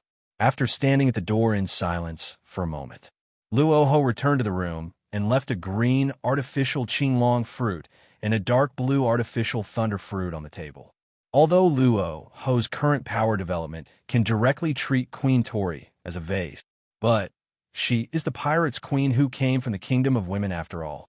Apart from anything else, just the powerful conqueror's power bursting out from his body. Haki's talent is already evident. If you treat others as just a vase, it is somewhat disrespectful. After leaving behind 2 artificial fruits that were developed by a scientist's father and daughter at great expense and have absolutely no side effects on the body, Luo Hu tiptoed out of this elegantly decorated room that looked like Queen Tori's own boudoir, walked to the outskirts of the island. He gently took out an exquisite cigar box from his pocket, carefully opened the lid, and took out a thick and fragrant cigar. He gently pinched one end of the cigar with his fingers, put the other end in his mouth, and then slowly lit it with a lighter. As the flames danced and burned, a light smoke began to rise and fill the air. After quietly smoking a cigar, Luo Hu began to look out at the sea, where Xianying Island was vaguely visible in the distance. The name Xianying Island was decided by Luo Hu himself after he expanded the island 100 times. It can be regarded as a little habit that conforms to history. Originally, that area belonged to Wanakuni. But after Luo Hu directly wiped out all the troops and various daimyo nobles, he completely took the country into his own hands. As for the Wanakuni Aborigines who were originally sent to the mines to mine, because the island's area expanded, the mineral output increased 100 times, and they had to mine day and night to make a living. Although it seems very harsh, compared to those who were once ruled by the samurai class, it is already a very good life. Luo Hu did not directly exterminate the entire country. On the contrary, he left a way out for them. As long as you dig hard and dig a sack, you can still get a very generous commission. Of course, during the mining period, there will definitely be some Japanese Wanakuni people who will jump out and try to cause chaos with the slogan of "Die with honor to restore the country." But all of these people, under the leadership of Enel, the devil's little overseer, will use lightning to burn their skin inch by inch until their entire bodies are covered in bloody flesh. After a long period of strict discipline, the residents of Wanakuni also recognized the facts and chose to immerse themselves in their mining days. Generally speaking, it can be summed up in one sentence. All those with blood in their veins have had their spines broken. Those who have no blood in their veins have also recognized the reality and started calling for Luo Hu to be the general. The general's kindness can never be repaid in a lifetime. 10 minutes later, Luo Hu subtly manipulated the floating positions of several Amazon Lily Kingdom islands, allowing them to slowly land in an area with a continental shelf and remain stable. If you want to investigate whether the Great Qin government is more benevolent than the world government that you Marines originally served, then go ahead. Luo Hu turned around and took a look. Zephyr was also sitting on the edge of the island, looking at the blue sky in front of him. The purple-haired middle-aged man, whose temperament seemed to have changed drastically, shook his head silently. This matter is completely unimportant. Since I have joined the government, I should naturally share the government's worries. To investigate the people's sentiments and so on, there will be opportunities on the way to the mission later. Luo Hu smiled slightly. After experiencing this series of setbacks and the loss of family affection, this originally honest and dull admiral of headquarters has become much happier. A man should carry out his dreams throughout his life. But if this dream becomes a little slim due to the environment, it is also necessary to propose changes in a timely manner. For example, changing a path or a new organization is a very good choice. Well, you can do it yourself. If you are still not proficient in Conqueror's Haki entanglement attack, perhaps you can choose to fight that guy. The progress you can get from fighting is very great. Luo Hu's expression remained unchanged. He pointed slightly at Douglas Bullet, a tall man who was walking towards him not far away, staggering with a bottle of wine in his hand. Kaido, who came back early last time, has continued to lead his troops on the mission to seize territory, focused on expanding the new territory of the Qin government. The person who is now responsible for staying in the government is Bullet, a 17-year-old young government admiral. Zephyr raised his head slightly when he heard this. He stared at Bullet with sharp eyes, who was not far away from him. The moment his eyes scanned Bullet, Zephyr had already analyzed this young yellow-haired man almost completely. However, even though Zephyr has taught many classes of students in the naval headquarters, the moment he saw the young boy Bullet, he was amazed by his terrifying talent. At first glance, you can tell that she looks like a minor. Although he has a mature complexion and the iron-blooded temperament of a soldier, his youthfulness is still very easy to see. However, even so, Zephyr still did not underestimate the young man who was getting closer to him. Not to mention anything else, just the powerful aura emanating from that terrifying body is already very clear proof of the strength of the young man in front of him. And the moment Bullet got closer, Zephyr also noticed the faint emergence of green dragon scales on the other's skin, neatly embedded between the skin and muscles. At this moment, Zephyr was even more shocked. Zoan, fish fruit, mythical beast, blue dragon form. Isn't this top-level Zoan devil fruit in Kaido of the beast's possession? In addition to the monster Luo Hu being able to possess multiple types of devil fruit. It unexpectedly appeared on a newcomer so abruptly. Could it be that the Qin government has already mastered the means to copy devil fruit? Zephyr's expression was extremely shocked. The plan to copy and regenerate devil fruit is no longer a secret within the world government. Now, on the Punk Hazard Island in the second half of the Grand Line, a scientific research genius is carrying out such a plan. According to the news Zephyr has received, the progress is very fast. But the current Qin government seems to have mastered such technological means. It's just the Conqueror's Haki entanglement attack. I've been hit by it many times when I was fighting Garp. If I practice it a few more times, I'll be able to master it. Zephyr shook his head and rejected Luo Hu's proposal. After all, he is a former admiral of the naval headquarters and is already in his 40s. Now he is asked to learn Conqueror's Haki entanglement from a teenager. This is simply throwing his face into the ground. Impossible, absolutely impossible. Luo Hu didn't care much about Zephyr's love of face. After all, the Conqueror's Haki entanglement attack, which can allow a strong person to successfully enter the top ranks, sounds very high-end, but it is actually not that difficult. Anyone who has reached that level of strength can control it skillfully with just a little practice. The reason why they are rare is simply because the number of people who awaken Conqueror's Haki is pitifully small compared to the number of people who can fully control Conquerors. Just like Eustace Kid, who also has red hair, he has Conqueror's Haki but relies too much on the devil fruit ability, so his Haki has gradually deteriorated. Even later on, I ended up in the New World. Luffy was already dominating Kaido, and Kid was indeed killed instantly by Shanks, who also had red hair, with a sword that evaded him despite being hit by an electric cannon. In general, although Conqueror's Haki is rare, the conditions for awakening it are not that difficult. As for the higher-level Conqueror's Haki entanglement, you only need a little guidance from someone, or you can master it by thinking hard on your own for a while. This little trick of using Haki is very simple, especially for Zephyr, who has a lot of combat experience and is well-equipped with theoretical knowledge. Soon, Bullet, who was over 5'm tall and had a muscular body, walked in front of the two of them. He first looked up at the purple-haired Zephyr. Although he was a little surprised, why would the former admiral of the naval headquarters appear in the territory of the Ami government? But Bullet didn't pay much attention to it afterwards. After all, Luo Hu had returned.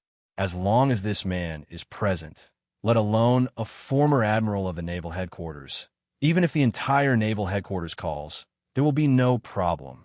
After a brief greeting, Bullet suddenly remembered something and looked at Luo Hu with a strange expression.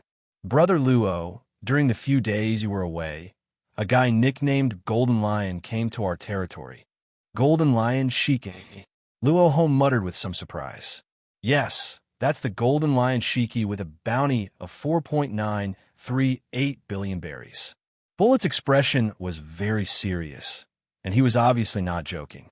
What is that guy doing here at this hour? Didn't he leave any message? Luo Hu asked. It seems not. He just came to take a look at our main island territory and then flew around the sea stone mine a few times. But that guy is such an impolite B***************. D. After all, Laozi is an admiral in the government. I greeted him so warmly, but he ignored me. Bullet complained with an unhappy look on his face.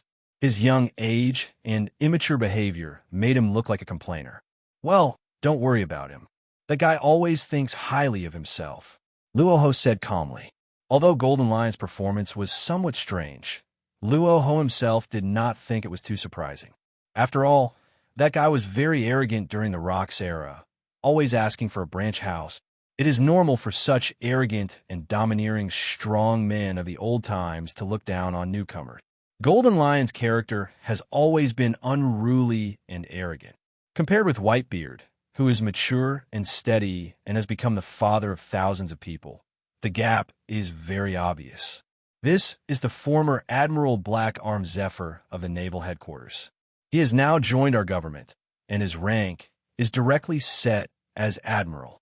Have your people contact the reporters and newspapers directly to inform all the major islands in the world as much as possible. By the way, go get me a blackbird cloak for the rank of Admiral. Seeing that there was nothing extra to do for the time being, Luo Hu directly instructed Bullet to entertain Zephyr, although people may not care about these ritual things. But after all, he has joined his own camp, so naturally he must also have the Zephyr that other admirals have. If it's too unruly, then what's the difference between it and world government? Huh? Isn't Zephyr a Marine? He actually joined our side. Bullet muttered something in surprise, but didn't say anything else.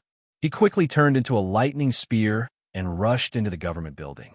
After 3 seconds, a flash of lightning flashed again. The thunder dissipated, and Bullet appeared in front of the two again with a brand new Admiral cloak in his hand. Well done. Practice the Thunder Fruit to awaken as soon as possible, so that the speed and destructive power will be taken to a higher level. Luo Hu praised Bullet with great satisfaction. It hasn't been long since I took the Thunder Fruit, but I can already use it so smoothly. It is not difficult to continue to practice hard for a period of time and directly practice the Thunder Fruit to the awakening state. Logia Devil Fruit is relatively easy to awaken compared to other fruits. Thanks to the Devil Fruit that Luo gave me, I feel like I'm invincible now.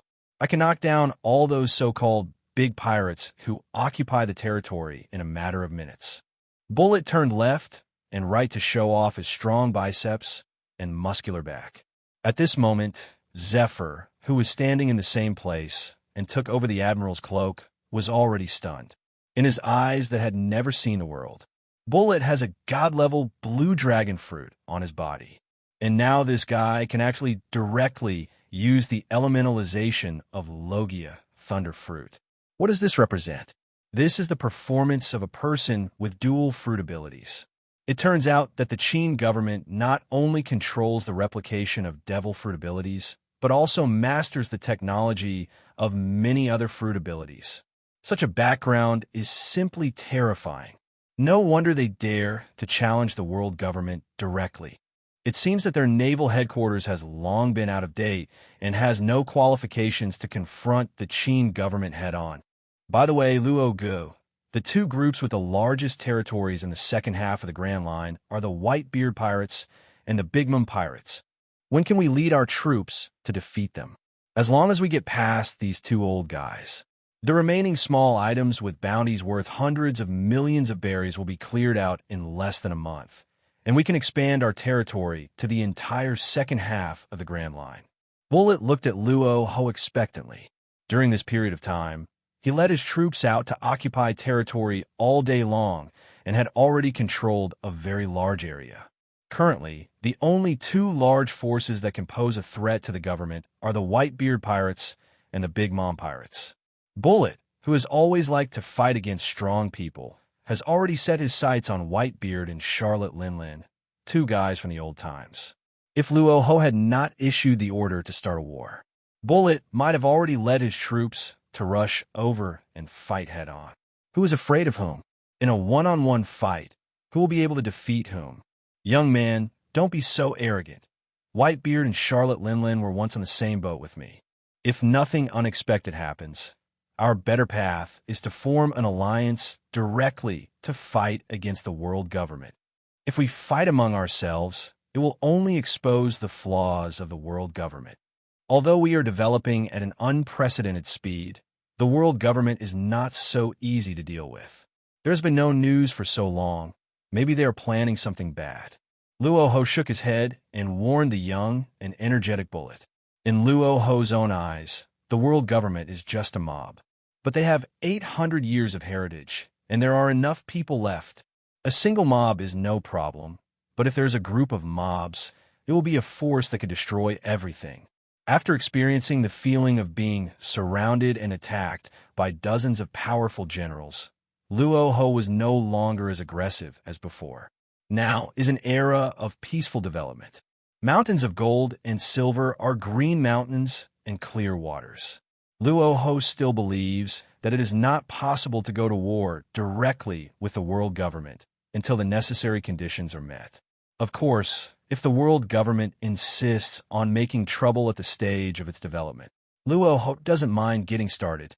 At worst, we could just fight World War II.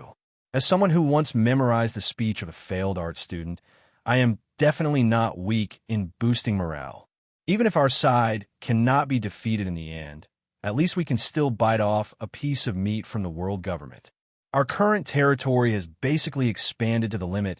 We can't just stop now, right, Brother Luo? Bullet chirped in a somewhat fanatical and belligerent tone. Well, I'll go talk to Whitebeard in a couple of days. They should be very willing to join us. If the talks fail, we'll find another way. Don't worry, kid. You won't have any more battles to fight. When we fight the world government, it will be a 1-on-3 fight. Kaido, me, and Mr. Zephyr are all together? Who is so impressive? Bullet asked with some curiosity. They are 3 admiral-level warriors beating you up. Luo Hu patted Bullet's broad shoulders and left with a funny look on his face. This guy has never been to the holy land of Mariewa, so he naturally doesn't know that the 800-year-old history of the world government is no joke. Especially when he and Rox rushed forward together, dozens of celestial dragons at the Emperor level appeared. The scale of theirs is really eye-catching. Otherwise, how could the world government rule this chaotic world without any turmoil for hundreds of years? How could celestial dragons be idiots? Most of them are gifted. It's just that when the population base is large, some idiots will naturally appear, not to mention world government. Even a country like Dacia, with a 5,000-year-old cultural heritage, there are still many idiots. So, idiots really don't distinguish between races, national boundaries, or even planets. As the saying goes, when you're in the world, how can you avoid getting hurt? Where there are people, there are rivers and lakes. And where there are rivers and lakes, there must be idiots. Bullet stood there quietly, unable to recover from his shock. Originally, he thought that the Qin government had already fully acquired the foundation to challenge the naval headquarters and could directly take over the world government. But he never expected that one day in the future, he might be in a situation of 1 against 3. Does the world government really have so many powerful people? This is too cruel. But after the website's shock, a passionate desire to fight began to emerge in Bullet's eyes. The more people, the better.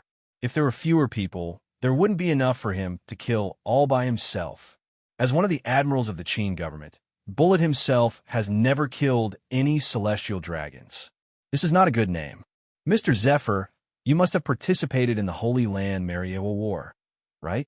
Can you tell me how many powerful people are there? I saw Luo Hu had already left. Bullet hurriedly turned around and asked Zephyr, who was preparing to familiarize himself with the work area. Hearing this, Zephyr paused slightly. The Holy Land Mariewa War. I saw about 30 strong men back then. Basically, each of them had a strong aura and was able to fight against an admiral-level existence alone. Even I am not sure I could defeat them head-on in a one-on-one situation. Zephyr's lips curled up into a smile. He once fought hard to protect the government's interests in the Holy Land of Mariewa. But what they got in return was a situation where their families were broken up and their people were killed. Now, he has completely turned against us. If Luo Hu starts another Holy Land Mariewa war, Zephyr's eyes burst with murderous intent, and he clenched his fists tightly. Between his palms, there appeared bursts of extremely fierce black thunderstorms. Floating Island and Scientific Research Island.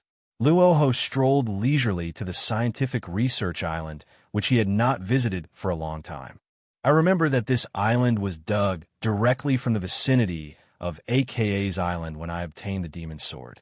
Now it has become an exclusive island for women scientists to conduct scientific research. Due to the expansion of power, this scientific research island also attracted many assistants with a certain level of scientific research.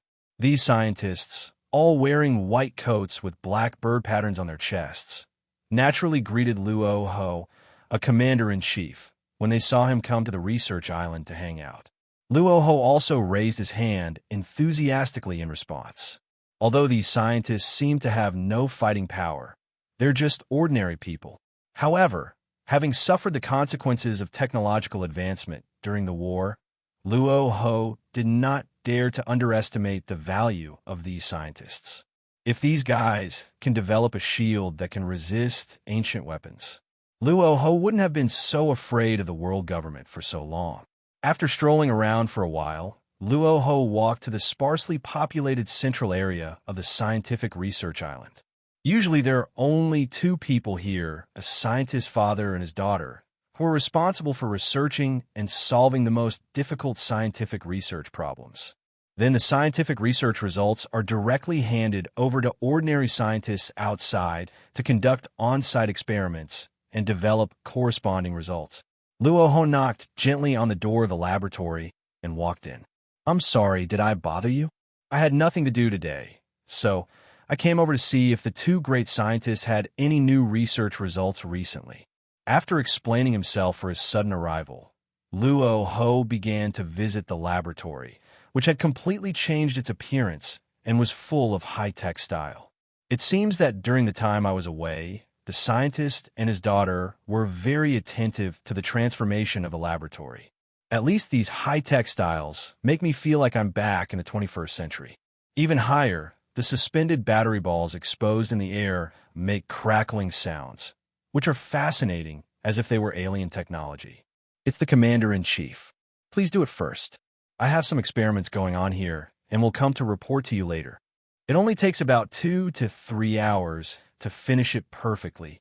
The scientist who was busy with the experimental data turned around and saw Luo Hu, who was staring at the experimental can, and said respectfully, "For him, a man like Luo Hu is simply the greatest benefactor he could ever meet in his life.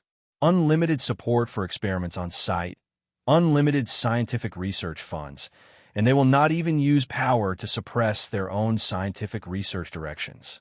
Such an upstream supplier is simply the link that all scientific and technological personnel dream of. It doesn't matter.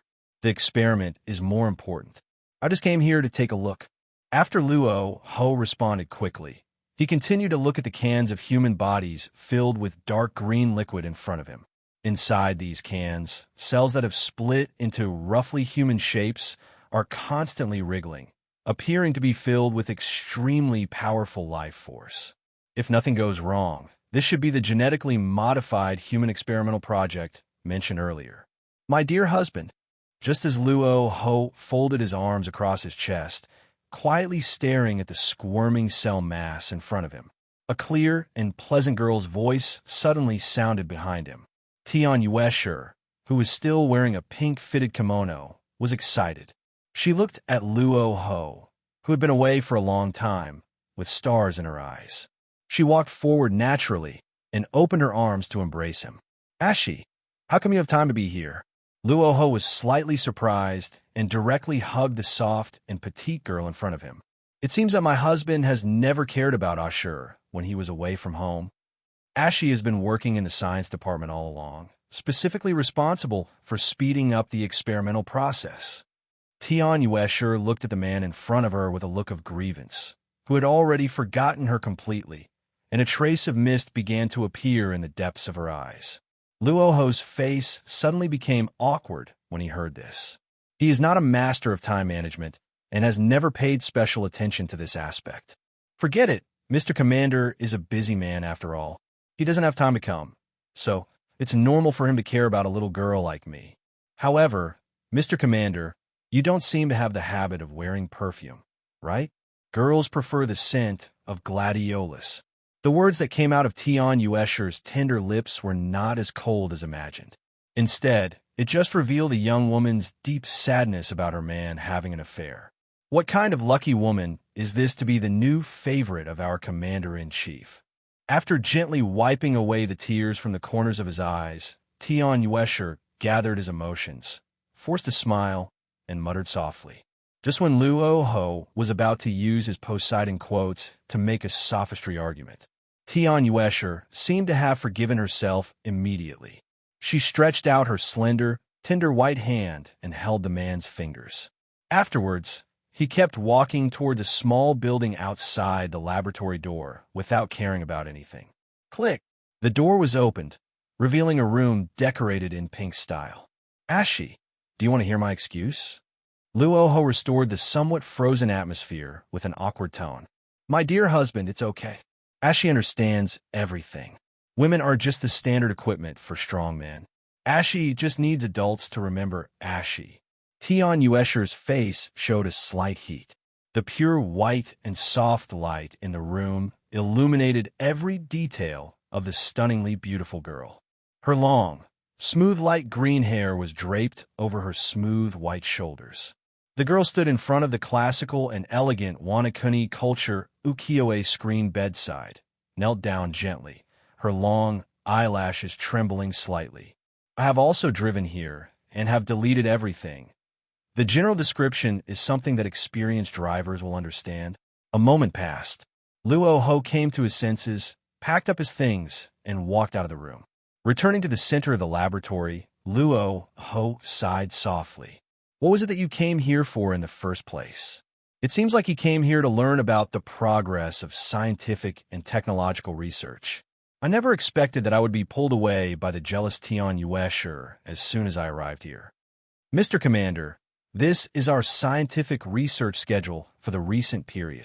The moment he returned to the laboratory, Oro Liangma handed over a dozen thick sheets of experimental material recording papers. Luo Hu took it and started flipping through it while listening to the oral report given by the scientist in front of him. Recently, our research results have mainly focused on the firepower configuration of warships and the use of the latest modified and synthesized ultra-high concentration sea stone as the bottom of the ship and the special modification of the bracket to avoid the attacks of those sea kings in the deep sea. And if we have this kind of super high concentration of sea stone as the firepower shells, we can just shoot it at the enemy's high altitude and explode the powdered sea stone with a coverage range of more than 30 nautical miles at the moment of the battle, which will greatly limit the opponent's demon fruit power. Luo Hu nodded in agreement. This research project is very similar to the sea stone warship developed by Vegapunk. However, Oro Liangma has made more detailed modifications in this regard. By synthesizing super high concentration of sea stone, grinding it into powder, stuffing it into a cannonball, and firing it. In this way, the high concentration conch powder can be blown along the wind direction to directly affect the demon fruit power of a large area of the enemy. In this way, the warships on their side would not be smashed to pieces when they encountered individual strong enemies. Oro Liangma put the first 3 pages of paper in his hand to the other side and continued to recite the following process. In addition to the successful development of ultra-high concentration sea stone, my daughter has recently successfully developed a device that can identify map feedback with a maximum range of 100 nautical miles at sea through the transformation of special metals and circuits. We named it the shipboard satellite map, and it has been successfully tested and assembled on a warship at this stage. After introducing the function of satellites in detail again, Oro Liangma continued to flip down. Currently, the development of artificial human gene sequences is underway. As long as they continue to develop normally, the first batch of modified humans should be able to be directly formed and put into use. But there are some unexpected things in the experimental process. We seem to be unable to analyze those powerful devil fruits from the blood you left behind and replicate them. Oro Liangma said with a little disappointment. Originally, he thought that with the same technology, he could directly obtain the 8-clawed Azure Dragon's bloodline factor from Luo Hu for transformation and replication. But in fact, the process was quite difficult. No matter how many methods he came up with, he could not replicate the devil fruit ability that appeared in Luo Hu's body. Or perhaps it could be that the energy hybridity of these devil fruits was too high. As soon as they were extracted and injected into the cells, they directly burst the newly cultivated clonal factor cells. After repeated attempts failed, Oro Liangma decided to give up this trip and make more plans later. In addition to the above progress, our scientific department has discovered a super large ship in the deep sea of the original Wanakuni ruins. If nothing goes wrong, it should be Pluton, which was once known as one of the 3 ancient weapons. As long as the commander-in-chief gives the order, our science department can immediately gather people to pull that huge battleship back to the surface for repair and renovation. After introducing the recent experimental progress, Aurelien looked at Luo Hu with a slightly expectant look in his eyes. According to his radar signal investigation, the huge battleship under the sea must be Pluton, one of the 3 ancient weapons. However, because Luo Hu had not been in the government for some time, the ancient weapon project was shelved for a while. As the top scientist, Aurelien is naturally looking forward to studying the terrifying weapons created by lunar technology. As long as he could personally analyze and dissect the operating rules of this huge battleship, he would have enough confidence to mass-produce a batch of scaled-down versions of ancient weapons. Well, that's great. The scientific research projects are progressing very quickly. If you need any help, especially money, you must go directly to the government department to get it. What about the salvage plan for the ancient weapon? Aurelien asked tentatively.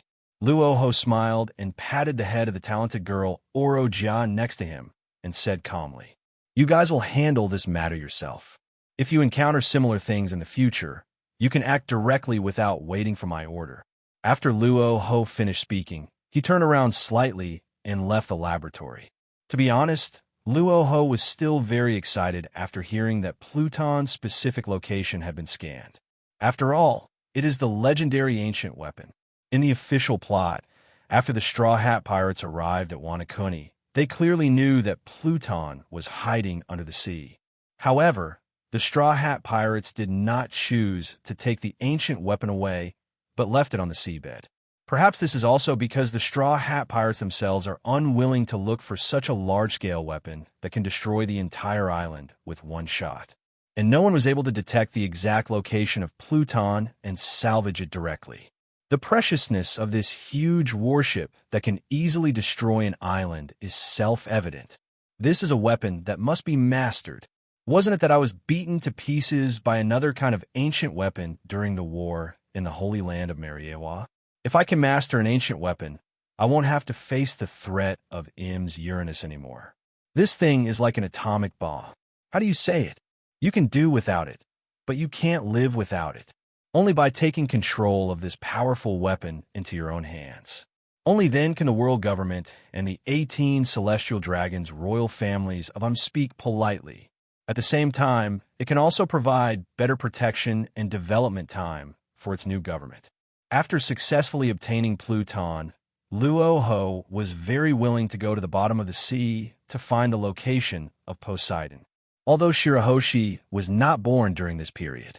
But if they could float the Fishman Island above the sea in advance and make it their own territory, that could be considered as directly mastering Poseidon.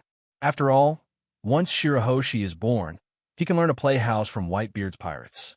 He can recognize a little mermaid daughter and become a qualified father.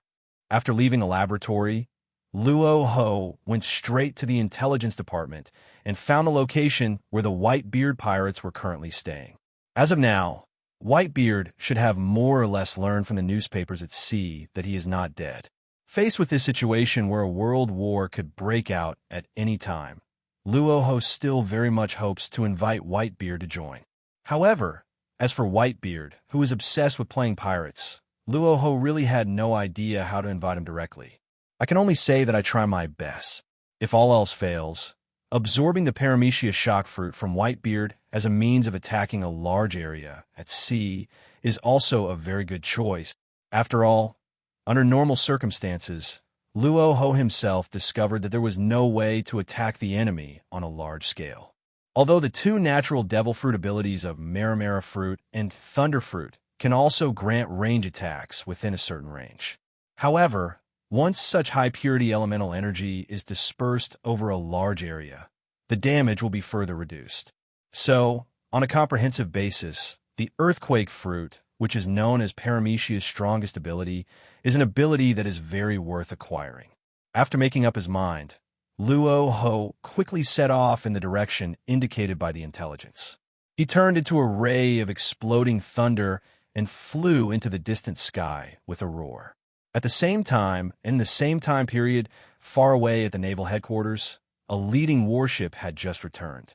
On the towering mast hangs the Marine Seagull Balance flag, which symbolizes justice and peace, in conjunction with this unique-looking dragon-headed warship. It looks even more majestic and full of a unique Haki. At this time, a young man in a dark green cape walked into the naval headquarters building with steady and powerful steps. The Marine soldiers on duty around them raised their hands and saluted seriously when they saw the man in the green cloak. Almost everyone in this naval headquarters, from soldiers to marshals, wears a cloak based on white justice. And there's only one man who can modify his warship and cloak style as he pleases. He is the son of Monkey D. Garp, the famous Vice Admiral of Naval Headquarters and also the alternate Admiral of Naval Headquarters. Monkey D. Doragon. At this time, Doragon's face was serious, and his eyes revealed a unique spiritual light, looking as sharp as a flying dragon. His eyes were fixed on the flag of justice planted on the top of the building, and he finally sighed deeply. The Marine soldiers around all looked at the monster in front of them, who was truly hailed as the future Marine Admiral, with some surprise. I have no idea what he is thinking at this moment. Boom, boom, boom. Doragon knocked on the door casually and walked directly into a large but somewhat remote office inside the Naval Headquarters building. The owner of this office is none other than his father, Vice Admiral Garp. However, under normal circumstances, Garp would not stay in the office and wait for tasks, so he was the one who used it. The situation today was very different. His father was sitting in the office chair with a serious expression and annoyed eyes. His bold and grandiose sitting posture seemed to be brewing something. After seeing the person coming, Garp stood up and walked straight to Doragon. He stretched out his hand, which was as big as a sandbag, and grabbed his son, who was also nearly 3 meters tall. Damn you! What did you say to your dad on the phone just now? You're going to be the Admiral of Headquarters in the future. I've already arranged a good relationship for you. The next marshal position of the Naval Headquarters will be taken over by Dad's comrade, Sengoku. He will arrange for you to become the new Marine Admiral. Stop talking about raising a new army. The world is not as dangerous as those guys playing pirates make it out to be. Garp's forehead was covered with blue veins, and he looked extremely serious. As someone who has personally experienced countless major wars, he knows very well how many dangers there are in this world. Only with the support of a giant like the Naval Headquarters can we survive more safely. Stop talking nonsense, Dad. Marine Admiral or something. I never said I would do this. What? Say it to me again. What do you mean you don't want to be the Admiral of the Naval Headquarters? Do you really know how much effort your father has put into your development? Garp was a little exasperated and stretched out his fist to use the iron fist of love to hit Dragon's head. But after raising his fist in the air with a serious expression, Garp slowly stopped his action for a moment. Because at this moment, he only saw that Doragon, who used to be laughing all day long, had become a different person. He became extremely serious, and his whole personality seemed to have completely changed. That look was so determined, as if he had a new belief that lasted throughout his life. Don't try to persuade me anymore. The justice of the Naval Headquarters has long been completely corrupted. There is no point in staying in such an organization. This is my resignation letter from the position of Vice Admiral of Naval Headquarters. Please give it to Marshal Kongu on my behalf, Dad. After handing the envelope with beautiful and neat handwriting to his old father, who was holding his fist in front of him, at a loss, Doragon prepared to leave the room without any hesitation. After reaching the door, he looked back and saw his father still standing there without moving. Then he spoke slowly. Don't be so confused, Dad. When I was little, didn't you always tell me to live more freely? You don't know what it means to live in the present, do you? If you want to be freer, you should avoid being too high-ranking. If you relax, you can act better, right? After Doragon finished his last words slowly, he closed the door with a click. Then he took off the Naval Headquarters Justice cloak from his shoulders and threw it into the trash can next to him. This crazy behavior naturally attracted the attention of a figure in another office who was holding a sword and looking over. The sun rose and the moon set, and over the sea it turned into a swift bolt of lightning that streaked across the sky, causing bursts of thunder. Wherever Luo Hu looked, he vaguely saw a huge whale ship. The Moby-D*K, as huge as a white whale, sailed on the sea, dragging a long white chain at its stern. There's thunder in the sky. It looks like it's going to rain? Doesn't Dad hate thunderstorms the most? Show us the ability of the shock fruit to shatter the atmosphere again. It would also be good for those newcomers to see how powerful Dad is. Marco, who was sitting astride the Moby-D*K, looked back at old man Whitebeard, who was pouring wine into his mouth, and said with a hint of anticipation, "Captain Marco is right. Dad, show us your ability to shatter the air with one punch. That's the legendary, strongest paramecia shock fruit ability. It's like a natural disaster. Just punching the air can cause a huge tsunami hundreds of meters high. Dad is the most powerful man in the world. What a bullshit, Roger. How can he compare to the old movies?" Seeing that Marco, the captain of the team, was eager to try, he asked his father to show his abilities. The crew members around also began to persuade them. Looking at the group of sons in front of him, who were trying to persuade them one by one, Whitebeard sighed helplessly. Although the ability shock fruit is powerful enough, it is not the most suitable ability for him. After the battle in the Valley of Gods, he was sitting in a room betting on the devil fruit's abilities. Originally, he thought he could open a mythical beast devil fruit ability similar to Kaido, thereby greatly enhancing his own Haki level. But what I never expected was that a paramecia's shock fruit ability would appear. As we all know, in this crazy sea, the devil fruit ability can only be used to assist in combat at most. What can really determine the outcome of battle is always a person's Haki strength and physical strength. For example, he has been sweeping across the ocean, invincible, and occupying a large area of territory, and he has fought against the newcomer Roger no less than 20 times. During this period, every fight between the two basically ended in a draw. During this process, he never used the devil fruit ability, because in front of the powerful conqueror's Haki, the devil fruit's abilities will be directly restricted. Once Roger launches Conqueror's Entanglement attack, his shock fruit ability will lose all its effects. Unless he had released the seismic wave at a long distance, it would have been able to barely cause some minor damage to Roger. But unfortunately, when facing a truly strong opponent, if you waste time using the shock fruit ability, I guess that be ******D Roger's divine avoidance will hit his crown in any minute. So, to sum up, Whitebeard has always believed that the most suitable devil fruit ability for him is still Azoan's mythical beast fruit. However, since things have developed to this point, Whitebeard can only choose to accept this fact.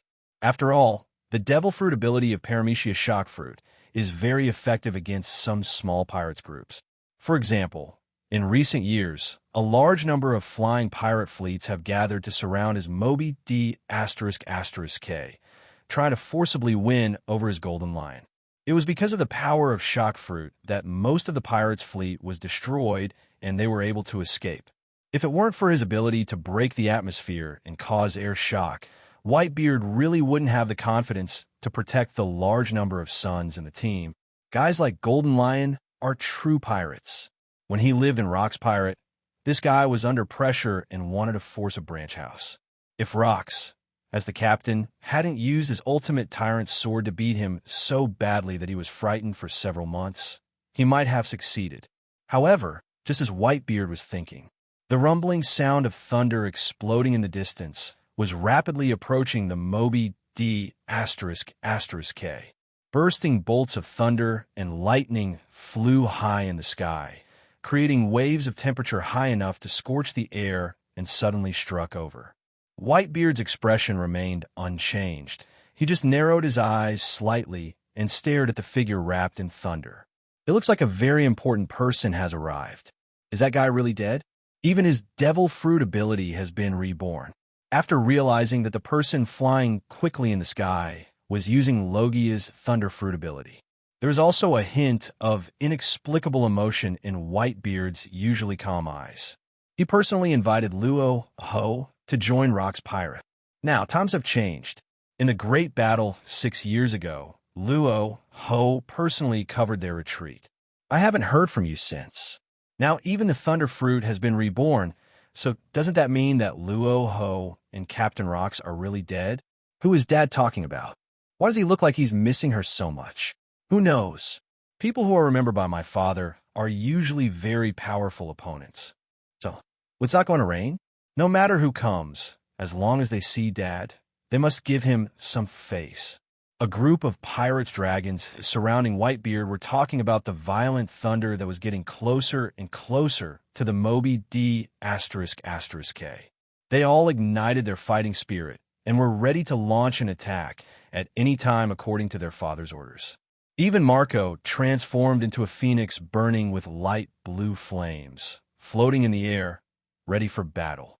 But before the pirates could react, Whitebeard saw the figure in the thunder that overlapped with his memory.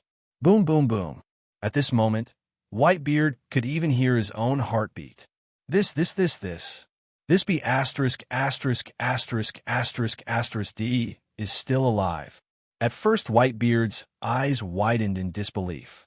He looked at the young man standing in front of him with some disbelief. Then he carefully rubbed his blurry eyes and tried to identify it carefully. Although in my memory, Luo Hu's height and build were like a scary devil, more than 10 meters tall. It is very different from the tiny thing in front of him, which is only a little over 2 m and less than 3 m tall. But how could he forget this face that inadvertently revealed a strong, murderous aura in every move? After careful identification, Whitebeard's usually serious expression suddenly changed. His tongue stuck out, and his eyes almost popped out of his head in shock. The image of the old father that he had worked hard to build over several years is completely gone. I'm not seeing things. Luo Hu, aren't you dead? How come you are here? Kulalalal. I knew a man like you is not dead. Whitebeard looked at Luo Hu in front of him, his face showing shock and joy. What a surprising encounter. When I was reading the newspaper a few days ago, I was talking about this newcomer who looked so much like you. A man like you really won't die so easily at the hands of those scumbags of the world government. Whitebeard stared at it intently and confirmed it several times before he suddenly smiled. No matter what, in his personal opinion, a man like Luo Hu would never die so easily. And strictly speaking, Luo Hu personally saved the lives of a large group of people during the Holy Land Mariewa War. Needless to say, this feeling is pure. But given Luo Hu's personality, he would definitely not use this favor to blackmail me. It was the same as when I went to Alcatraz to support Luo Hu under Rock's order. Both of them tacitly chose words like favor at level B. Is this true?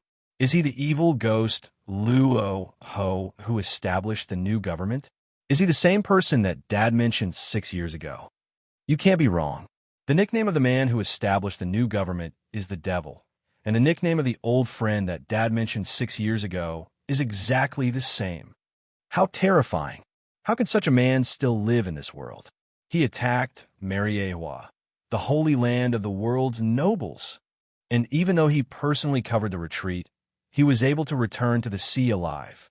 The crew members of the Whitebeard pirates were talking about it, and everyone was standing there in shock with their eyes wide open.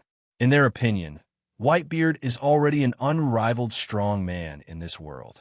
Anyway, ever since they joined the Whitebeard pirates, almost no one would disrespect them in this area of the second half of the Grand Route. And Whitebeard has never experienced failure since he set out to sea.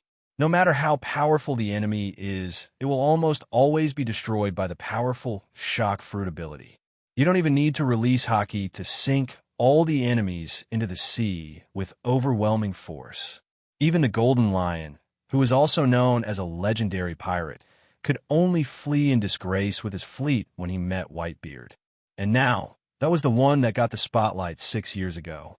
What kind of strength does Luo Hu, the evil ghost who is even considered by Whitebeard's father to be the strongest man in the world in the true sense, have? And this man looks really young. Although he is only in his 20s, he has already reached the world's strongest level. Even Whitebeard's father recognizes it. This disparity in talent made the little pirates look at each other in bewilderment, not knowing what to say.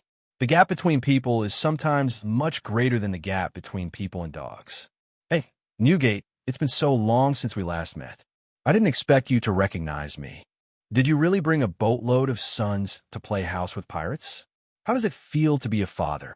Luo Hu looked at the thousands of crew members on the Moby D***K and said jokingly. At this time, Whitebeard's golden hair has become more abundant than before, and his strength has basically reached the ultimate level of personal talent. If I continue to develop, my strength will only decline as I age. Newgate, one arrogant tone. No one has ever dared to call Whitebeard's father's name like this. Is this guy really one of the former twin overlords of the sea? A former friend and captain-level member of Whitebeard's father's family?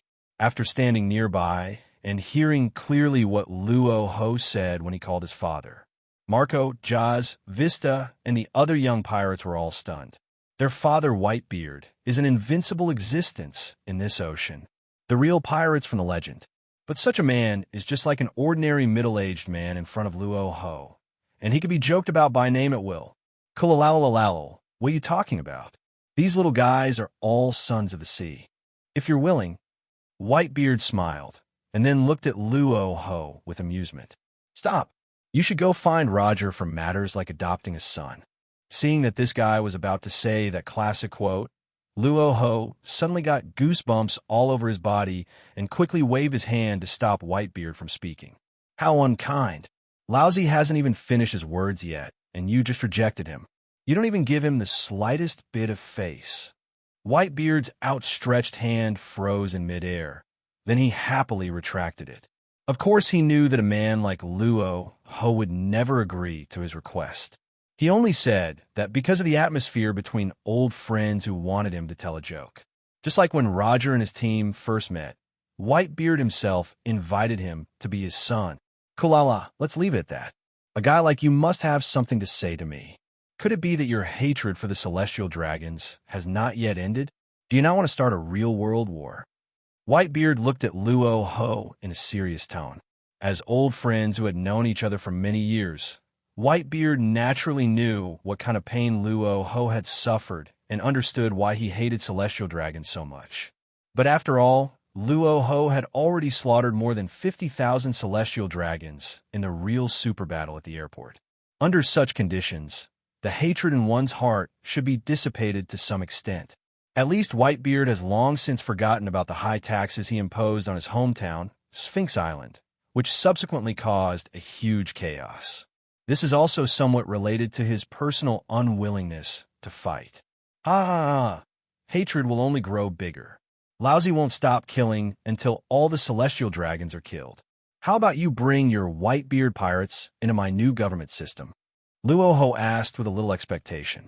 Currently, there are about 17 or 18 big pirates with high bounties in the second half of the Grand Line. But the only ones who can really fight are the Whitebeard pirates and the Big Mom pirates. If we can get our two teams to join our new government, then we will undoubtedly increase the combat power of two more generals. Moreover, the combat effectiveness of the crew members under these two large pirates groups is stronger than that of ordinary soldiers. That's a request that's really hard to refuse. Whitebeard pondered for a moment, then turned to look at his sons who were eavesdropping on the conversation. But it's still hard for me to make a decision if I have a family to support. These little devils are all my sons. If I let them fight against the world government, I really can't bear to do that. They are too young to face the storm on this sea. Whitebeard said in a slightly embarrassed tone. Luo Hu had naturally anticipated this rejection. In the plot of Summit War, only one person was captured, and Whitebeard still led the entire group of sons to rescue him. If he were to let his sons fight the world government on their own, it would certainly be difficult for him to make a decision. In general, I am used to being a father, and I always think more about my sons. Luo Hu also understands this very well. After all, a person like Whitebeard who has no ambition should do this kind of thing. Just collect protection money and drink for the rest of his life. It doesn't matter. Just enjoy your family life with your sons. I didn't come here to force you to join us this time. Luo Hu smiled in a relaxed tone. Cool. I knew you would make things difficult for me. If it's not about this matter, then why did you come to me? Shock fruit. Luo Hu stated his purpose directly without any hesitation. Whitebeard already knew how he could absorb his devil fruit ability and use it for himself. Naturally, there is no need to explain too much. That's absolutely fine. Since you need it, why not take this opportunity to have a fight? My Haki has stagnated for 2 years. Apart from Roger, no one has ever been able to make me fight with all my heart and soul. Whitebeard's voice fell. Luo Hu did not refuse. It had been a long time since he encountered a more powerful enemy. It would be a good practice to fight against Whitebeard at his peak. Since you are so confident that you can fight me one-on-one, then come on. Luo Hu waved his hand and pulled up a rocky island made up of huge black reefs directly from the sea surface, floating in the sky. Finally, the whole person's figure teleported and stood directly on the island, waiting for Whitebeard's arrival. Kulala, let me see how far Laozi is from the strongest power in the world. Whitebeard's eyes were full of fighting spirit and excitement. His long, bright golden hair fluttered in the fierce wind. His large and stylish white captain's coat fluttered in the wind, making a popping sound. With a huge figure of 666 centimeters, he bent his legs slightly and paused, then jumped directly from the Moby-D***K to the floating Black Reef Island. Luo Hu's face was as calm as water, and he casually pulled out the 7-star sword that had been hanging at his waist and had long been dyed black by Haki. An almost violent force gushed out from the body and tightly grasped the hilt of the 7-star sword, leaving no room for shaking. Then, under Whitebeard's watchful gaze, the 7-star sword slowly chopped down into the air at a vertical angle. The black sword blade looked gloomy under the Akaji sunlight, revealing an edge unique to darkness. Got it. This is my normal attack. Luo Hu's tone was serious and earnest. Although Whitebeard is very strong, but Luo Hu's current swordsmanship skills have already reached the ultimate level of perfection. On the same level as that be D-Rocks. With the help of the flowing output of armament color and Conqueror's Haki's aerial slash. Even with just a simple swing of the sword, it could instantly unleash a force powerful enough to split the sea surface for hundreds of miles. Boom! Wachimbakin's 2-color ultimate Haki suddenly went into a frenzy under Luo Hu's control. Even in Whitebeard's eyes, the space around Luo Hu's body began to become blurry. The Conqueror's Haki, which was suppressed to the ultimate level, directly created cracks in the black reefs on the ground, directly generating physical attacks. The extremely violent Haki flowed and jumped wildly on the blade of the 7-star sword, and then turned into terrifying sword energy, pushing the aura of this demon sword that was said to be able to destroy the entire world at will to roar out. Whitebeard's expression was extremely solemn. This doesn't seem like a one-on-one fight.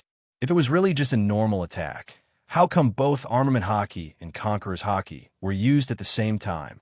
In the perception of Whitebeard's top-level observation Haki, the 7-star sword in Luo Hu's hand, which looked quite unique in shape, broke through the sound barrier almost instantly, piercing through the air in an instant, and burst into circles of dark green sword energy. With the terrifying force and the sword skills that have reached perfection, the small and extremely hard black stone island on the ground was cracked into long cracks and gullies almost instantly. Although Luo Hu only launched a relatively ordinary attack. However, due to the terrifying gap in strength that was as much as 2 or even 3 times as big, Whitebeard felt only tremendous pressure and boundless oppression attacking his entire body and mind at that moment. Faced with this horrific monster, even though he had been called the strongest man in the world by 4 media reporters, he still felt a cold and suffocating feeling. Faced with this terrifying sword energy, even a strong man like Whitebeard felt it was quite difficult. The group of Marco's men who were standing not far away and watching the battle were naturally extremely shocked. The green sword energy was so fast that it was impossible to dodge it, so one could only take it. But even Marco, the devil fruit known as the Phoenix, felt his scalp tingling and his head shaking, and he was speechless when facing such sword attacks. This level of attack is simply not something these little pirates can withstand. Even their fathers may not have an easy opportunity to deal with it head-on. "Dad!" he roared with red eyes. The power of this move is such that if it really hits someone head-on, even a strong man like my dad would be seriously injured and fall to the ground. However, no matter how these sons shouted Whitebeard, they just stared calmly at the whistling sword energy. The huge Guandao was rendered in pitch black by Haki, and Whitebeard held the hilt tightly with both hands, with a transparent, swaying white halo surrounding it. The arm muscles suddenly expanded and doubled in size. A fierce slash of the knife. Lousy is Whitebeard. With a roar like that of a ferocious beast, the huge blade chopped down from the sky like a group of merchants. Amidst the sound of scattered glass breaking, the atmosphere was directly shattered. Boom! A terrifying roar sounded on the spot. The earth-shaking seismic energy began to erupt on the solid rock island. The whistling black demon sword was suppressed in the void by the earthquake energy. Black and red Haki was constantly emitted between the two, and it was shaking violently. After a few seconds, the energy of the earthquake gradually weakened, but the sword energy emitted by the demon's sword still did not dissipate. Instead, he continued to rush forward with an unstoppable and sharp momentum. Whitebeard's eyes flashed, his mind was shocked. The muscles of the arm holding the knife suddenly bulged. Veins bulged and expanded to twice the size again. The power was terrifying. Earthquake energy emerges. The transparent halo on the blade of the Guandao spread out again. Crackling. The extremely dense sound of glass shattering was heard again, and the entire space before his eyes continued to produce long and thin white cracks. Boom, boom. The dull and trembling vibration, which was even more heart-pounding than the previous blow, spread quickly, and a low roar instantly turned into an earthquake wave that made people's hearts beat wildly. Under this terrifying energy, the entire extremely hard black reef island instantly turned into countless flying pieces of rock. Even the sea surface below and the land of the surrounding islands began to shake violently, and a large number of bubbles began to surge on the sea surface. The entire sea seemed to be in a rage.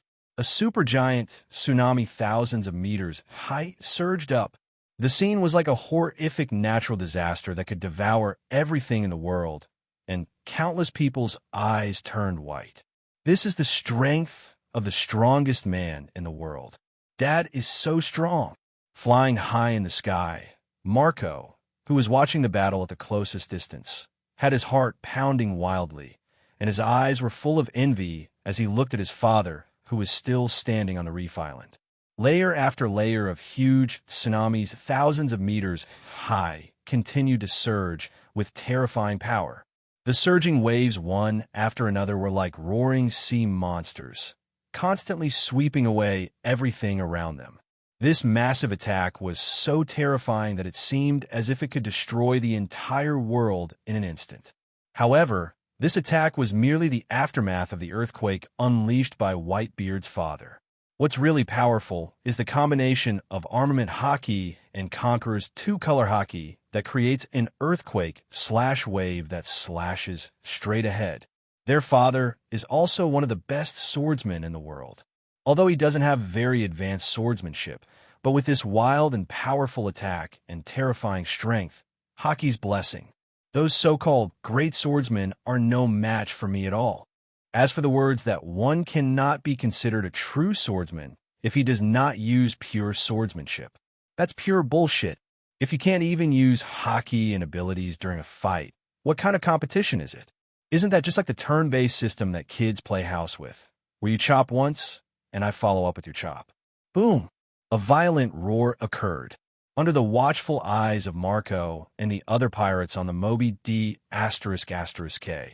A terrifying seismic wave energy with a diameter of over 10 meters instantly spurted out from the tip of Whitebeard's supreme sword Kasugawa Kiri, one of the 12 skills.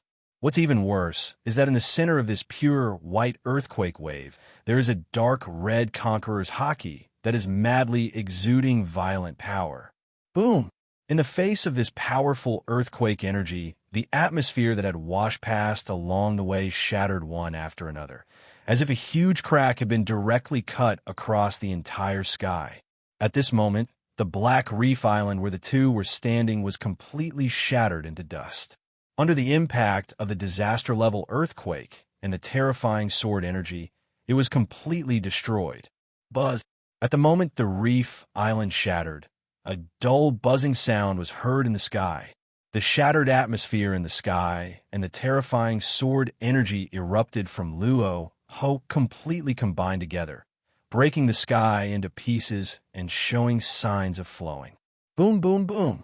The extremely violent explosions are still continuing, and the countless thousand-meter-high waves surging forward are still as crazy as ever.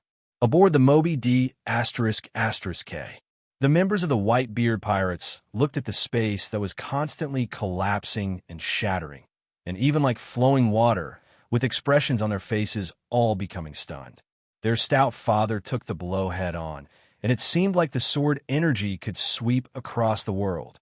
Seeing his father using his last bit of strength to step on the rubble and retreat to the main ship of the Moby D*K, Marco was simply astonished.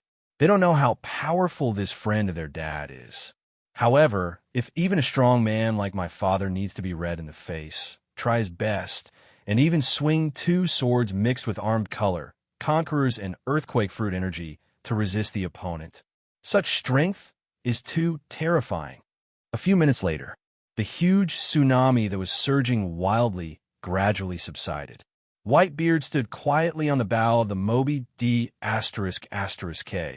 holding the huge guandao in his hand and watching Luo Hu leave. Under normal circumstances, Whitebeard is personally very willing to participate in the upcoming huge war.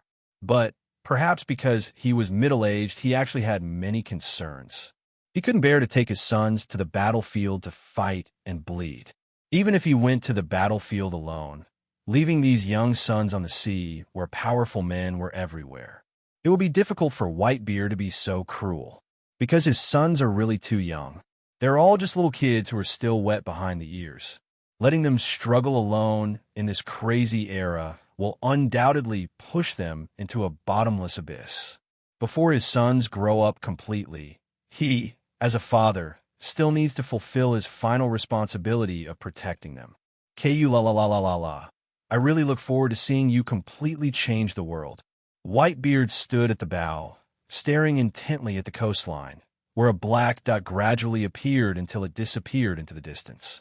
Ding! Congratulations to the host for successfully absorbing 10.123 points of strength attribute. Ding! Congratulations to the host for successfully absorbing 0.99978 points of agility attribute. Ding! Congratulations to the host for successfully absorbing 10.872 points of physical attributes. Ding! Congratulations to the host for successfully absorbing the Paramecia shock fruit attribute. Awakening. Attached awakening skills. Earthquake fist, seaquake fist, seabed capsizing, world government between flowers. The fragrance of flowers fills the air, the surrounding vegetation is lush, and every frame of the picture is filled with the ultimate beauty of harmony between man and nature. This is the most secretive and forbidden place of the entire world government, and no one is allowed to come here. Because the king of the world, Narona M. Sheng, who controls the entire world, is the only god living here. However, the atmosphere in the flower room at this moment was extremely depressing, as if the air was so gloomy that water seemed to drip out, making it almost impossible to breathe. St. Topman Vacheli, St. Zamron Nasajuro, St. Shepherd Ten Peter, St. Marcus Moss, St. Jagarsha Sartan. 5 symbolize the highest power in the world. and the 5 elders who controlled the entire world government on behalf of Lord Yim all knelt on the ground in unison with their heads pressed tightly against the ground. In this not-too-big area, they did not communicate at all. Just wait quietly. A long period of silence passed. From the depths of the room, filled with the fragrance of flowers, a slender figure slowly walked out. He walked calmly on the green grass, wearing a gorgeous black silk robe with gold thread and a thorny crown on his head. The wide robe was enough to hide more than 90% of his body. But in the places that the clothes could not cover, you could vaguely see traces of old wrinkles clinging to the skin. Sensing the arrival of Lord Yim, the 5 elders did not change their kneeling posture, but raised their heads with a very respectful look. 5 elders, meet Lord Yim. The hoarse voice echoed in the flower-filled grassland. Im, who was draped in a black robe, had a gloomy look in his eyes, as if he had just woken up from a deep sleep. There was a great sense of oppression and anger all over his body. Those were a pair of terrifying eyes that were as red as blood, and the black circle patterns revealed a coldness that was completely unlike that of a human. What happened in this world? I didn't sense the presence of that guy, Joey boy. Imu's tone was quite calm. During the 6 years that he consumed his lifespan to initiate Uranus and end the defense of the holy land of Mariewa, his Haki has been elevated to a new level. That is to say, there is no one in this world except the man who successfully broke through Haki beyond the limits of the world. She doesn't need to be afraid of anyone. Following his voice, a terrifying conqueror's Haki that seemed to be able to suppress and imprison everything in this world began to sweep across the surroundings. Countless delicate flowers and plants were turned into ashes and disappeared into the world under the shock of this sudden conqueror's Haki. The Haki emitted by Im this time has reached a terrifying level that can make even the 5 elders tremble. Faced with the terrifying aura emanating from Lord Saint Im, several 5 elders bowed their heads humbly, their expressions becoming more respectful. From the beginning to the end, they will choose to believe in the godlike strength of Lord Im, just like when he led them to end the huge kingdom 800 years ago. We congratulate the great god, Lord Im, for his further improvement in strength. The 5 elders congratulated in unison, their heads pressed against the dusty and sandy ground, their tones extremely respectful. This kind of behavior that completely disregards its own image, once it spreads overseas, will definitely cause an uproar among more than 200 countries around the world. The 5 men who openly controlled the world government and possessed the highest power in the entire world were actually kneeling in front of the women in such a humble, slave-like posture. There is no way such an absurd scene could possibly happen in this world. This woman had a pretty and beautiful face, just like a lotus root node at the bottom of a pond, emerging from a mud without being stained by a trace of dust. But it is with this kind of image that one possesses a terrifying power that is even more unknown than the highest power in the world. Master Im, Joey Boy's devil fruit has appeared frequently on the sea. We have been keeping an eye on it. Although some people have eaten the devil fruit by chance, there is no sign of awakening. Oh, since it's not Joey Bobo, then who on earth could have caused the 5 of you to come here together to look for me? Yim showed a slight interest and raised his bloodshot eyes to look at the 5 old men kneeling on the ground. These guys were the team he assembled 800 years ago, although personal strength is not particularly strong. But in terms of loyalty, the 5 elders can definitely be called his most trusted arms. It's like this. I wonder if Lord Mu still remembers the little devil you tracked and killed using moon technology during the Mariewa War 6 years ago. Upon hearing this, Yim was silent for a moment, then nodded to signal the 5 elders Saint Vacheli to continue. That guy didn't die for unknown reasons, and in the past few months, he suddenly returned to the sea. The most important thing is that this guy's behavior this time is enough to affect the 800-year foundation of our world government. Evil devil Luo Hu. That guy established a new government organization in the area in the second half of the Grand Line based on Wanakuni, the hometown of Nasajiro-se, and broke away from the rule of the countries in the second half of the Grand Line that the world government could not control. The new government's sphere of influence is now enough to affect the entire second half of the Grand Line. According to our speculation, the next move of the evil ghost Luo Hu will directly reach the two huge seas of West Blue and North Blue. If that evil spirit really controls the West Blue and North Blue regions, half of the world will be divided up by them. This will inevitably cause huge losses and damage to the 800-year heritage of the world government. Having said that, the five elders step forward at the same time and raise their heads respectfully. We ask Lord Yim to bring down divine punishment once again, destroy their government power. The voices of the five elders fell in the empty room. The scene fell into silence for a long time. Under the wide black robe with gold thread, Im stretched out his pale fingers and gently stroked his body, revealing the wrinkles that had not yet been smoothed out due to excessive consumption of life in a short period of time. 6 years ago, in order to test whether Uranus could continue to operate, he consumed more than 1,000 years of his life and converted it into energy to activate Uranus. After that, many ugly wrinkles quickly appeared on his body. Im will no longer waste his life unless it is necessary. He waved his hand, and a straw hat with ice chips still hanging on it appeared. Under the radiant light, 20 corpses with empty and white eyes and their energy and spirit completely dissipated appeared. In addition to the 19 celestial dragons' royal family, the other one is the body of Joy Boy, the king of a huge kingdom that once controlled the entire world. As for the celestial dragon's royal family that Luo Hu had desperately killed, he was patched up by the power of life technology after his death and was finally resurrected. Although the broken body has some impact on his combat power, it will not affect his Haki, which is enough to be an admiral-level combat power.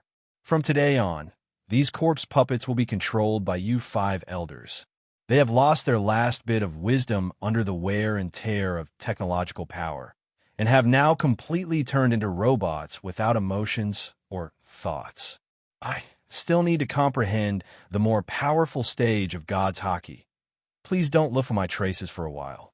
At the same time that the five elders went to meet Lord Im, a meeting was quietly held in the Naval Headquarters Marine Fort, which only the senior Marine officers could enter. All the candidates attending the meeting this time are top-level pillars in the entire Marine.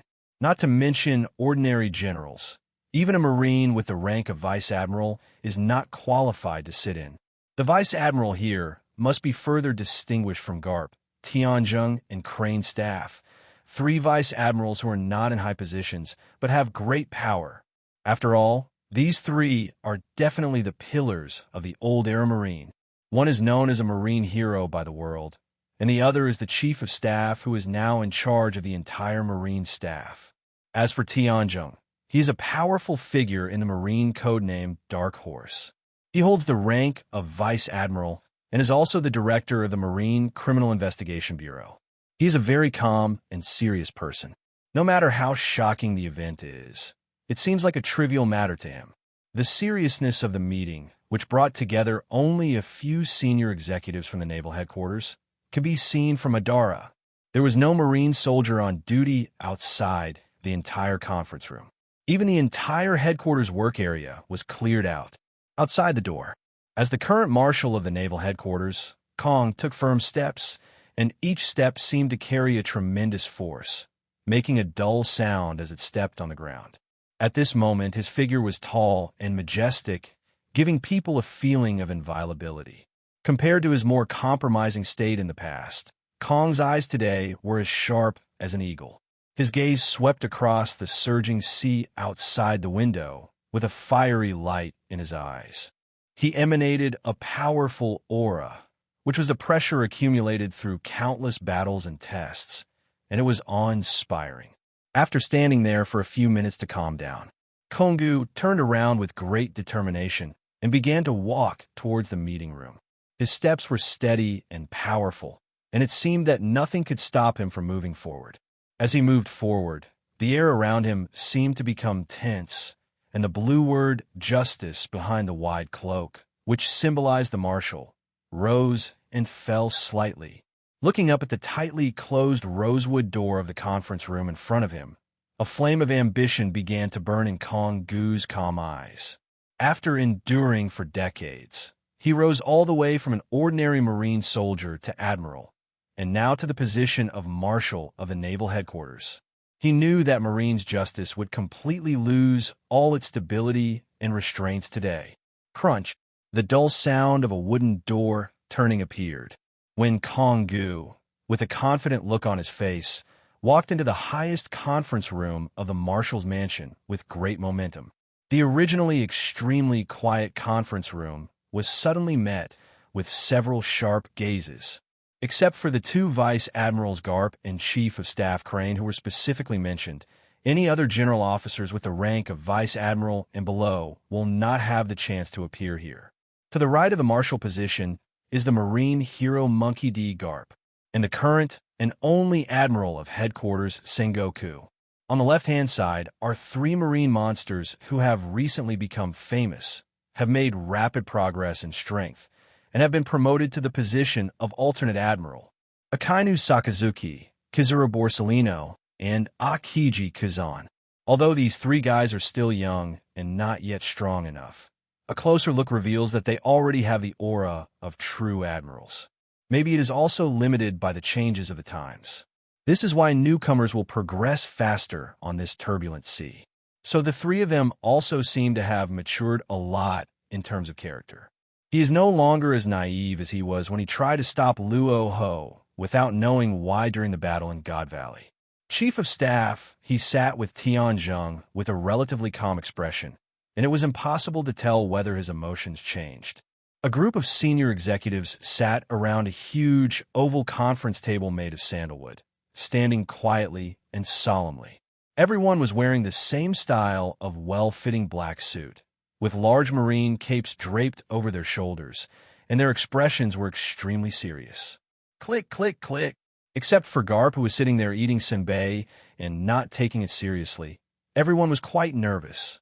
Garp, can't you just quiet down? After enduring for a long time, Sengoku became extremely angry. Veins popped up on his forehead, and he snatched the senbei from Garp's hand with a slap. Then, he opened his bloody mouth wide and swallowed the whole bag of senbei biscuits directly. The only people left at the scene were Garp, who was standing there at a loss, and a few executives around him who looked helpless. Kong Gu's face was cold, and he walked to the chair belonging to his position as Marshal with steady and powerful steps, but he did not sit down in a hurry. He raised his head and looked straight ahead. At this time, inside the spacious conference room, the world government's cross flag and the Marine's seagull flag of justice were hung on the snow-white walls.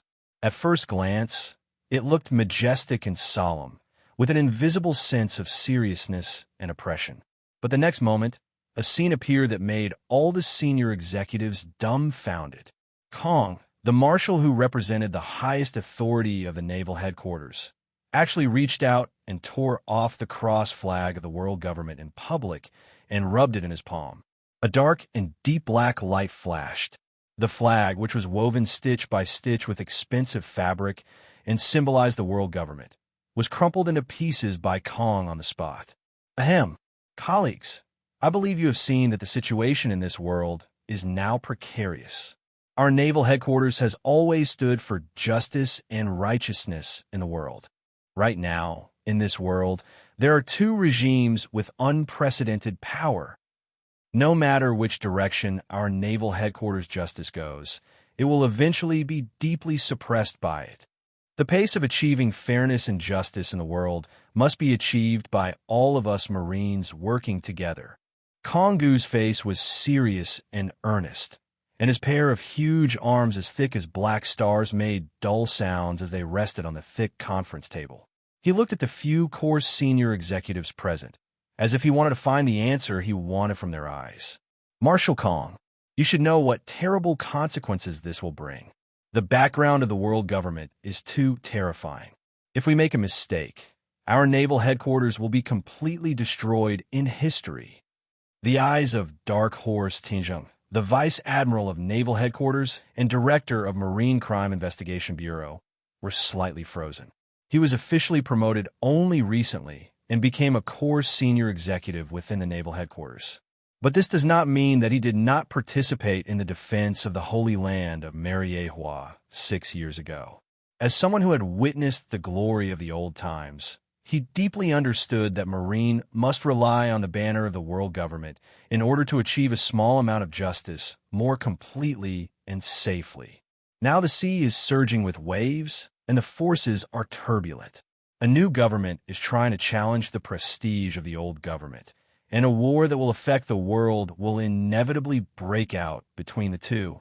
If their naval headquarters fails during this critical period and chooses to become independent, it is not difficult to imagine that after any government wins the next war, the first thing it will do is to target the Marine. Tianzheng is right, Kong. Such an emergency decision is too risky. If something goes wrong, the consequences will be disastrous. After thinking for a moment, Chief of Staff, he also hoped that the Marshal could take a safe route and not take any risks with the future hopes of the naval headquarters.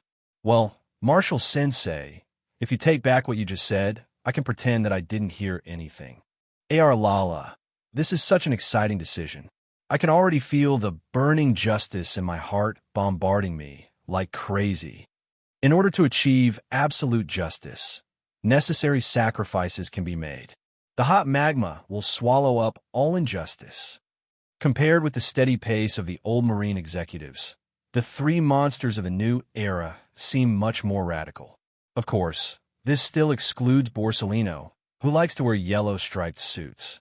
After all, this guy always appears in front of everyone with an unreliable image. The justice of Sakazuki and Kuzan during this period is complementary, and there is not much difference between them. One is to achieve true absolute justice. The other is full of passion and a passion for justice that he wants to squander. Kongu looked at the three guys in front of him with different expressions and didn't say anything. Instead, he looked at Sengoku, who was silent next to him. As for Garp, Kongu didn't care too much about it. After all, that thing's opinion could be completely ignored. Sengoku, what do you think of this decision? Hearing this, Sengoku's eyes moved slightly, although he is known as the most intelligent admiral in the entire marine world. However, no matter how calm and wise one is, it is difficult to make a decision that is like walking in the abyss. If the plan succeeds, it can be barely acceptable. If the plan fails, then the whole world will become chaotic because of the loss of Marine. Countless people will be displaced, and their lives will be lost. This crime of being a historical criminal is not easy to bear. I don't know what to say. The price Marine justice needs to pay to truly break away from the world government is simply too great. If we really want to become independent when the war between these two governments begins, we must be fully prepared. And the most important thing is that our naval headquarters Marin's numerous locations must not continue to stay directly under Mariewa. Sengoku's tone sounded ambiguous, but Kongu nodded with great satisfaction. Although Sengoku did not express his opinion explicitly, the fact that he suggested that the naval headquarters should not remain in its original location was enough to prove that he was more inclined towards the independence of the Marine. I choose to believe in the choice of fate. The evil ghost Luo Hu is the most talented guy I have seen since I joined the Marine. Since he was able to survive the battle to defend the Holy Land of Mariewa 6 years ago, he must have the destiny to change the world. Just like when I was the admiral of headquarters on Alcatraz Island, I personally went to capture him, but chose to let him go because of Luo Hu's tragic fate. Kongu stood up from his chair.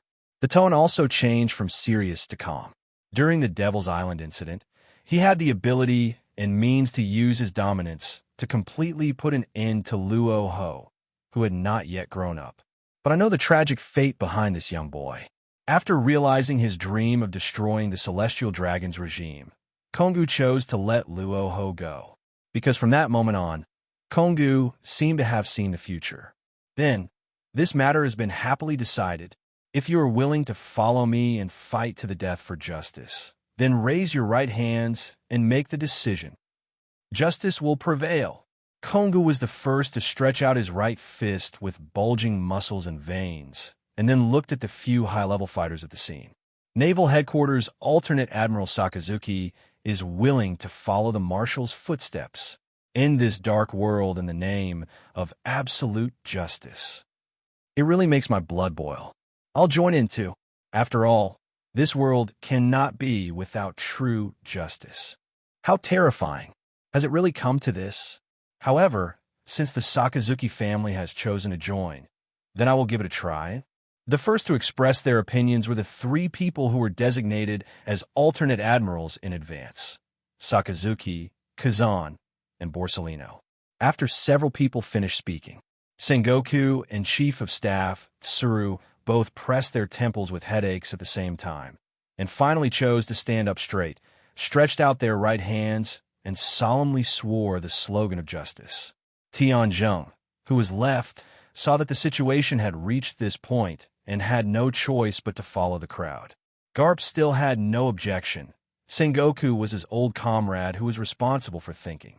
Since Sengoku has chosen to join the independent camp, then he is the same. Anyway, he has long been fed up with the world government and that bunch of useless rubbish celestial dragons. If it weren't for these reasons, his son would not have chosen to leave the naval headquarters. Otherwise, in Garp's opinion, Long's ability is at least enough to take over the rank of Admiral of the headquarters. What a pity, it's just a few days late. Now I don't know where that be ************* D has run off to, and he doesn't even know how to answer the phone. Garp felt somewhat indignant and cursed the celestial dragons in his heart, just when all the decisions in the conference room had been approved by the top management. It should have been empty, but bursts of extremely noisy noises were heard outside the naval headquarters building. Hey, calm.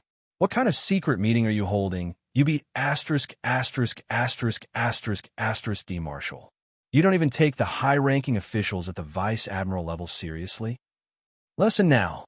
Otherwise, we have the right to file a lawsuit against the 5 elders. You Marines are challenging the authority of the government. Boom! As these voices fell, the originally tightly closed door was suddenly blasted open on the spot, and there was a continuous burst of violent roars at the scene. Kongu frowned and looked at the group of guys rushing in front of him with an extremely unfriendly look. The 7 or 8 people who rushed into the conference room were all high-ranking officials with the rank of Naval Headquarters Vice Admiral. Of course, this certainly does not include Kong's own Vice Admiral-level confidants, because in addition to the team he personally led, the elite Vice Admirals who were once subordinates of Garp, Sengoku, and others had long been transferred to the Marine base on the edge of the second half of the Grand Line. The identities of these Vice Admirals who rushed in noisily, with eyes full of doubt, arrogance, and even disdain, are from another special department within the Naval Headquarters, Marine ICAC Department. The power of individuals within this department is so exaggerated that they can even dictate the affairs of the Marine Corps without having to obey orders from him, the Marshal of the Naval Headquarters. They are chess pieces similar to the CP organization that completely obey the orders of the world government and the 5 elders.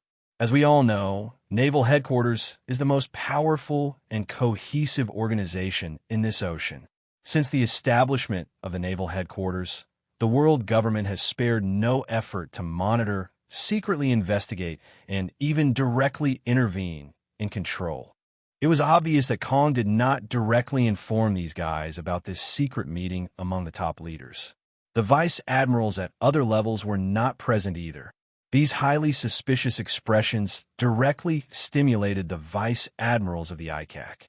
In order to prevent Kong, the Marshal of the Naval Headquarters with Conqueror's Haki as his background, from causing trouble in such a critical situation. Therefore, under the orders of the top leaders in the world government, the Vice Admirals of the ICAC were directly mobilized to rush into this meeting remotely, in order to investigate what secret things the Naval Headquarters Marshal Kong was doing. Could it be that they wanted to directly betray the world government and stab the government in the back when a world war was about to break out? Everything is possible. Soon, the dozen or so ICAC Vice Admirals who rushed in, as well as the rear admirals and commodores who were in charge of the rotation, took a quick glance, and noticed the world government cross flag that had been torn into rags on the ground by the needles. After seeing this scene, almost all of the people began to make sharp noises like wildcats that had been given an injection of chicken blood, and began to jump up and down like big tabby cats in heat at night. Okay. Calm. I wonder how you can quibble this time. You even dared to damage the flag of the world government. I think you want to openly betray the government. Vice Admiral of Indonesia, hurry up and bring me my special communicator. I must report him to the 5 elders today. A mere marshal of the naval headquarters actually dared to tear down the government's flag. Kong's evil ambitions are clearly revealed. Ha ha ha ha. Among the crowd, those affiliated with the Independent Commission Against Corruption have the greatest power. Vice Admiral Yumikawachi, who could directly bypass the naval headquarters marshal and have a special call with the 5 elders, sounded excited, and his entire face almost had the look of a villain written all over it. You're all here. I didn't expect that I would come so quickly. Seeing the 3 people coming, Kong, who was sitting in the main seat, showed a smug smile on his face and raised his head and said, "Don't you want to know why I have to reveal such an obvious flaw at this critical juncture? If I want to hold a secret meeting, I can hold it anywhere. You won't find a single hair in any corner of the island. But I chose to hold this meeting so close to the world government. Wasn't it just for you marine bugs? Ha ha ha, you finally fell for it."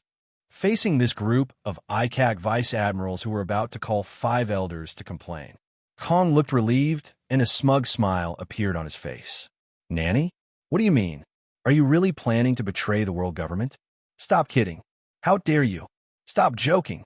Vice Admiral Yumikawachi's fingers were trembling slightly as he pressed the den mushy.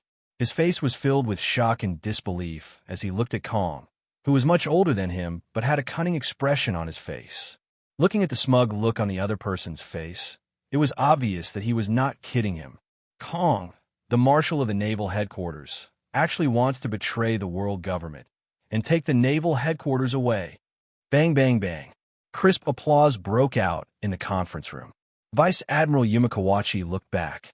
All of a sudden, they discovered that Garp, who had just been sitting in his original position and seemed to be dozing off, was now guarding the door through which they had rushed in with his fists clenched. Standing next to Garp is his old comrade, Admiral Sengoku, the top fighter in the naval headquarters, who is gearing up for a fight. With these 2 guys who have the best cooperation in the naval headquarters guarding the gate. Not to mention this group of ICAC personnel who are at the vice admiral level. If anyone else came, there would be no chance of escape. Even aside from the hero Garp and Admiral Sengoku, the Marine admirals who were sitting in their seats without moving were all looking at them with sharp eyes. "Kong, have you forgotten the government's training of you? Don't make such a joke." At this moment, the smile on Vice Admiral Yumikawachi's face had completely disappeared, and he looked completely terrified. Kong, who was always polite to him on weekdays, was as scary as a pirate at this moment. There was no trace of that righteous look on his face. "Who's kidding you? I'm not that familiar with you." Kongu looked at the time, hesitated for a moment, and then issued an iron-blooded order. "Kill all these guys on the spot. Don't leave any of them alive. Now that we have made the decision, we must be thorough. Leaving these stinky things as hostages probably won't pose any threat to the 5 elders. Such trash is not even worthy of respect in the eyes of the world government." Kongu's tone was so calm, as if he was telling about an ordinary thing. Just a few words directly determined the fate of the dozen or so vice admirals and rear admirals of the Independent Commission Against Corruption in front of him. After he finished speaking, a large ball of hot magma suddenly gushed out from the fist of Sakaskin, who was wearing a fiery red suit and shirt and a cloak of justice. When the leading Vice Admiral Yumikawachi saw this scene, he was so frightened that his suit pants turned yellow and smelled. The surrounding rear admirals and commodores didn't even have the intention to resist. They all scattered in all directions in an attempt to escape. Bang, bang, bang. Suddenly, a series of muffled sounds were heard from the 6 paths. The suit exploded, blood splattered. It was a horrible sight. The ICAC members who rushed towards the door were directly entangled by Garp and Sengoku, and Haki punched them one by one like punching watermelons, smashing them to pieces on the spot. Only headless corpses were left shaking at the scene. Damn you, Marine. You are betraying the world. Seeing that in just a few seconds, a large group of his men who he had brought together were completely killed, Vice Admiral Yumikawachi was so angry that he stamped his feet. Just wait. The 5 elders will not let you go. Dark Hound, boom! Before he could finish his threatening words, a large group of canine-like magma creatures directly poured into his chest, burning his internal organs and emitting bursts of poisonous smoke. Sakazuki has a muscular chest and a cold face. His red suit sways in the wind, and he casually shakes the lava and bloodline on his fist. Too weak, a vice admiral rank, but the combat power is so weak, it's totally vulnerable. But think about it. After all, these so-called ICAC Marine are just under the world government, and are specifically responsible for supervising the waste in the Marine. Since you have decided to be independent, you don't need to care about face and social etiquette anymore. Sakazuki snorted coldly, then walked aside and waited for the next move. The second half of the Grand Line is located in a certain sea area. Luo Hu flew aimlessly in the sky, trying to find some suitable targets to test his newly acquired disaster-level Devil Fruit ability. As we all know, if we have to pick out the strongest type among Logia Devil Fruit, it would undoubtedly be Thunder Fruit. Although Thunder Fruit is not as explosive as Lava Fruit in terms of attack ability. But taking all factors into consideration, the Thunder Fruit ability is definitely the most suitable Devil Fruit to obtain the title of the strongest. Apart from Logia, there are many different opinions on the strongest types among Paramecia and Zoan Devil Fruit. After all, the strength of Paramecia Devil Fruit will ultimately depend on the user's level of development. Although the Shock Fruit itself is extremely powerful, it can be said that it was a strong man like Whitebeard who made it famous as a natural disaster. If an unknown little pirates were to eat this Devil Fruit, not only would its power be greatly reduced, but the reaction force of the earthquake alone would be enough to kill it on the spot. As for the Zoan Devil Fruit, as long as its quality reaches the level of a mythical beast, it will not be too weak even if it is terrible. Even a loser among losers like Momonosuke, after eating the Blue Dragon Fruit copied by Vegapunk, could directly repel a low-end admiral like Green Bull with a breath of dragon's breath. This can be clearly seen from all these signs. The rumor that Devil Fruit has no difference in strength is completely wrong. A powerful fruit that can give even a weakling a place in the world after eating it. People of Whitebeard and Roger's level are able to make a name for themselves no matter what kind of Devil Fruit appears. After flying for a distance, swaying over the sea, Luo Hu saw a huge cruise ship that was luxuriously decorated, with its deck piled with all kinds of gold, silver, treasures, and precious jade. Under normal circumstances, the area in the second half of the Grand Line above the 7th floor is basically Luo Hu's own exclusive territory. In addition to Whitebeard and Charlotte Linlin, the 2 big pirates who still occupy a place. Almost all the remaining ones were forced to move to the North Blue and West Blue areas under the suppression of force. But now, it is generally impossible for such a luxury cruise ship to appear on the ships within their sphere of influence. When something is abnormal, there must be something wrong. Luo Hu, who had nothing to do at the moment, made a prompt decision and turned right and dived down. Soon, Luo Hu's speed like thunder directly descended on the cruise ship. At the same time, the transport fleet also discovered Luo Hu. After a quick response, the helmsman rushed into the captain's room to inform their captain, the distinguished King Jiajue. The king, who was wearing a golden crown on his head, slapped his hand to the ground with a look of dissatisfaction after hearing the news. What time is it now? How dare you come to ask me about something like this?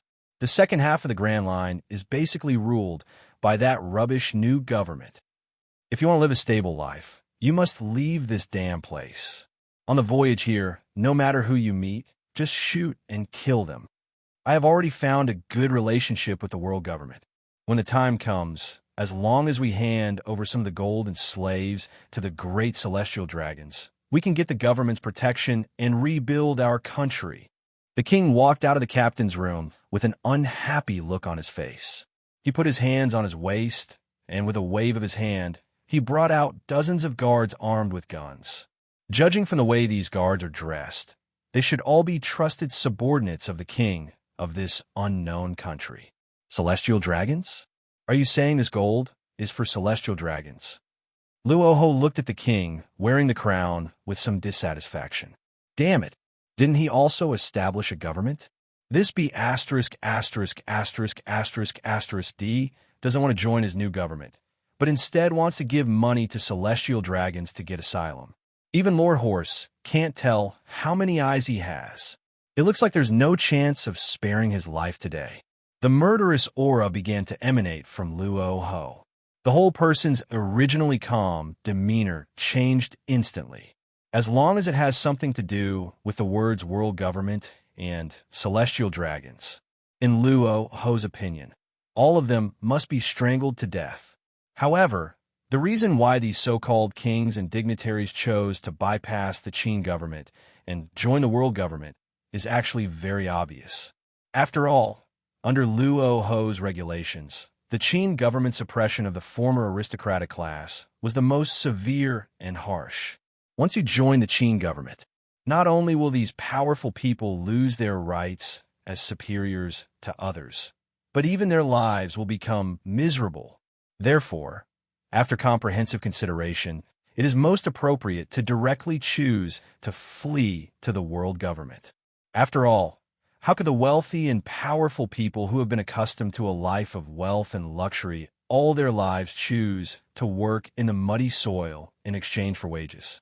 The bitterest thing I've ever tasted in my life is a cup of gold foil coffee. Don't even think about giving up your money, power, and status to join the Qin government. Shot. Splat, splat, splat, splat. The king's face was cold, and he waved his hand. The guards under him stood up and opened fire. Dense bullets poured down on Luo Hu's body like raindrops. However, guns, which are sharp weapons used against ordinary people, are as useless as scratching an itch when used on Luo Hu.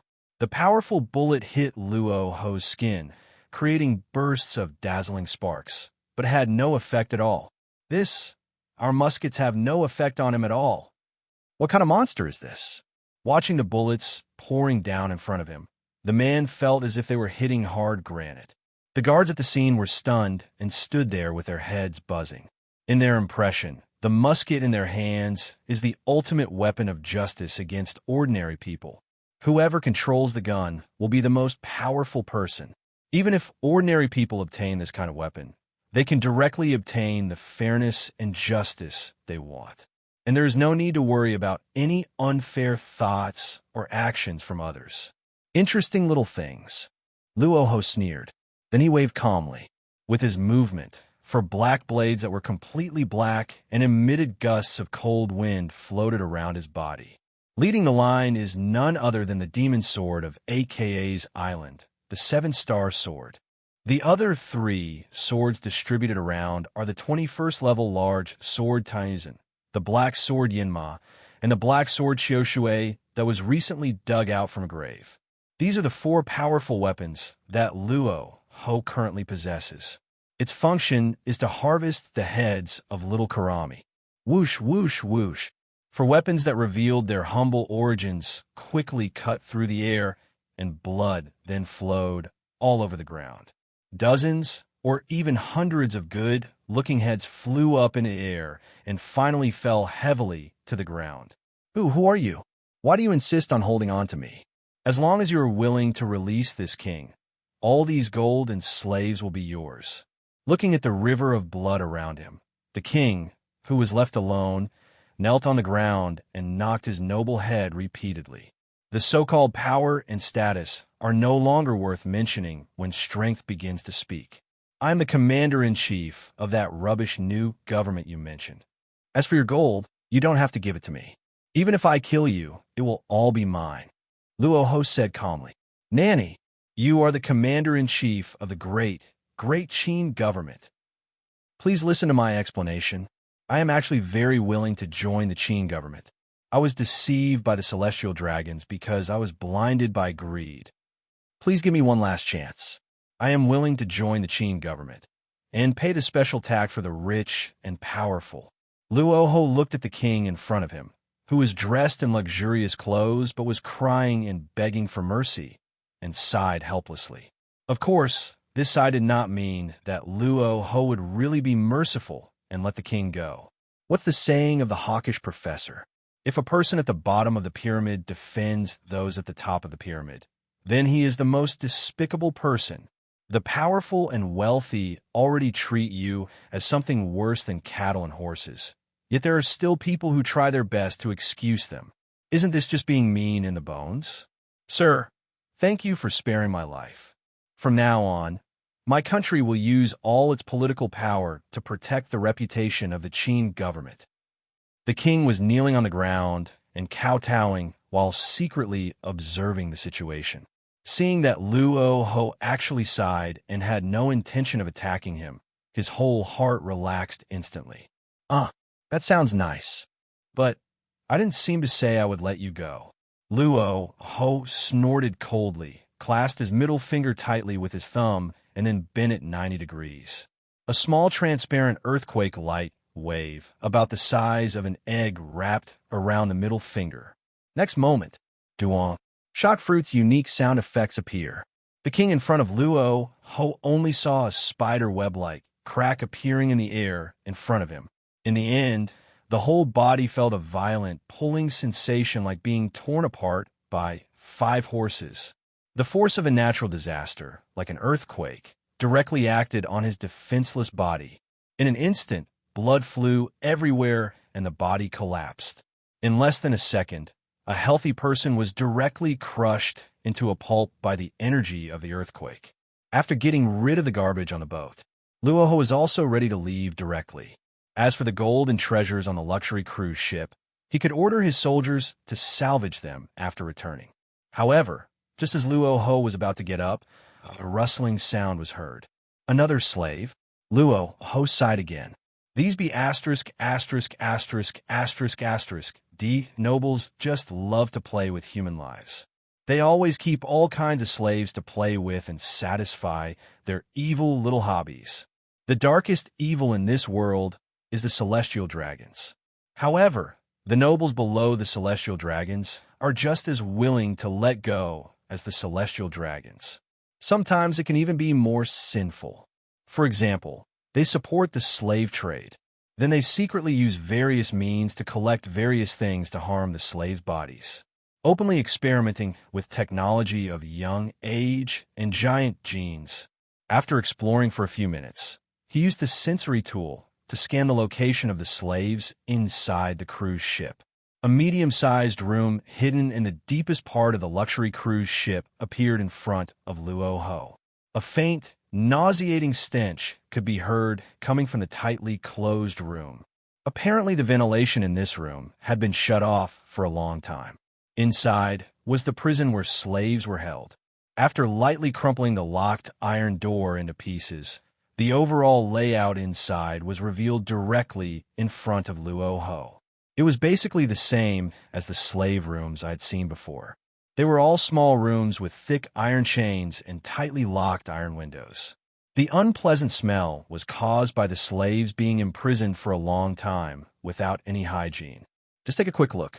The slaves imprisoned, there were mostly beautiful girls, as well as a small number of people from special races. Seeing Luo Hu walk in, the slaves' emotions remained relatively stable, but everyone's eyes and unintentional movements showed fear, and they subconsciously stepped back. They thought Luo Hu was the king's guard who imprisoned them. Just by looking at the behavior of these slaves, you can tell what kind of abuse they suffer on a daily basis. This is just the ordinary aristocracy. If they were replaced by the more perverted celestial dragons, you can imagine what a horrific scene it would be. Don't be afraid. I am the commander-in-chief of the Qin government. I am responsible for eliminating those noble kings who are causing trouble for the lower classes. While introducing his identity, Luo Hu raised his hand and shot out a golden laser, shattering everything in the slave's hands. Our government has just been established and needs some positive energy publicity. If these guys return to their hometown in the future, they will definitely publicize their deeds. The advantage of public opinion is also one of the very important forces. However, all the girls and slaves of a special race were looking at this scene in disbelief and could not believe it for a while. There are actually people in this world who come specifically to rescue these low-class people who have been treated as slaves. It was not until all the shackles on everyone were broken that everyone realized that the tall man in front of them seemed to be serious. Thank you, benefactor. If you hadn't come, we might have really been handed over to the celestial dragons by the king. Thank you for your rescue. The slaves' voices were not in unison, but their gratitude was clearly expressed on their faces.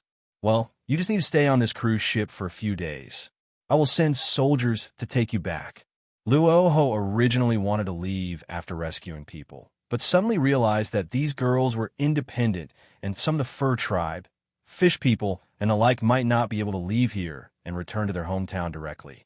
Adhering to the principle of saving people to the end, they simply sent soldiers to take them back. Or it would be more practical to use the lion fruit ability to have everyone take the bed away with them. Although the process will be more troublesome, it can more or less gain a better reputation. Thank you so much.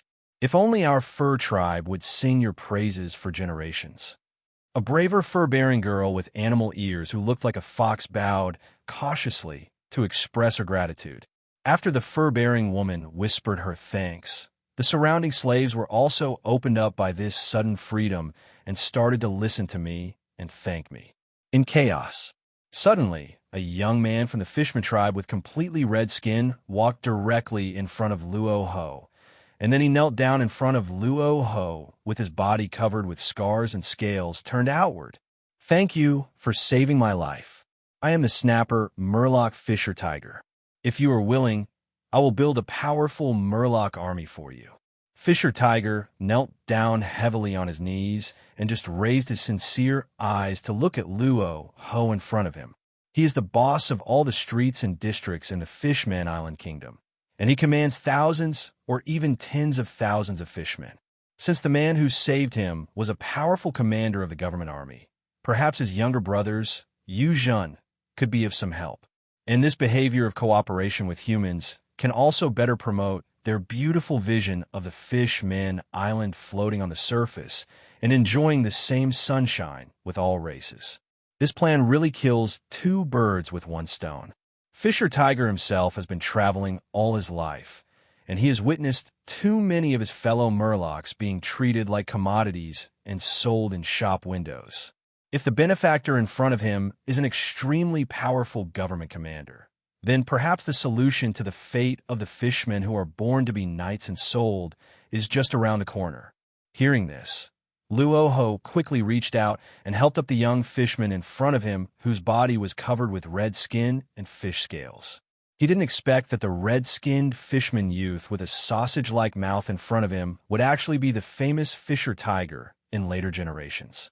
But come to think of it, this guy was captured and made a slave while traveling all day long. It was not surprising to meet him in the slave prison. Moreover, with Fisher Tiger's personal strong strength, even without his help, he would quickly find a way to escape. The reason why he stayed in prison was probably just to take advantage of the situation temporarily. After all, even in Hua, a holy land known as a forbidden land for slaves, Fisher Tiger was able to find a way to escape back to the sea. Such an escape record is extremely eye-catching anywhere. Even if someone escaped from the deep-sea prison of Impel Down, they could not compare to Fisher Tiger's escape from the holy land of Hua alone. And they were able to climb back up in the following period of time and watch the legendary figure of the holy land of Hua being burned down by a fire in the dark and windy night. In comparison, the overall record is even more explosive than the so-called Straw Hat Pirates attacking Eni's lobby, Golden Lion escaping from the big prison, and Sabo, the second in command of the Revolutionary Army, sneaking into Panga City.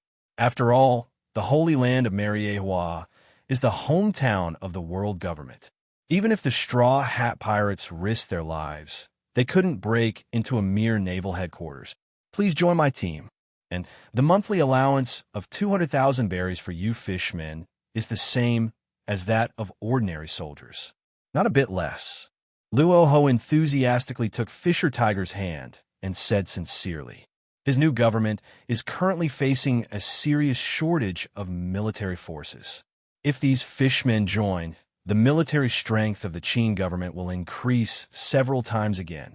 After all, the Murloc's natural arm strength, which is 10 times stronger than that of humans, is no joke. Every Murloc's natural lower limit is stronger than that of ordinary humans. Don't think that the entire Murloc tribe currently has no strong enough person to be ranked among them in the plot. But that's only because they are lacking in fighting on land.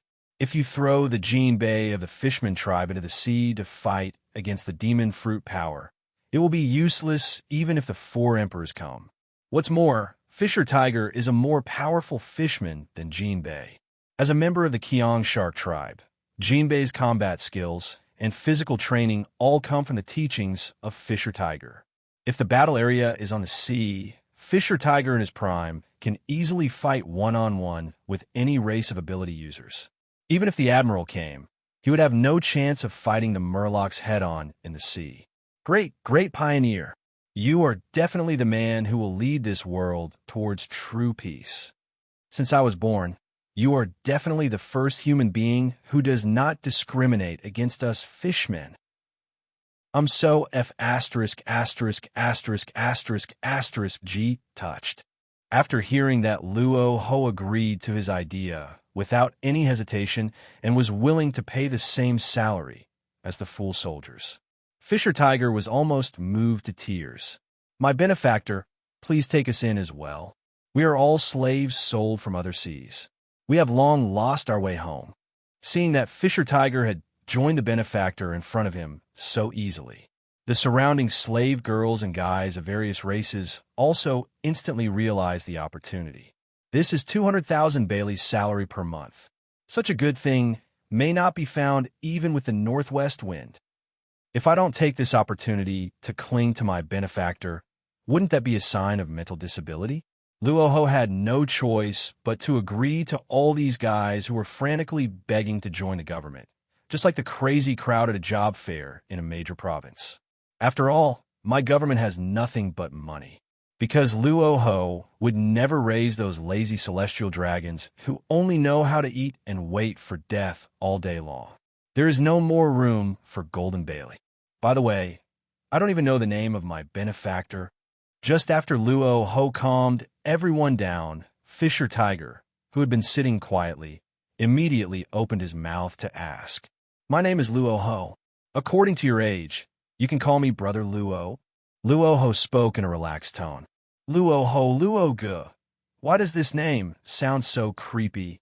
As Fisher Tiger slowly muttered the name, he felt the murderous aura inexplicably conveyed by the name, as well as the gaze that seemed to be cast at him from the unknown in the endless void. As a member of the Snapper Merman clan, his natural perception is more sensitive than that of ordinary mermen. Just by saying the name, Fisher Tiger felt the indescribable gaze contained therein. In response to this, Luo Hu naturally smiled evilly. The origin of his name is very tortuous and bizarre. But that is the same style as the demon ancestor in the great villain of Hong Huang novel. Luo Hu also thought that what he did after coming to this world did not bring shame to the demon ancestor. At least, when he kills the enemy, he will never be soft-hearted and his hands will not tremble. He will definitely kill all the enemies and wipe out their entire family. Especially when it comes to treating celestial dragons. They are extremely cruel. A few days passed. The second half of the Grand Line, Daqin Government Headquarters. Luo Hu floated the entire luxury cruise ship and brought it back to the Daqin government for special confiscation and use. The other rescued slaves and people of special races were assigned to the army and started as ordinary soldiers. Among them, Fisher Tiger, who was the most special and wanted to form an army of his own, jumped back into the sea at Luo Hu's signal. Heading towards his hometown, the Fishman Kingdom, 10,000 meters below the sea.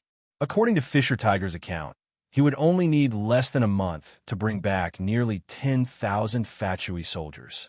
For this reason, Luo Hu naturally patted Fisher Tiger's broad arm with great appreciation and personally named him a general of the Fishman Army under the Qin government army, directly enjoying the rank of vice admiral. For Luo Hu himself, it is only right that special military talents like Fisher Tiger, who can directly bring a large number of powerful fishman armies to the government, be given more appropriate welfare benefits. Besides, the current large government army is in need of manpower. The number of troops within the entire government can currently only be maintained at around 100,000 at most. Such sheer numbers are not nearly enough to take over the world. If you want to take over the entire world and kill all the useless powerful people, you will need a much larger army. After returning to his office, Luo Hu stood at the window and looked into the distance. He unexpectedly discovered that on the island that had been expanded 100 times, a tall tower made of cake cream had been erected. Normally speaking, this type of tower, which is made entirely of real objects, would only appear in the Torrent Sea, where Charlotte Linlin is located. Because except Charlotte Linlin's first husband, except for the guy who possesses the ability of the paramecia eat fruit, no one else has the skills to build a tower with cream cake. It seems that Kaido really came up with a good idea to call all his old lovers over. Luo Hu looked at the magnificent cream cake tower and suddenly felt an inexplicable smile. When I first brought Kaido to join Rock's Pirate, I had repeatedly warned Kaido not to seek revenge on Charlotte Linlin. That girl has had so many husbands, and all of them were shady. On the surface, Kaido is indeed an honest and obedient guy, and he has never had any direct contact with Charlotte Linlin. However, Luo Hu himself only left the sea for a few years during that victory in the Ma Yi Xiaoyu War. I never expected that Kaido would fall like this.